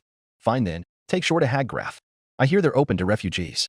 Move or I will have you and everyone on board flayed alive. Many blessings, Lord Rakarth. Thanked Alith. I shall give a percentage of our tribute the next time we meet. Rakarth turned his chin up at him. Do as you will. Leave. Soon after, Rakarth blew a whistle and the dragon returned. The Beast Lord mounted atop his dragon and flew upward. Scorch these animals, brachus. He commanded, before flying away. The dragon roared and that was a close one. Alith noted. You handled it quite well, Alith. Hayden commended. Otherwise, the Slayer would have taken a more direct approach. We don't have that much time. We're still sailing to Nagarond. Just be ready to deal with other threats. Loud and clear. Doomslayer walked off, but readied the super shotgun in case. The whole trip was tensed after with the battle still raging from the distance. Unless we're getting harassed by harpies or a Charybdis, this trip will go just dash. Crash. As if fate decided it wanted to make things difficult for the Prince of Nagarive, a longship came crashing into the galleon out of thin air. The collision threw the galleon towards shore. Most of the Aesir lost their footing, including Alith himself. Doomslayer kept his balance albeit barely. He looked directly at the ship responsible for this inconvenience and remembered it was that Viking ginger, Wulfric, from before. The ship looked like it'd taken a lot of damage if the burnt wood from different sections of it were to go by. Both ships were now side by side, and the marauders took to invading. Doomslayer was the first to attack, switching to the shotgun and throwing explosives with the sticky bomb mod on. The bombs found their targets, but the raiders kept on coming. The Shadow Warriors got back up and quickly defended themselves. Alith knocked arrows and shot as much whenever a Norskin came too close for comfort. Wulfric climbed aboard and made his entrance. You think you could run from me, you damn elves? Think again. He yelled. I am the inescapable. I am Dash. Doomslayer switched to the super shotgun and shot his meat hook, launching himself at the World Walker. The Norskin took notice and raised his shield in an instant. It saved him from being skewed and torched, only to receive a massive blow from a blood punch. The impact threw him at a great distance, landing to the center of the ship and crashing into his marauders as he fell on them. He stood back up to find his shield bent outward. Wulfric cast it away and held the sword of Thorgold with 2 hands. The remaining raiders that didn't go down were hit by a frost bomb, resulting in the first wave freezing to death before a grenade finished them off. Doomslayer jumped onto the ship and proceeded to massacre them. The foolish charged at Doomslayer in an attempt to kill him, while the more sane individuals attempt to hide behind their shields in a futile effort to avoid being blasted by buckshot. Doomslayer stood between them and Alith defending the latter as they recovered. Wulfric had taken to observing the challenger as he fought his men. A raider ran towards him with an axe, only to have a haymaker thrown in his face, Doomblade extending past his skull. Doomslayer shot another slug into another Norscan before kicking off the corpse from the first off his blade. He then switched to the super shotgun for increased spread and began unloading the ammo in full force. It was him.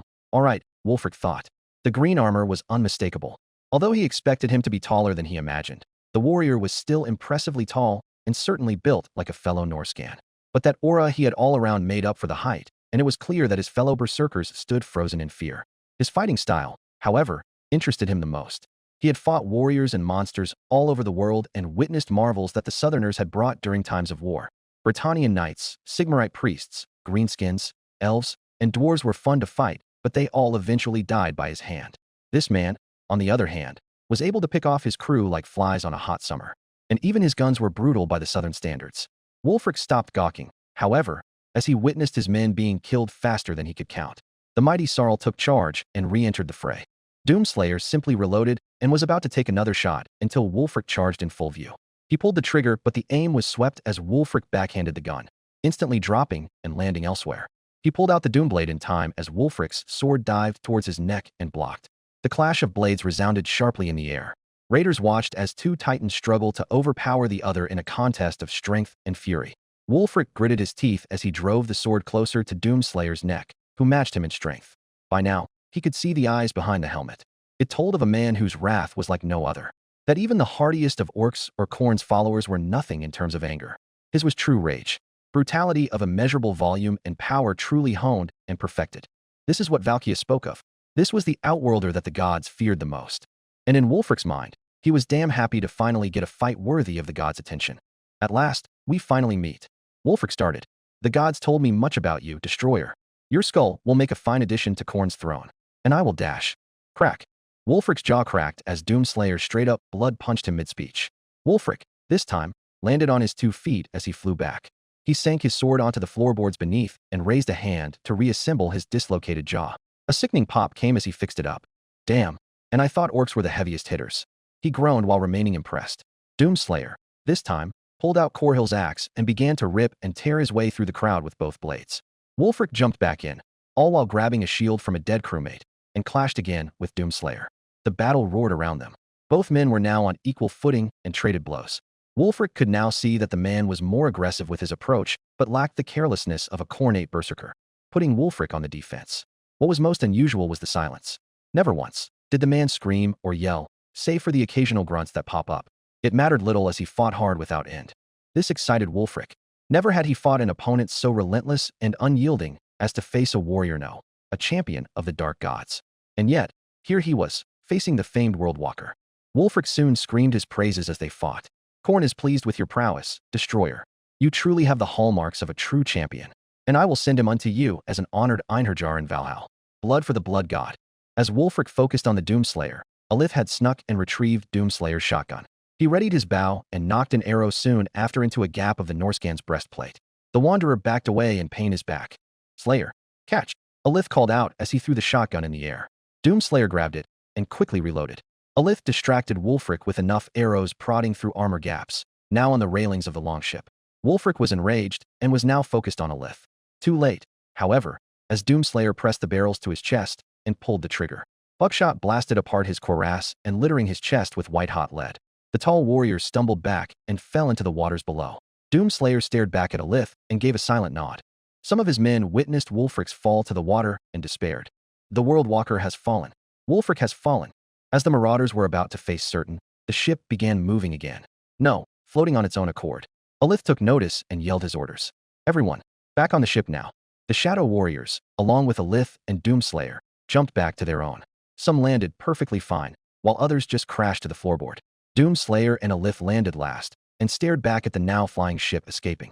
Doomslayer wasn't done, however, and switched to the Paingiver. Lock-on burst was activated, and he soon blasted the ship repeatedly from below. The sentient dragonhead, much to the shock and horror of the crew, retaliated by engulfing the galleon in flames. Fire spread throughout the deck. Some of Alith's men were caught and panicked in the midst of the raging inferno only to succumb to die within seconds. Before Doomslayer could even finish off the flying ship, the Seafong had already escaped as it ripped a portal into the warp and vanish. Now, the surviving crew rushed to douse the flames on board. Get some water. Douse the fires. Alith yelled. Hurry. The men rushed to save the ship. Some grabbed buckets and gathered seawater through a pulley system. Others grabbed blankets, soaked them in whatever water they found, and smothered the fires. A Shadow Warrior ran to Alith and reported the situation. Sir, we need to get to land. Harganeth is sighted not far from here. This ship won't survive the journey. Damn it, cursed Alith. Just when I thought things were going so smoothly. Alith looked to the helmsman. Steer towards Harganeth. We make landfall. At will, sir. The helmsman steered the wheel and approached to the south. The ship was still burning, the flames growing at every moment to snuff out everyone. Hayden, who kept quiet for most of the skirmish, had a eureka moment. I have an idea. Hayden exclaimed. Alith, get your men to clear out. Slayer, get the ice bombs ready. Both men understood what he meant and did their parts. Alith called to his men to clear out while Doomslayer proceeded to launch ice bombs at the fires. He was careful not to hit the Asur, but managed to extinguish the more damaging ones. The sails were still caught in flames, but with combined effort, the crew managed to avert the worst of the situation. However, even with the flames gone, the bad news was laid bare.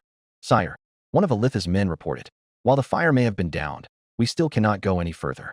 The damage to the ship is too great. We found one of the hulls is cracking. Any further, and we might sink halfway. That is grave indeed. Alith agreed reluctantly. Thank you. Go see to the rest of our own. We will head towards Harganeth soon. As you will it, Lord. The subordinate walked away, passing by Doomslayer who approached the prince. I thank you for defending my men during the attack. Had we done this without you, I feared for the worse. Doomslayer nodded. Considering you helped us with the fight with that barbarian, I would say we're even. Hayden pointed bluntly. Such allies are a rarity against the forces of darkness. It was expected of me to do the right thing. Alith replied. Agreed. Hayden said in agreement. So this Harganeth. What can you tell us about this hold? The best way I can tell you is that Harganeth is home to the most insane cult of the god of murder. The followers of Kine. Alith answered. They sound like pleasant folk. Hayden dryly commented. Doomslayer gave away a smirk underneath his helm. They sure are. They do like their sacrifices fresh and virgin. Mad folk even by Drukei standards. Unless you count the Autarii that live in the dark forest of Clarkarend. Don't you mean Karen Carr? Hayden questioned, admittedly confused by more jarring names. No, that's a different hole we just passed. Clarkarend is actually south past the Sea of Malice. Don't ask me about the names. It gives me a headache every time they're mentioned together. Bad enough that Karen Carr keeps sending their beastmasters there. There's now a rivalry between the two over who tames monsters the best. Alith murmured. But I'm afraid I'm going off track. The best way to simply put is that crimes are punishable by death, which is several. From murder to littering the streets, even. And at least once a year, they hold a ritual holiday called Death Night. Long story short, anyone found on the streets is made a sacrifice and are gathered to the altars of the Hag Queens, whose youth are then replenished. Doomslayer clenched his fists in anger as listened on. It reminded him too much of the Khan Maker and her justifications to sacrifice humanity in order to fuel Urdak for an eternity. He was glad the bitch died by his hands. The only regret was leaving Vega while demons run rampant in Urdak. Vega, he thought. I'm sorry. How inhumane. Hayden coldly noted. Bitterness crept up as Doomslayer noticed. If you thought that was bad, it used to run 10 nights. Believe me. Doesn't matter. These people don't deserve to live. I am beginning to question the task Teclis has given us. As if I'm not in agreement. Alith replied, anger rising in his throat. Since the Sundering, I have laid waste to these savage beasts who dare touch my ancestral home with their twisted minds and plague my people with their cruelty. I would scorch these lands just to bring down their king, then let him be on the throne. Doomslayer shared his empathy with Alith and pounded his chest. I'd certainly be in agreement. Hayden added, however, we are bound to Teclis' promise, as well as your king's, to retrieve the Witch King, despite our reservations. Even my patience grows thinner by the minute. Yes, Alith murmured. Just be warned. The place is crawling with witches, executioners, and Kynite assassins. Their leader is a particularly nasty individual. Crone Hellebron, Hag Queen of Harganeth and High Priestess to the bloody-handed god. Know her well. Indeed. Killed her sister long ago. Alith bluntly stated. She's insane, but dangerous. Stay away from her as far as you can. She'll have you murdered the moment you enter her lands. Best you kill her before she does. I don't think he needs to be reminded. That's his hobby. Hayden pointed out. Doomslayer pulled out his regular shotgun and cocked it in response. Fair enough. Alith noted. And with parted words, the crew made way for Harganeth, where blood and wrath will be spilled on the streets, and the Slayer will stand on top of a mountain of corpses. Harganeth. A berserker met his end as the death sword found its way to his chest. The witch elf dug her hand inside his cavity and pulled out his still-beating heart. The witch then kicked him off the walls, falling to his death as she raised the heart in the air. Defend the walls. Slaughter the enemy. Revel in the bloodshed. Praise to Kayla Minshakine. Praise the witch. All who stood with her screamed in delight and madness. Crone Hellebron, Hag Queen of Harganeth, parried a blow from another berserker with her cursed blade and skewered his head cleanly with her sword. The bloodlust was reaching its peak. So many chaos worshippers swarming the walls like vermin, and she would make sure they are thrown off her walls screaming to their deaths. Dark shards continued to harass the barbarians while stalling their invasions. Executioners backed them and prevented further reach. Hellebron continued killing the enemy with both of her blades. Damn it, where are the reinforcements? She snarled. Another berserker came up from behind and attempted to strike from behind. He was thwarted as an executioner bisected him from the waist, both falling to the ground. Hellebron quickly snapped back only to find the favored champion of kind close by. Talaris. Splendid timing. I sensed you were in trouble, my lady. Talaris noted. These barbarians are becoming more daring each day. They're throwing everything they have on us. Damn it. Damn them all. She cursed. I sent messages to Malekith and I still have received no word from him. We need reinforcements. The fighting continued around them, and both kind worshippers fought in tandem as the barbarians climbed over the walls. Skillful in their blades, the duo continued their assault and defended their territories with fervor. Together, they decimated their enemies like a tornado of blades. Each strike dealt with precision and skill. For no enemy could rival the mighty followers of Kain. Outside the walls, a cornate champion watched in annoyance and anger as he saw his men slaughtered like lambs. His flesh hound sensed its master's wrath, but ignored in favor of the harpy it was gnawing on. Witless fools. All of them, Arbel yelled. 3 days, this siege was going nowhere. The hell cannons and monsters were doing nothing as the dark elves picked them off with ease. A lieutenant walked up to him with impending news. Master, there is someone who would like to attend an audience with you. Arbel looked back at his subordinate with a raised eyebrow. Now? At this hour? Send them away. I have no time to meet words at this hour. Master, it's the rats.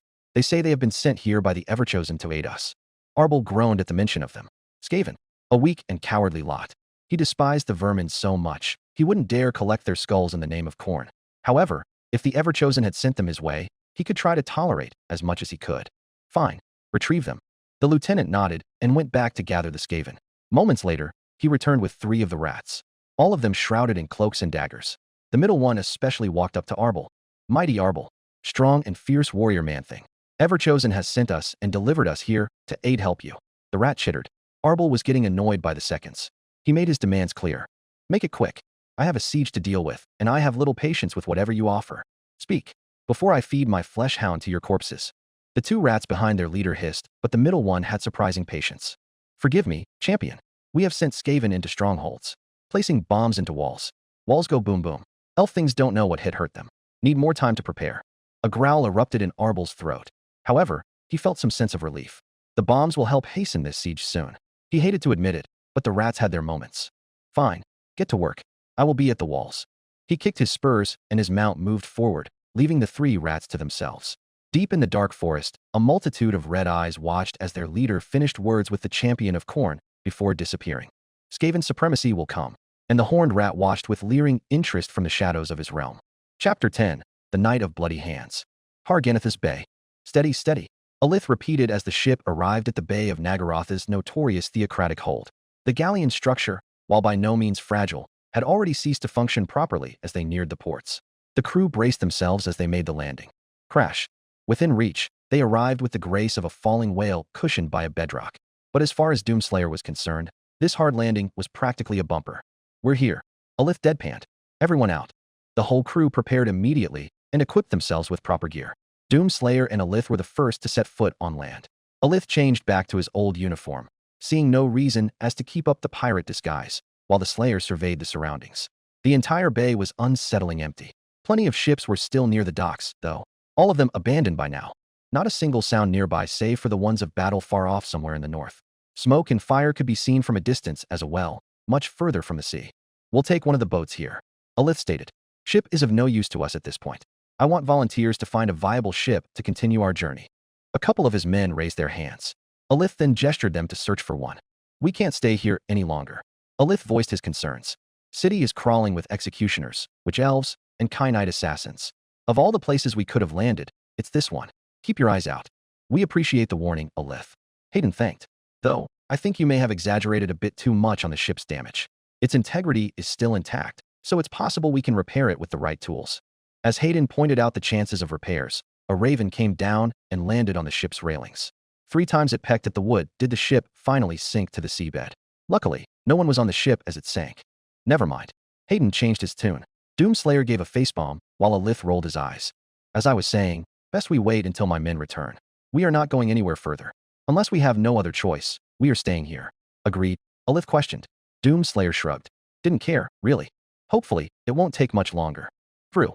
The sound of the Norscan hordes alerted the group. Nearby, A few longships were soon to arrive at the bay. Alith could only feel exasperated at their persistence. "Oh, come on. Again." Alith outraged. "Forget the ships. We're moving by land. Follow me." Alith stepped past the Slayer, followed by the Shadow Warriors. Doomslayer stayed behind, however, and pulled up the Paingiver again, this time with the detonate mod in hand. He shot what little missiles there were in the rocket launcher and timed his detonations correctly. Boom, boom, boom, boom. Each shot had found its target.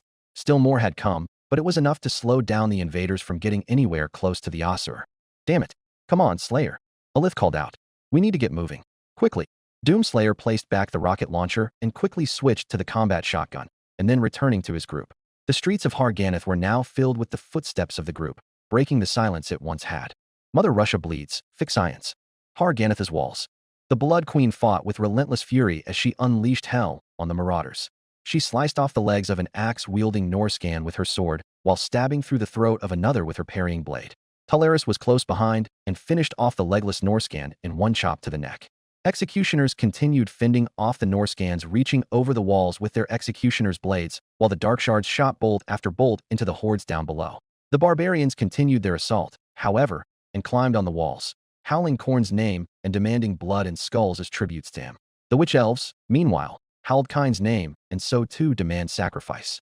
Besides blood, they instead demanded their still-beating hearts. The ever-increasing shouts and blood-curdling screams only made the murders and slaughter all the more potent and empowering to their respected gods of war. It was only a matter of where the scale would tip, for only one can truly become the victor. Hellebron screamed in the name of her god. "Keep fighting. For the Lord of Murder. For the bloody-handed god. For Kila Minchakain. For Kain. For Kain." Her servants chanted, now renewed by their reverence to their god. The barbarians matched the Drukei in their devotion as they screamed for blood and skulls to Khorne and his throne. "Blood for the god." A berserker yelled out in his blind fury, charging at Hellebron with his dual axes. Of course, such blindness left him vulnerable as two daggers pierced him through the shoulders from behind. The Norscan flailed about as a Kainite assassin rode repeatedly, stabbed him to death.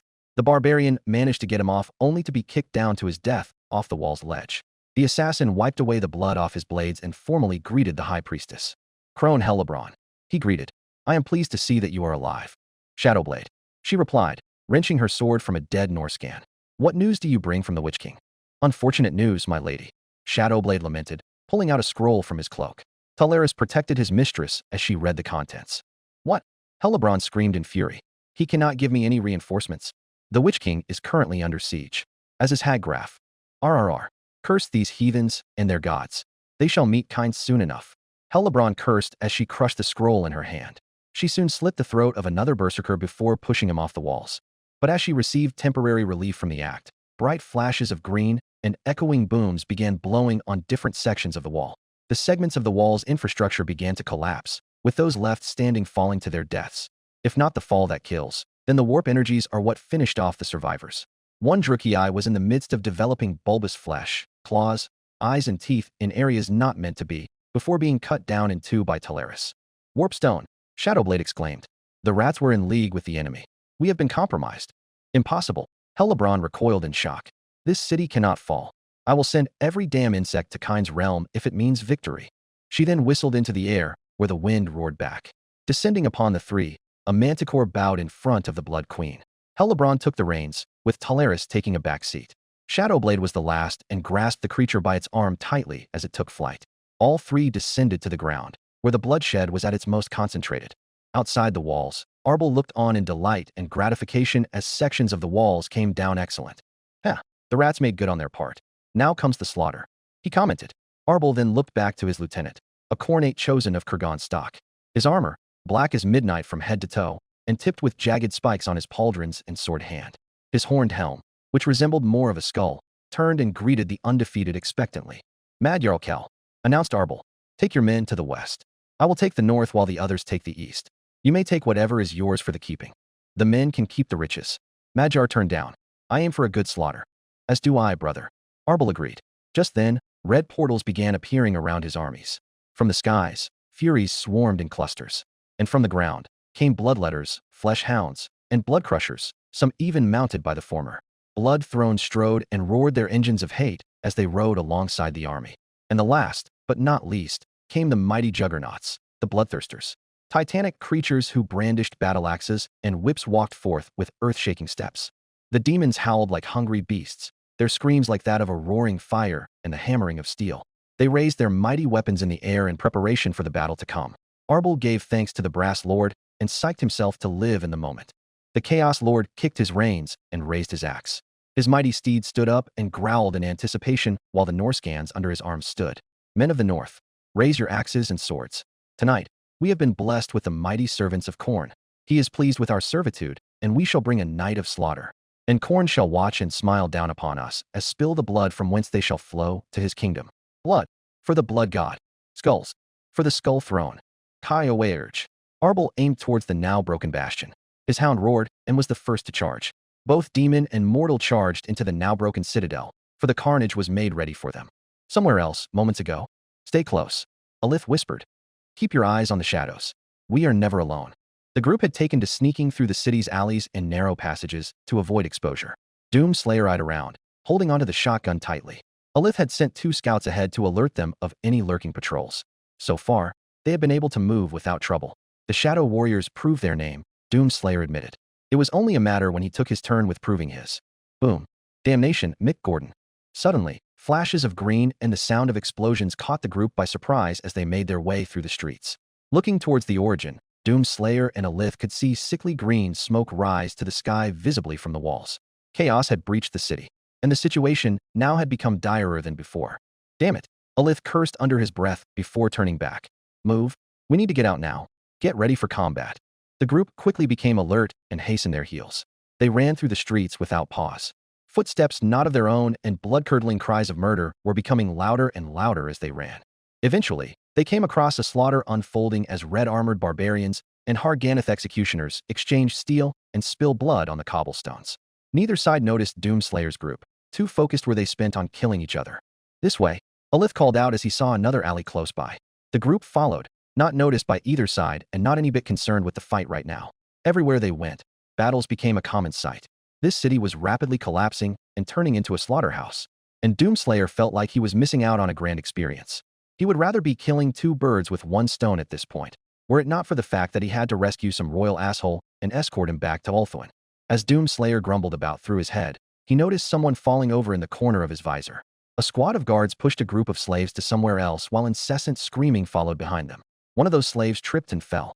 A little girl with dirty blonde hair fell face first to the pavement. Another slave, a boy, stopped and came back to her. Doomslayer stopped in his tracks. Alith glanced back and stopped as well. Alith looked to where he was staring and was about to pull him when he suddenly saw the sight of a bloodletter walking out of the corner. The demon lashed out as some dread spears attacked it.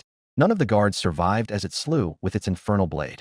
The girl was paralyzed with fear as the bloodletter gazed down on her. The demon's height towered over the girl like a terrible shadow, its snarling face breathing down on her skin like a hot furnace. Its flaming sword drew near with burning rage. Stay away from her, the boy yelled, catching the demon's attention. He grabbed a small rock from the road and stood between it and her. The boy felt fear as the demon's eye bore through his soul. Yet, in the face of evil, the boy drew the courage to stand up and face the terrible power of chaos. It drew the demon's attention, and with both hands, it raised its sword over its head. The boy closed his eyes but still stood in defiance. Before the bloodletter could even pull the finishing blow, however, it smelled something else. A scent of something ancient, primordial. A primal rage once thought long forgotten in the ravaging of the umbral plains. A movement in the corner of its eye caught its attention, and for a split second, the bloodletter saw the most dreaded hunter of its kind charging forward with his fist flying towards it. In its last moments of existence, the demon felt something that only mortals could ever carry. Fear. Doomslayer launched a blood punch into the demon's face so hard that the bloodletter was sent flying into a wall and exploding in a bloody paste. The demon's neck had been snapped upon and face mangled to something barely recognizable. The body dropped to the floor uselessly after.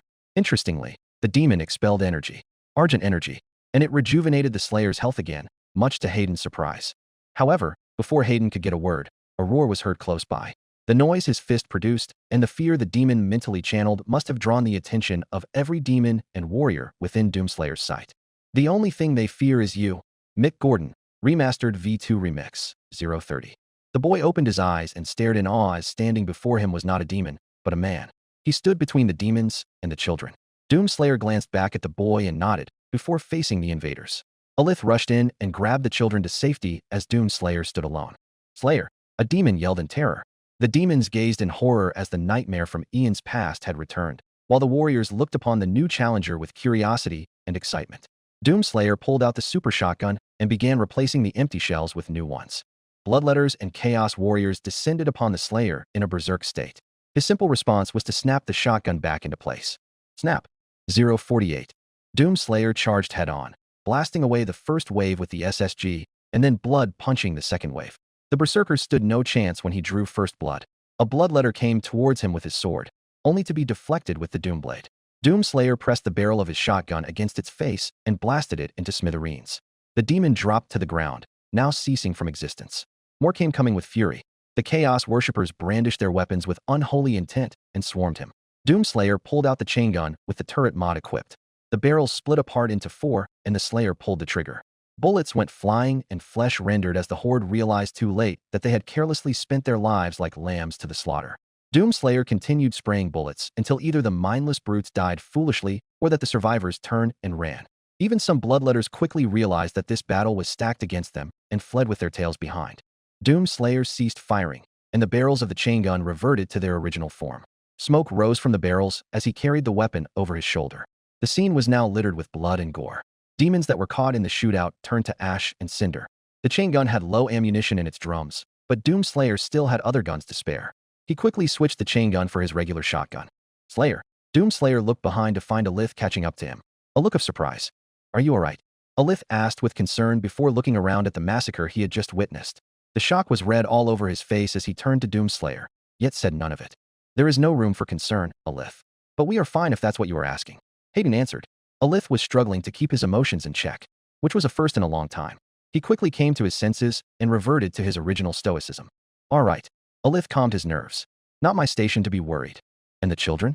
They'll be fine. My men are taking care of them and sending them somewhere safe from this mess. Good. Hayden applauded.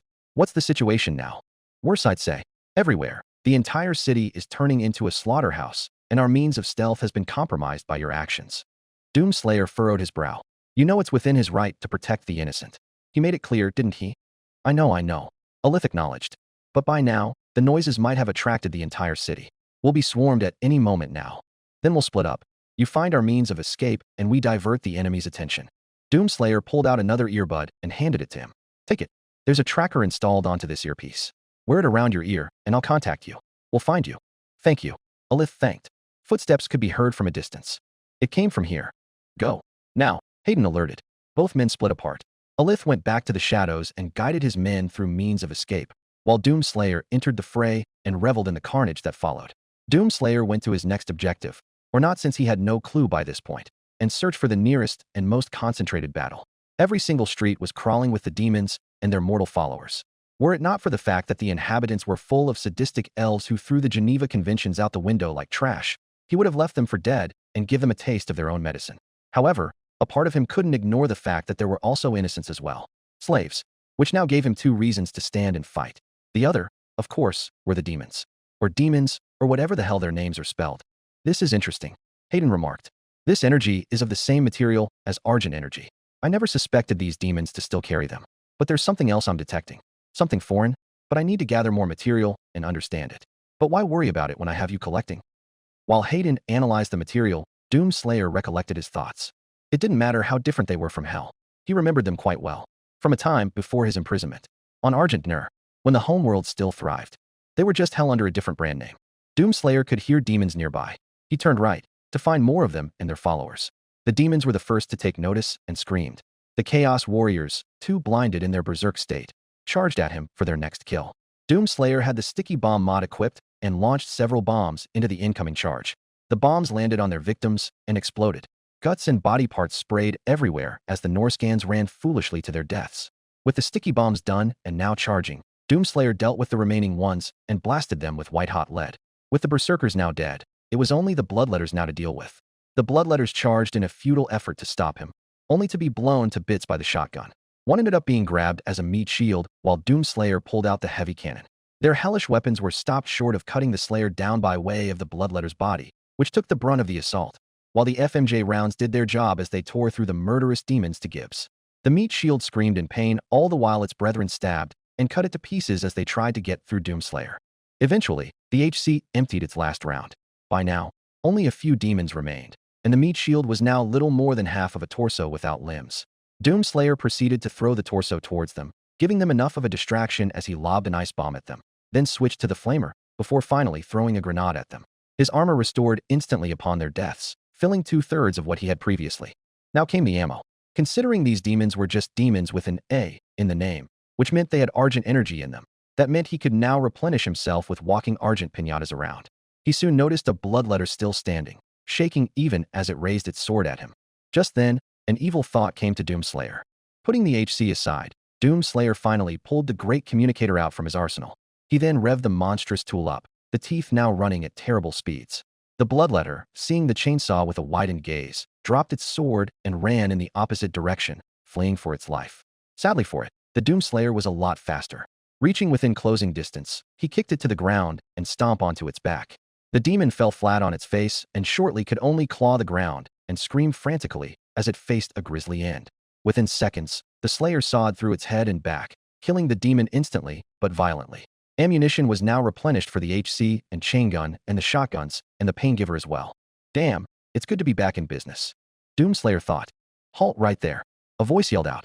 Doomslayer looked up to find a dark elf master and his regiment following close behind and approaching warily.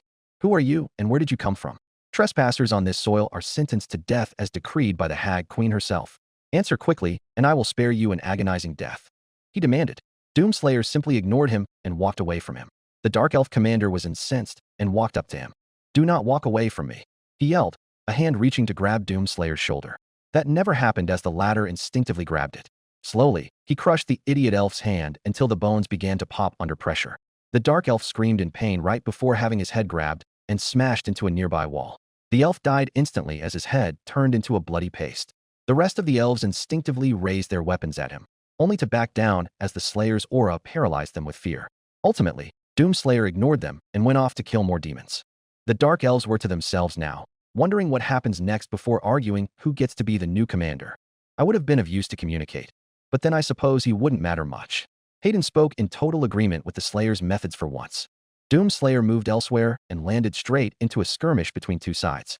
The battle took in a city square of sorts, where a shrine of a demonic-looking god stood with arms spread stood in front of the, like some sort of evil version of Christ the Redeemer in Brazil back on Earth. Already, Chaos Berserkers and Bloodletters faced off executioners and witch elves on different sides. Doomslayer, seeing no reason as to bother himself with the Dark Elves, despite the threat they posed focused on the Chaos Worshippers.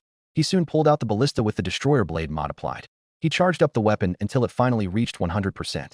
The demons were the first to notice and looked on in terror as the weapon supercharged. Too late could they avoid the energy blade as it bisected through their ranks like a reaper's scythe. Their mortal followers had no idea what hit them until the heat reached their armor. The Dark Elves stopped mid-charge as they behold in confusion of the bodies now laying before them, before staring at the Slayer. You. A death hag pointed directly at him. Who are you and what sorcery did you cast? This city does not allow trespassers. Hayden suddenly spoke up in the intercoms. You're probably better off ignoring them. Let's just move elsewhere. By now, they're not our targets. Then again, nothing is stopping you from doing what you do best. Doomslayer shrugged. The death hag continued screeching at him. Well, we demand an answer. Just who are Crash. The Dark Elves soon went flying as Doomslayer pulled up the chain gun with the energy shield attached. He charged through them as the shield collided with the elves, bouncing and pushed aside harmlessly as he wadded his way through the crowd, as if they were pins against a bowling ball. It didn't really serve much for him other than just dick them around. Besides, they weren't his target at the moment. He soon ran to the next area, continuing his rampage while leaving behind Dark Elves unharmed. Hey, get back here. You'll pay for this insult. The death hag screeched, shaking her fist in the air in anger. But the Doomslayer had already vanished into the darkness, leaving behind Bruise's confusion. The demon host nearby had already alerted his presence. Fine by him, he thought. Let them come. As the Doomslayer disappeared and left the servants of Kind frustrated, the entity watched as it peered through the statue's eyes. He watched with indulgence as the Hellwalker rampaged his way through the city. His brides and worshippers, faithful and zealous as they were, could not measure their worth in comparison to the true destroyer himself. Even his favored chosen, Talaris, had no chance to likes of the Slayer. The end times had truly come, and the Widowmaker now demanded a new host to take it up, once more. Somewhere else. Kel took one swing of his sword and chopped down 3 witch elves with all of his strength. All 3 fell to the ground with their guts spilled on the already bloody roads. The warlord turned just in time to block an executioner's swing with his sword before impaling through the abdomen.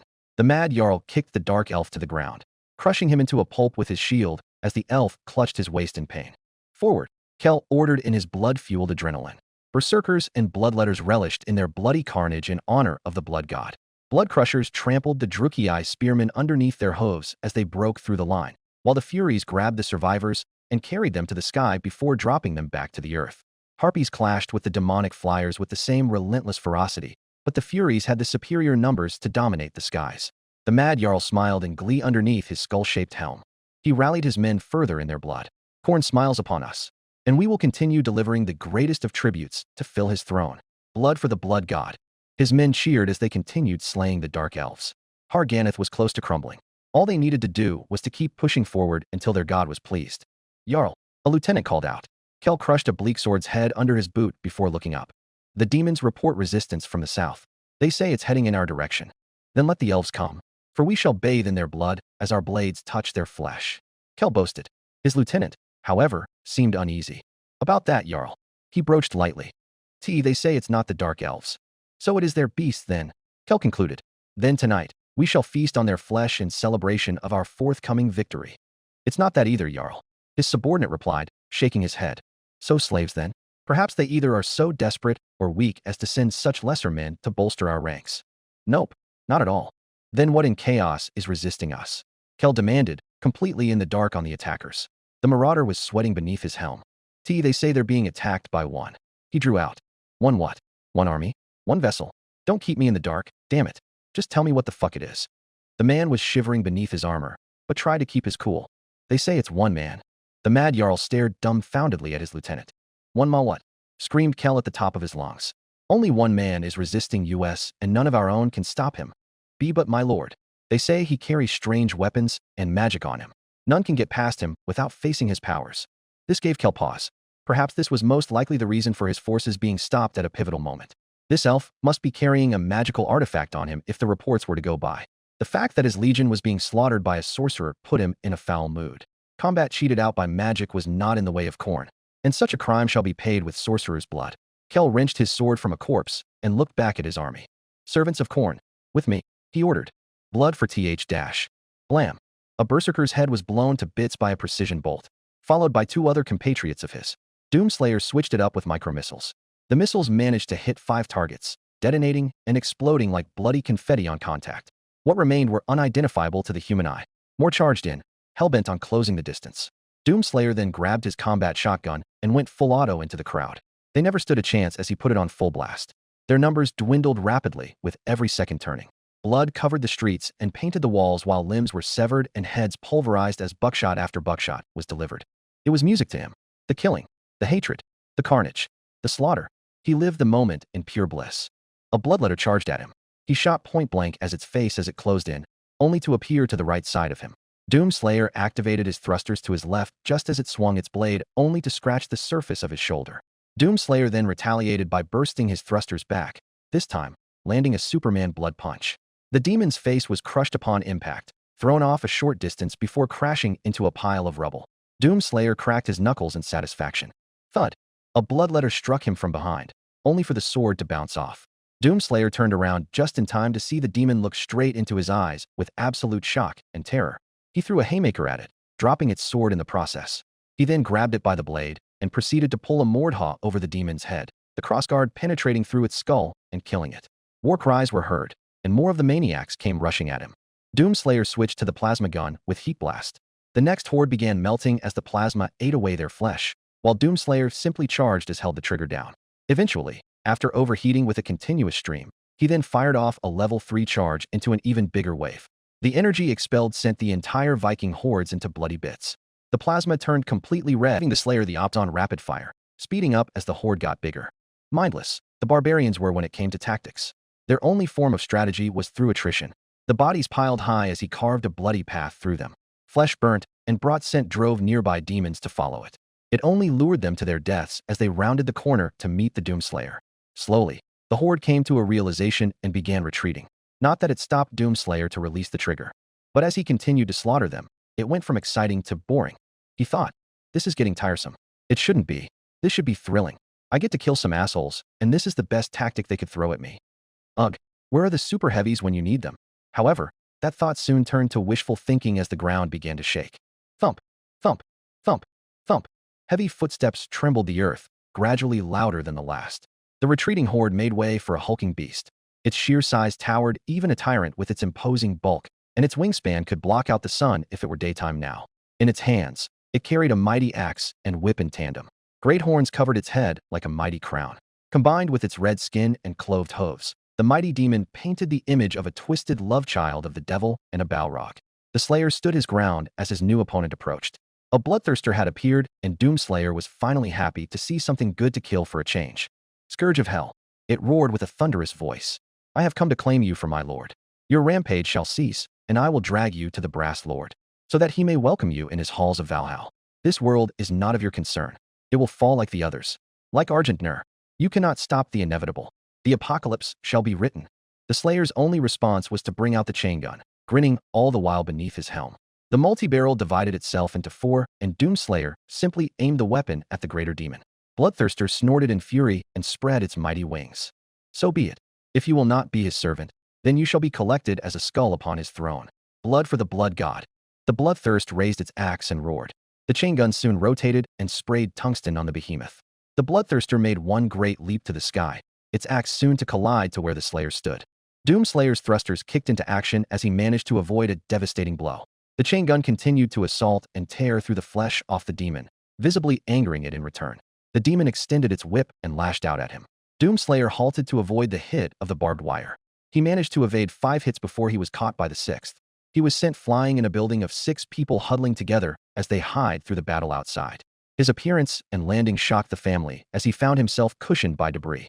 Doomslayer stood up from the rubble, no less for wear and incredibly pissed, and switched to the Paingiver. With lock-on burst equipped, Doomslayer jumped out and continued his assault. He bombarded the demon with several rockets to the face. It shielded itself with its axe and lashed out again with its whip. Quickly, Doomslayer pulled out the HC and launched several micro-missiles to one of its wings. The missiles found their target and began burning the leathery membrane off the wings. The demon noticed, but was too late to do anything by the time it opened its eyes. Crippled and now land-bound, the bloodthirster simply roared and swung the axe in fury. Doomslayer dodged and circled it with full auto from his shotgun. By now, more and more of its flesh became exposed with every hit, leaving behind a gory and visceral appearance.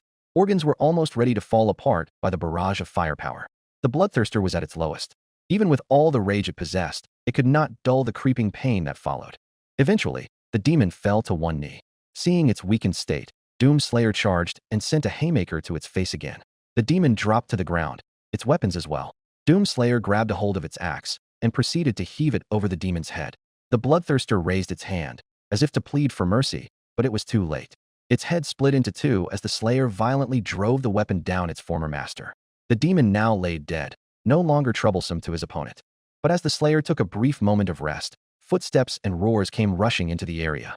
A trio of bloodthirsters and their bloodletter posse surrounded him with a multitude of weapons, all too eager to cut the Hellwalker down. Doomslayer cracked his neck and fingers and pulled out the chainsaw. The blade revved up and roared. The demons took it as a challenge and swarmed him. Doomslayer, likewise, charged to the nearest demon he faced. Rip and tear, until it is done. Somewhere nearby? How much further? The warlord questioned. Kel and his men had been running for about half an hour, searching for the mage who had been wiping Khorne's blessed followers. His subordinate had been leading them to where the battle was. Just down the street. I could hear the demons close by. The marauder answered. The demons were indeed nearby, like he said. But as they reached further, the sound was more clear. He could hear the familiar inhuman roars that would make weak men of the South beg for mercy and flee from battlefields. But there was something wrong. Instead of roars of triumph and victory, there was a sense of terror and defeat that was mixed into their screams. Within reach, they turned a corner only to find several demon corpses laying about in bloody display. Half of the bodies had been dismembered in some grisly manner. Others had holes the size of fists punched through them. What disturbed them the most, however, were the bodies of 3 bloodthirsters dead in brutal fashion. The closest especially had its axe drove into its skull with enough strength to split into 2. Not long after, a bloodthirster burst from the corner. Kel and his men stopped in their tracks as they watched the greater demon stabbed to death by a warrior that jumped up to its face, all while desperately shaking him off. The final stab went straight through its right eye, the blade going deeper through its skull. The greater demon's body became motionless after, now pronounced dead. Doomslayer pulled the blade out and stopped to notice the warlord's retinue. Kel's men tensed in shock at his entrance, but the Mad Jarl wasn't going to let the enemy strike first. Men, to arms. For chaos. For chaos. They roared. The warriors charged despite what they had witnessed. Doomslayer pulled up the chain gun and blasted the Mad Jarl's men to ludicrous amounts of gore. The warlord barely managed to raise his shield in time as the chain gun slugs brought bloody murder upon his men. All around him, Kel could see his men dying in droves in a matter of seconds. The Mad Jarl's rage was turned up and began charging at his opponent. His shield was losing mass the longer he had protected himself. Die, fool, roared Kel as he bashed his shield on the chain gun, casting it aside the moment Doomslayer lost his grip. Kel's sword swung towards the man, grazing against his armor. Doomslayer extended his Doomblade in anticipation of the next hit, deflecting it before punching him with his free hand. Kel's enchanted helmet managed to protect him from an otherwise fatal blow, but still managed to put him out of commission, briefly. As Kel sank to one knee, the remaining warriors jumped in and clashed with Doomslayer as they protected him. The first swung his two-handed axe at Doomslayer's head, only to simply slide the surface of his helm. Doomslayer brought his own axe out and caught the berserkers in the next swing. Doomslayer stabbed the Doomblade into his gut before ripping to the side. The Norskin yelped in pain and dropped his axe to clutch his organs now falling out. Another Norskin slammed 2 axes on the Slayer's back. Doomslayer then switched to the SSG and shot point-blank into the Raider's face, reducing it into chunky pieces of flesh. He then unloaded another buckshot into an incoming mob and turned them into mincemeat before getting tackled and pushed into a nearby building by a berserker, crashing indoors. The remaining Norskans took initiative and followed. Kel managed to get his bearings back and stood up again to find himself alone. Fighting could be heard inside, and Kel was ready for another round. The warlord grabbed his sword from the ground and pulled out an axe from his belt. Moments later, another one of his underlings crashed through a window. Wheezing noises were heard from the lying body before the last breath was released. The fighting died down, and out came a Norscan. The body slumped to the ground to reveal the Slayer's axe lodged into his back. Doomslayer walked out from the doorway, completely unscathed and no worse for wear from the indoor fight, wrenching the axe out after. Kel's blood boiled underneath his armor as he seethed with rage. He made his declaration of challenge by slamming his weapons together to grab his enemy's attention and gave a mighty war cry. Doomslayer responded with his Doomblade extended and his axe in hand. He stared silently at the Mad Jarl, but his rage emanated in the form of an overwhelming aura. To any unlucky foe, they would have dropped their weapons and ran. The same could be said for Kel, but his rage outweighed any ounce of cowardice out of him. Coherent, he bellowed with all of his fury, charging without any thought of safety and worry. Doomslayer braced himself and took his stand as the Chosen of Khorne swung his weapons. Kel's hits and blows could bisect 3 fully armored Imperial Knights with just one swing alone. However, Doomslayer was no ordinary human. Not only was he strong, but he was also fast and fully armed to the teeth. Doomslayer weaved through the Norscan champion's attack with ease and grace while dishing out some brutal hits of his own. Kel's armor was forged to withstand even the mightiest blows of a manticore, but was nowhere mobile to the likes of the Slayer's armor. Die, Horson, yelled the impatient warlord. Doomslayer simply continued to attack the weak points of Kel's armor. The Slayer's axe then lodged itself into the Chaos Champion's shoulder, pulling him down to deliver a knee to the head. The blow was enough to stagger Kel, stumbling and struggling to stay conscious. This gave way for Doomslayer the opportunity to deliver a glory kill. Doomslayer punched with all his might into the breastplate, throwing him onto his back. Instead of being quick and aiming for the head, however, the Slayer repeatedly punched through the breastplate, again and again, each strike powerful enough to cave the metal through, before finally reaching through the chest. He didn't stop and continued until the Mad Jarl began coughing up blood as Doomslayer continued his strikes and crushed his organs. The second-to-last blow was enough to burst blood vessels through Kel's eyes and vomit more blood. What is this man? Kel asked, and his last thing the Mad Jarl saw was Doomslayer aiming his fist through the Chosen's head for one final time. In the end, not even the horned helm could save Kel from having his head pulverized. Doomslayer pulled his fist from the ground, now caked with brain matter all over. He stood and returned to his weapons. The axe remained embedded onto the stone ground, pulling it out. Looking to his other missing weapon, the chain gun was left intact, surprisingly. He figured the Chaos Worshippers would take advantage, but they probably had no clue on what to do. Superstitious folk, he thought. He then grabbed it and inspected any damages on it. So far, so good. He placed it back into his inventory and switched to the SSG. It appears I have enough data collected from this whole show you created. But alas, that's not our primary concern. We should get moving. There's still more of them heading in our direction. Drop whatever it is you're doing and move. We still have an escort mission going. Hayden reminded, much to Doomslayer's chagrin. He stood back up and ran to whatever his guts were telling him, and wherever the battles raged. Hellebron stabbed her sword into the exposed neck of an armored Khornate. The Chaos Warrior clutched his neck as blood flowed from it, choking on his own blood as fell to the ground. Alas, it mattered not, for his god cared little from whence the blood flows, only that it flows. Hellebron ducked as she heard another raider attack from behind, swiftly dodging what could have been a fatal blow. She then hamstrung him before slitting his throat as he knelt, kicking him as he clutched his throat. Hellebron grew restless with each kill. All around her, there was only slaughter. Her witch sisters and executioners fought with all their might just as their enemies butchered them. Talaris swung his drake as 3 Chaos Warriors tried to flank him from all sides, each strike both dazzling and deadly to the eye of his victims even as they outnumbered him. Shadowblade was nowhere to be found, but his presence could be felt as several barbarians were mysteriously killed in different circumstances, as if the very air was deadly to them. In truth, Shadowblade kept to the shadows and evaded the Butcher's Blade until he struck once more with supernatural speed. Yet, even with all the bloodlust and drugs pumping in their veins, the Drukei's enemies were just as relentless, but outnumbered them all. For each barbarian slain, 5 more took his place. The barbarians cared little for their numbers. The blessings of their god had been revealed in their horrifying glory. The demons fought side by side with their mortal followers, brandishing weapons of unholy magic. Even when cut down, the bloodletters struck back harder. The manticores, harpies, and war hydras had proven themselves to be utter failures as bloodthirsters annihilated them. Crone Queen, Shadowblade yelled for her attention, effortlessly decapitating a raider at the same time. There's too many of them. We must find better ground. I agree with the assassin, my lady.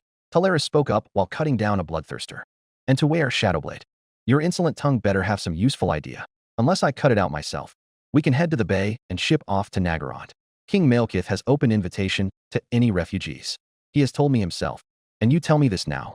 Hellebron yelled in rage, stabbing a Norscan in the eye with the cursed blade. My thoughts were thrown out when the walls collapsed. Shadowblade defended. As they argued, a lion's roar broke through the sounds of battle. Hellebron looked to where it was only to find her manticore in the jaws of a flesh hound clamping down on her beast's neck. On the back of the demonic hound was a champion in full red armor, and behind him was the emblem of the bloody god. The manticore struggled under the jaws until its neck snapped. The beast went limp and was thrown aside by the flesh hound. Brides of Kine, you shall all die and be sent to the halls of Khorne. Fight all you want. You are simply powering the true god of war. The rider boasted. Hellebron's nerve was struck by the heinous words. Blasphemer, Hellebron yelled in ire, catching his attention. It is Kine's domain that trespassing upon. I will deliver you soul, so that he may punish you for your wretched tongue. The champion simply stared at her, before laughing at her threats. Huh, try as you might, witch, but you will die like the rest of your kin. For I am Arbel the Undefeated, and I have slain even the mightiest titans that this world has to offer. No champion is out of my sight. All shall be reaped in the glory of Khorne. Your god offers nothing while mine offers his blessed servants. So come and face me, witch. Hellebron took that as a challenge and was ready to accept until a hand was placed on her shoulder. She looked over to find Talaris staring at her with stern eyes. No, Talaris simply said, this is not your fight. Gather our kin and run. I'll hold him off. What? No, she lashed out. You do not order me. I am Usupri Dash. Slap. Hellebron fell back as she was slapped across the face by her right-hand man. The look of shock was red all over the Crone Queen's expression. Talaris simply stared at her blankly, before looking towards his kin. Leave. Now. All of you. He ordered. Shadowblade nodded. Farewell, Talaris. He responded. Take her to the port and go. At will, Dreadbringer. Shadowblade then grabbed Hellebron. What? No. Let go of me. She then refused only to be dragged away by her inferiors to safety, her weapons carried away by her sisters. The Drukei ran off, much to Hellebron's refusal, leaving Talaris behind as he faced the Chaos Horde. The Bloodletters attempted to chase after them, only to be cut down by the chosen of Kine's Drake. Arbel noticed his loyalty and signaled his army to stand down. I see you are far more than meets the eye. Arbel commented. I would have thought you to be her pet, always obedient and never biting back. Crone Hellebron is the highest authority of this hold, but she is not my master. I belong to the Lord of Murder. My existence is his sword, and he guides me to whom I am to slay. But he has guided you to your doom. Arbel replied. I have seen my fate, and it has been sealed. Talaris lamented, before staring down on the champion of Khorne. But so will yours.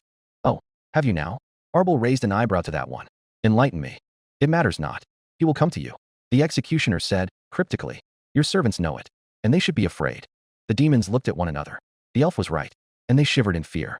But Arbel simply scoffed at him. Impossible. I am the undefeated. All who face me shall only know death. And you are to be my next victim. That may be so, but I will be the last you'll ever collect. Talaris retorted. He raised his sword on his shoulder and took stance. But enough talk. Face me and fight. Or would you have your hound take your place and you sit back for your entertainment like a craven? Arbel's veins were bursting with rage. He unmounted his beast and walked towards Talaris with axe in hand. You will die painfully, elf. Then prove your claim. Talaris retorted. Arbel charged furiously and carried his axe in 2 hands while Talaris sprinted towards with his drake. The spectators watched as sparks flew as their weapons clashed against each other. The night of bloody hands was coming to a close. Only one victor will come out on top, and the wrath of doom will soon follow.